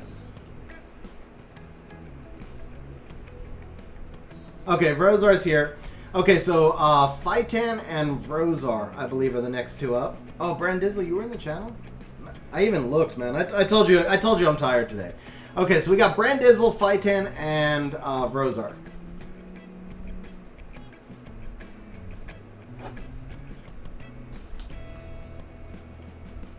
Alright, let's do something different here. Let's go... Oh, crap, Sam, I forgot. I told you. I promised you I would do some Shizuka action. So we're going to do some Shizuka action.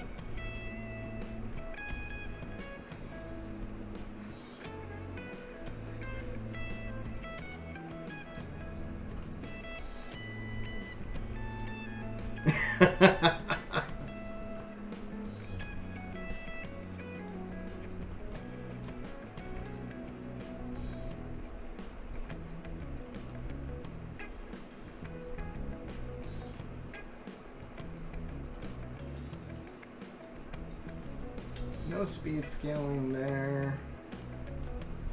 Man, I wish he was ruined. Let's try the Asylum.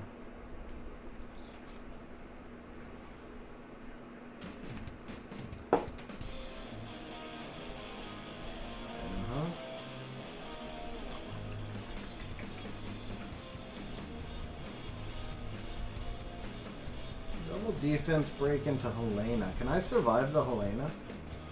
I feel like I can survive Helena better than Poseidon.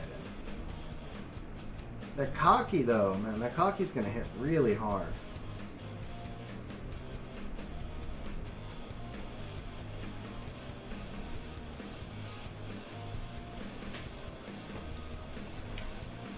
So, let's see how well you're speed tuned. The reason I switched to Water Ryu ban at the last second is there's no pushback. So I'm going to be running around 260, 270. I assume your Gemini is in front of me. The question is, do I cut because the Gemini doesn't push back?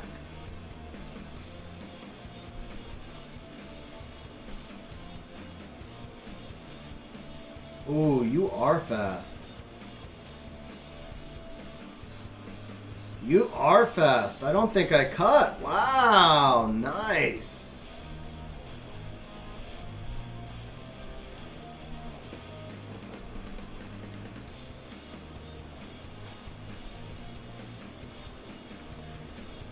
Oh, but the damage wasn't there.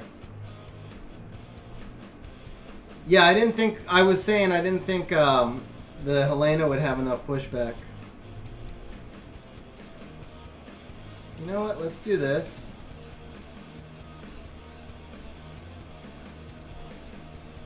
Let's give you the Soul Protect. Yeah, exactly, Sim. That's a crazy fast Helena, man. That was really fast. Cocky went already. Let's reset you.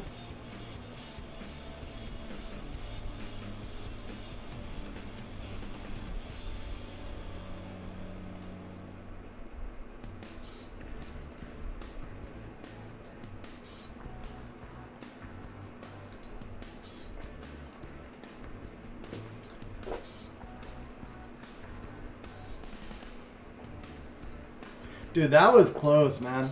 That Asylum's at 1 HP, bro. Well, I guess more than one. That was 1,000.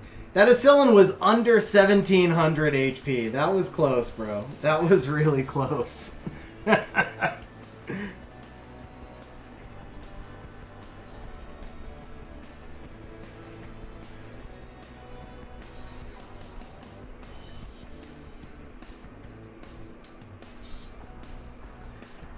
Good game, man. Good game. That was really close. That's a fast Helena, bro. I really thought I was going to cut you.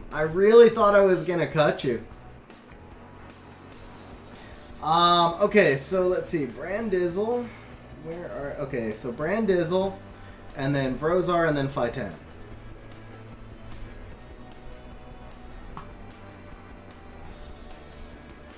So Brandizzle's going to be going Toxic here, guys, he says.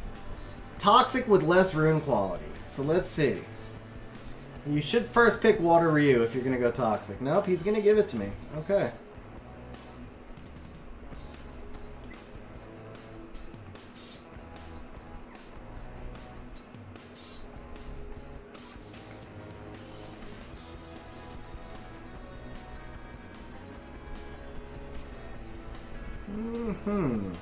So normally I would take Fang or Diana here, but that Jean is a little bit different.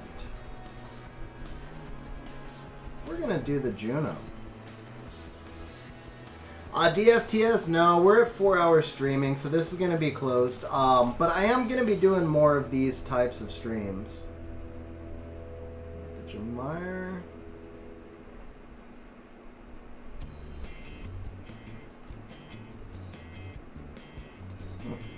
Okay. Rika may have been a better pick here. I'm not sure.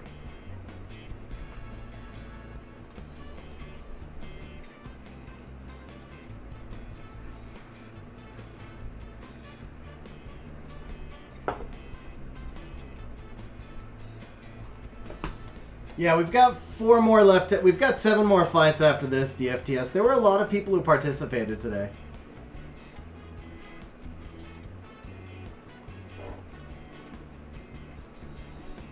Interesting. Chung Tune to go first. Oh, that's a bad beat right there. But he did get the Jean to cut through.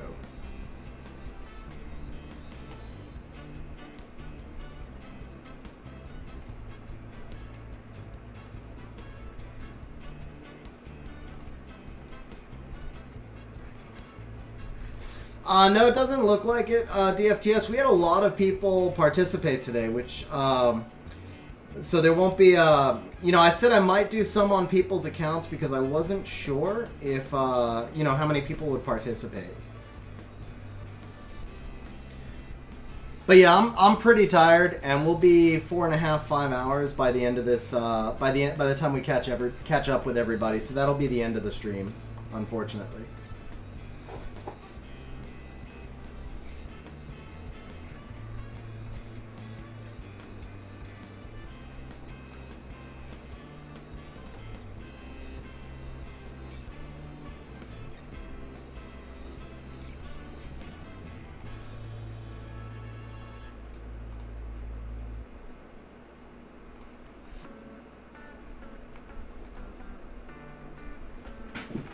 Alright, bro.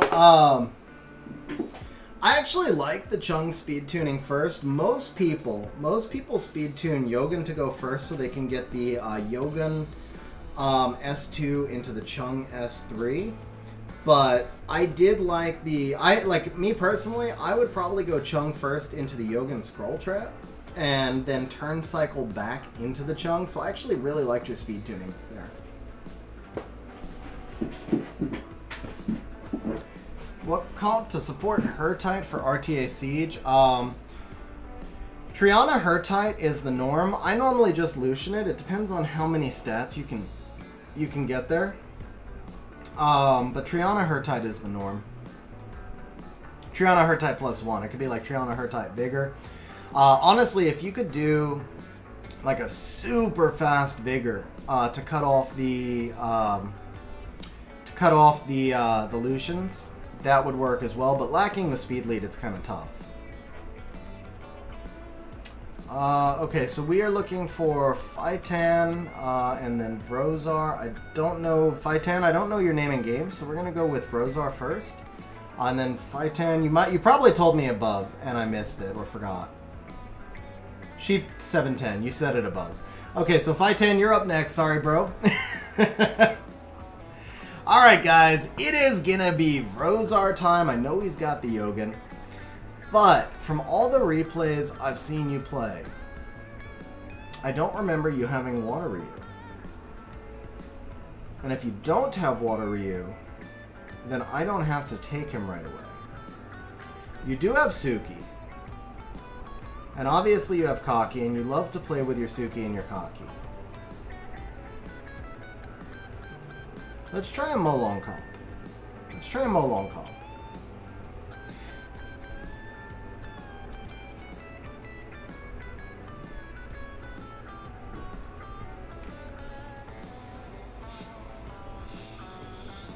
Good man. Smart play, taking out the Lauren right there.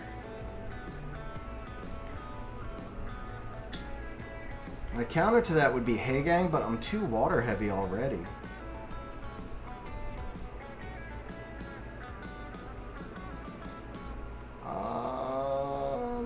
Let's do this and this.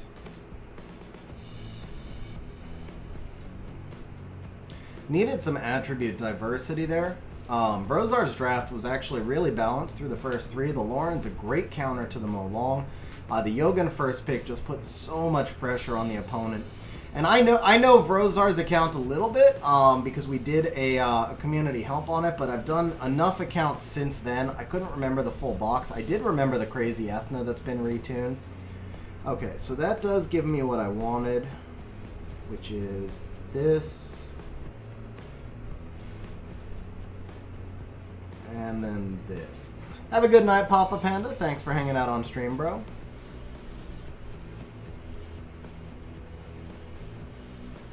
Just wanted to make him pick between the Lulu and the Rika. I know the Fran can cleanse some, but yeah, I figured he would have to do that.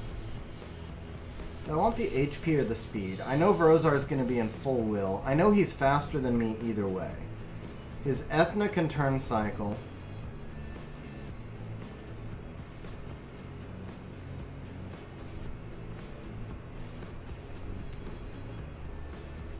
Yeah, I gotta take the HP because what I'm afraid of is outspeeding him, and then I have to go with the Lulu S3 and he defense breaks me and I've got nothing for a while, and then that Diana gets to go in with me, or go into me defense broken. So at the very least, I want to make sure that he outspeeds and I've got a little bit more sustain.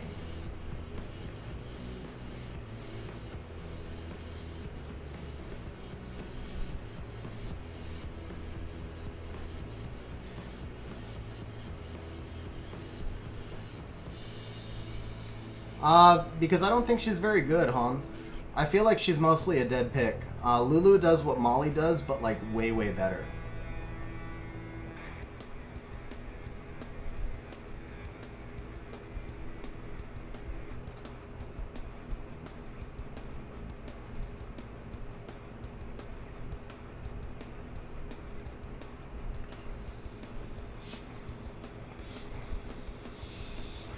You went for it! Are you crazy? I baited you there. I specifically baited you there to do it, too.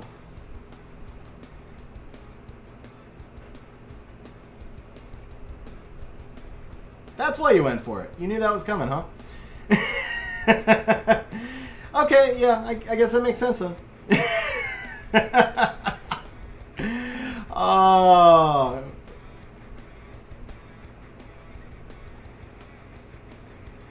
Ooh, bad luck both ways.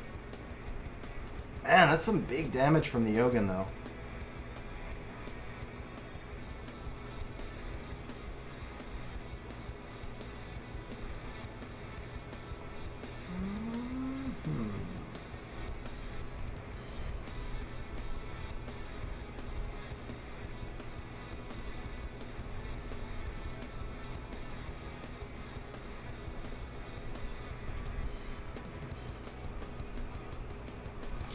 Oh my god, he didn't kill! Oh, he didn't kill! Oh, that's probably game right there. Yeah, I think that's game right there.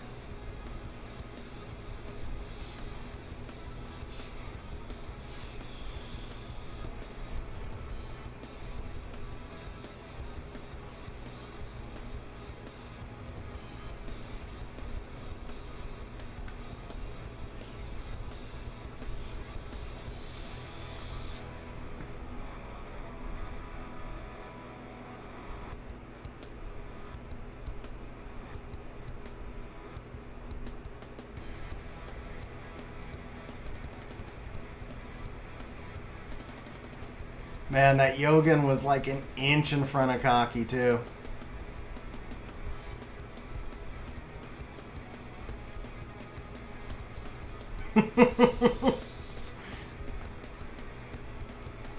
Good game, bro. Good game, man. Very nicely done.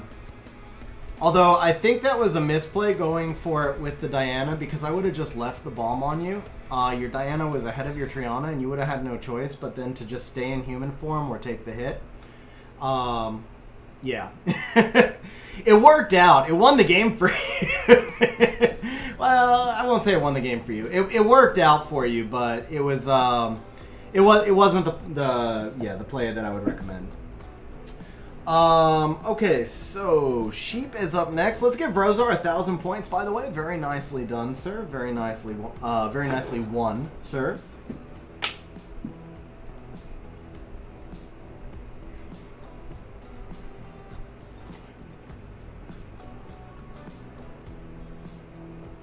Yeah, Ethna is really strong if you can get her into turn 2. She just doesn't get to do enough in turn 1. Honestly, having the Yogan opens up the whole game for you. Not having the Yogan closes off the whole game for you. That's pretty much where it stands these days.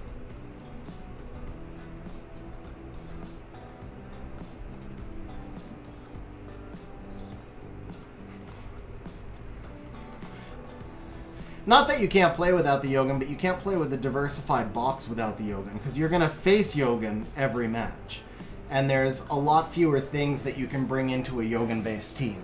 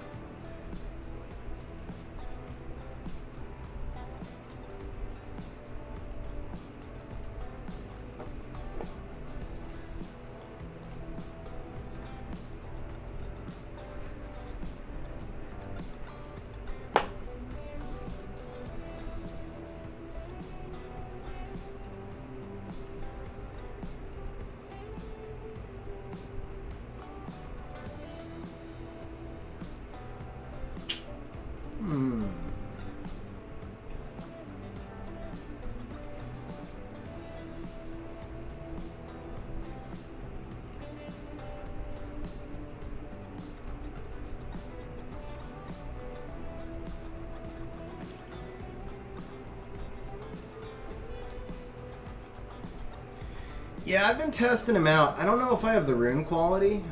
He's a little too squishy.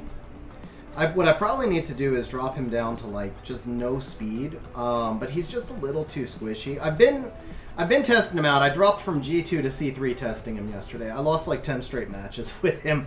So I don't know if I was just pulling him at the wrong times or if the build wasn't good enough. My Despair runes are definitely my worst set.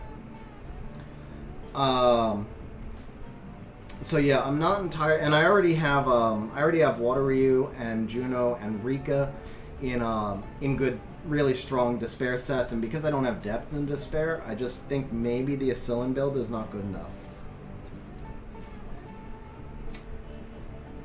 Brandizzle. More Yogan Chung, yes. I don't know how I feel specifically about the Jean in the comp. I mean, I think she's interesting and she throws people off, but like I feel like there might be monsters that could do a little bit more for you. The control is nice, but you know, once that Chung is banned, you lose the defense break. Vrozar, I think the final is going to be way over though. I think the final is going to be like around 2,000. It's still a full month before it resets. Oh, the sleep! And she goes into Leica with no counter. Very nice.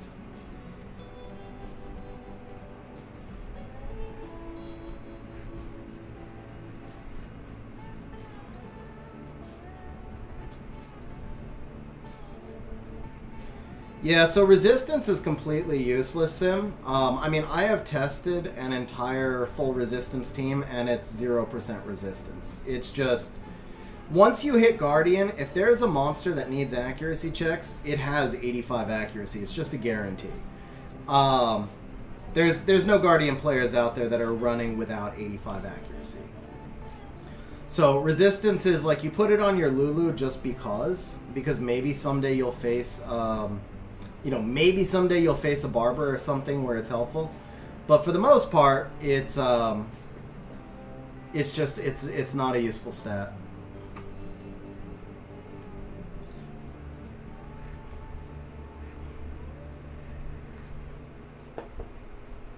And the crit rate is required for him to get the third hit on his skill 1.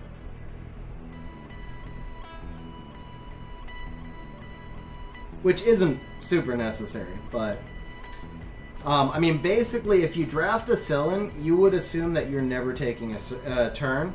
A Sillin's role is basically like the poor man's Fire Ryu. That's all I was trying to accomplish there, was like the poor man's Fire Ryu.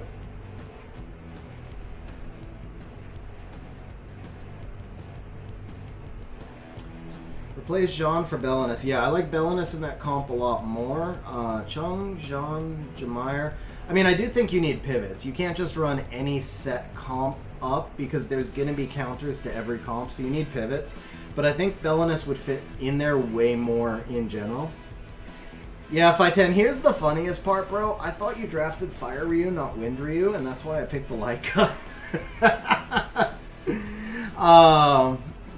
Yeah, not gonna lie. I thought that was Fire Ryu, so that's why I picked the Leica.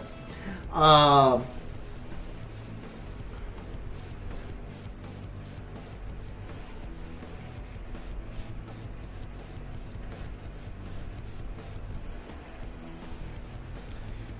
So Sim, it scales with attack, but it still matters if you crit. It's like putting vigor in all HP with no crit rate.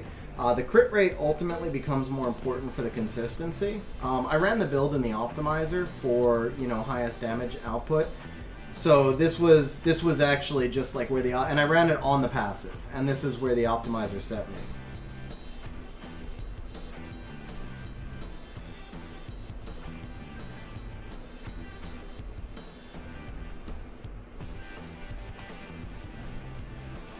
Okay, next up is Crazy, followed by Jason. I haven't seen Jason in quite a while. He may have gone to bed. But Crazy Cured, are you here? Damn, Sim, there's 2 left in the bot, bro. You did not have luck on this one. So we may as well just pick the last 2. It's going to be Damien, and then Sim is last.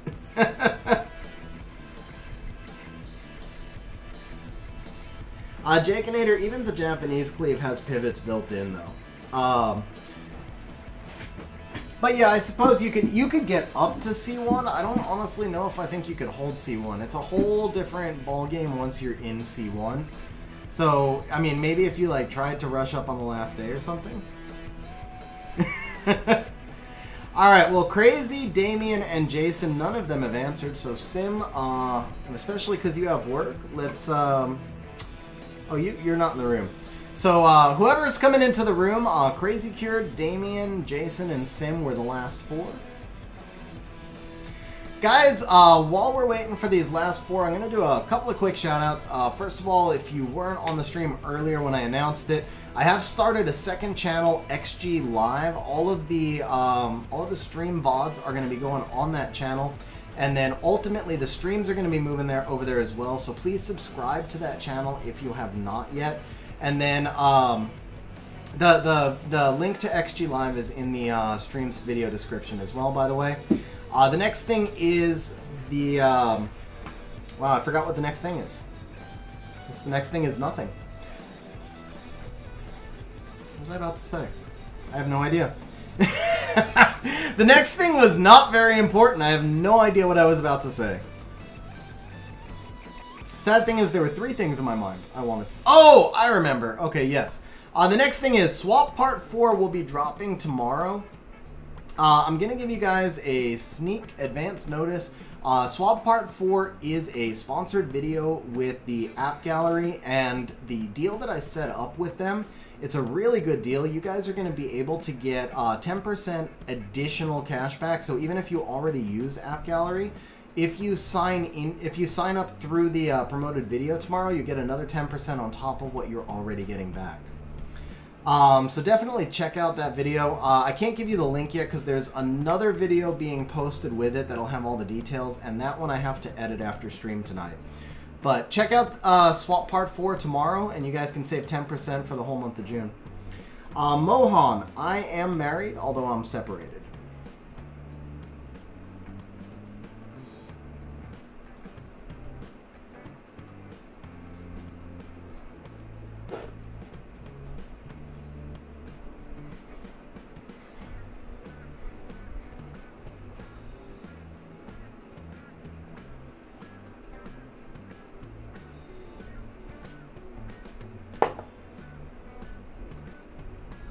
What have we not used tonight? We have not used Vela. Oh, I know who we haven't used. Okay.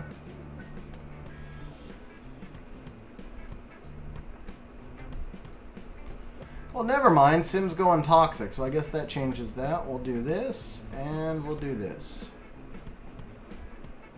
I was getting ready to give you some. I was actually going to draft Magnum, Sim. I was really going to draft Magnum, and then I was figuring like Magnum and Velo or something like that. Monsters I haven't used tonight. And then you had to bust out the Chung and the Water Ryu. Oh, he's going to Ganny Hathor me. Very nice. So if I ban this, yeah, he gets the full Ganny Hathor. I got no choice. I got to ban the Hathor, right? Yeah. Or not the Hathor, the Ganny, obviously. Because Ganny Chung is just as bad as Ganny Hathor. Jakeinator, yeah, Shaki's having a bad week, you know, with her hip. So she is sleeping now, but she will be getting some treats pretty soon, trust me.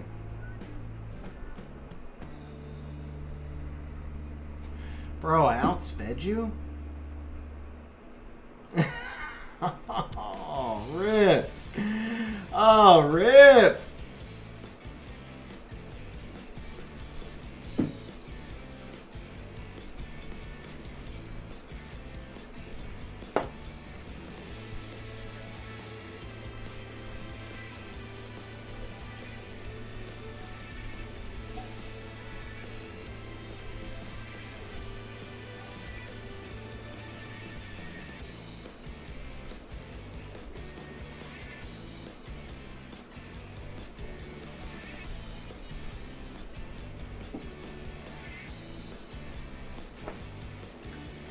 So obviously the reason there is because Shizuka still has immunity, so Hathor has to strip. Or if Hathor sleeps, then the Shizuka's going to pass everything back. Yeah, so we do this.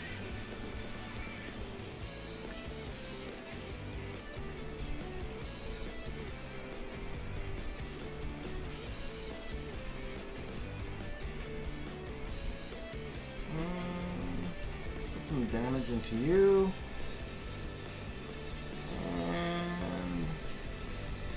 No need to do that yet. Let's do this. And this. Let's go ahead and soul protect you.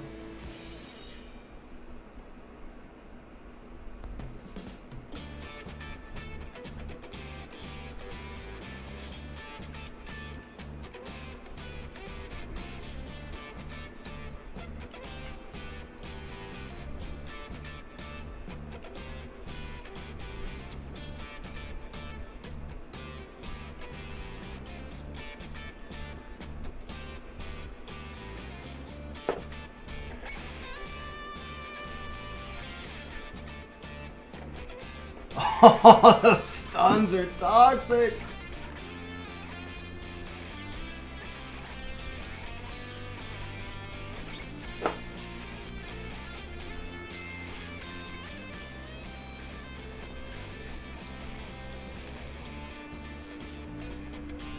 Can't remember. I think Hathor procced once, right?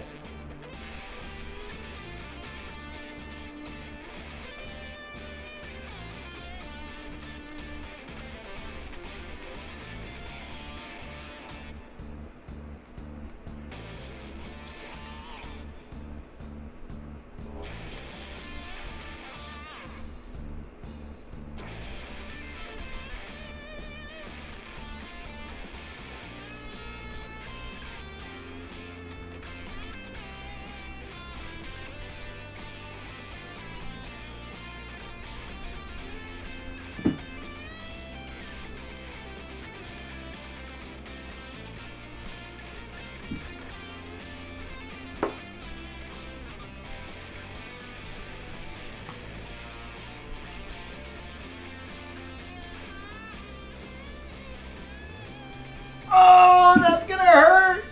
Yes, that's gonna hurt. Okay. Hathor's up. You know what? I'll trade you a... I'm gonna trade you a dead... No! I misclicked, bro! I misclicked.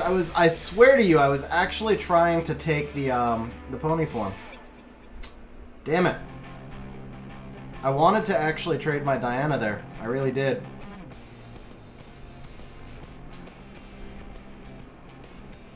That was just a lucky proc on the Ciara.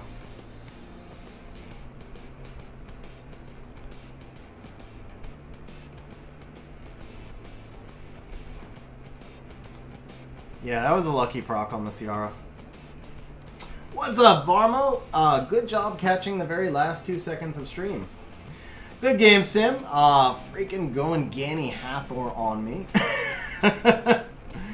Alright, guys, I think... Oh, Crazy Cured is here. Did he say something above? Because I don't see him over here. That was close, Sim, man. That was really close. I got lucky on that proc.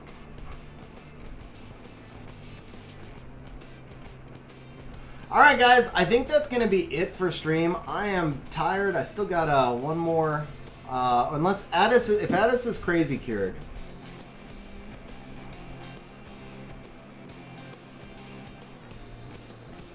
Let's see.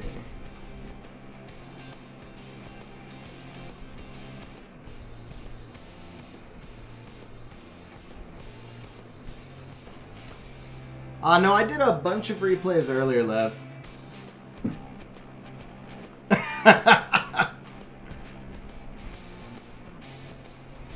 So, the only other person... no, we did like an hour and a half of replays earlier, Lev. I am tired. I've been streaming for over 4 hours also. So we're going to be wrapping up here. I just wanted to make sure I didn't pass over Crazy Cured because he never responded in chat. Okay, so I think that's going to be it, guys. I am going to be wrapping up for the night. So, guys, on that note, have a great night, guys. Thank you for hanging out with me on stream, and I will catch you guys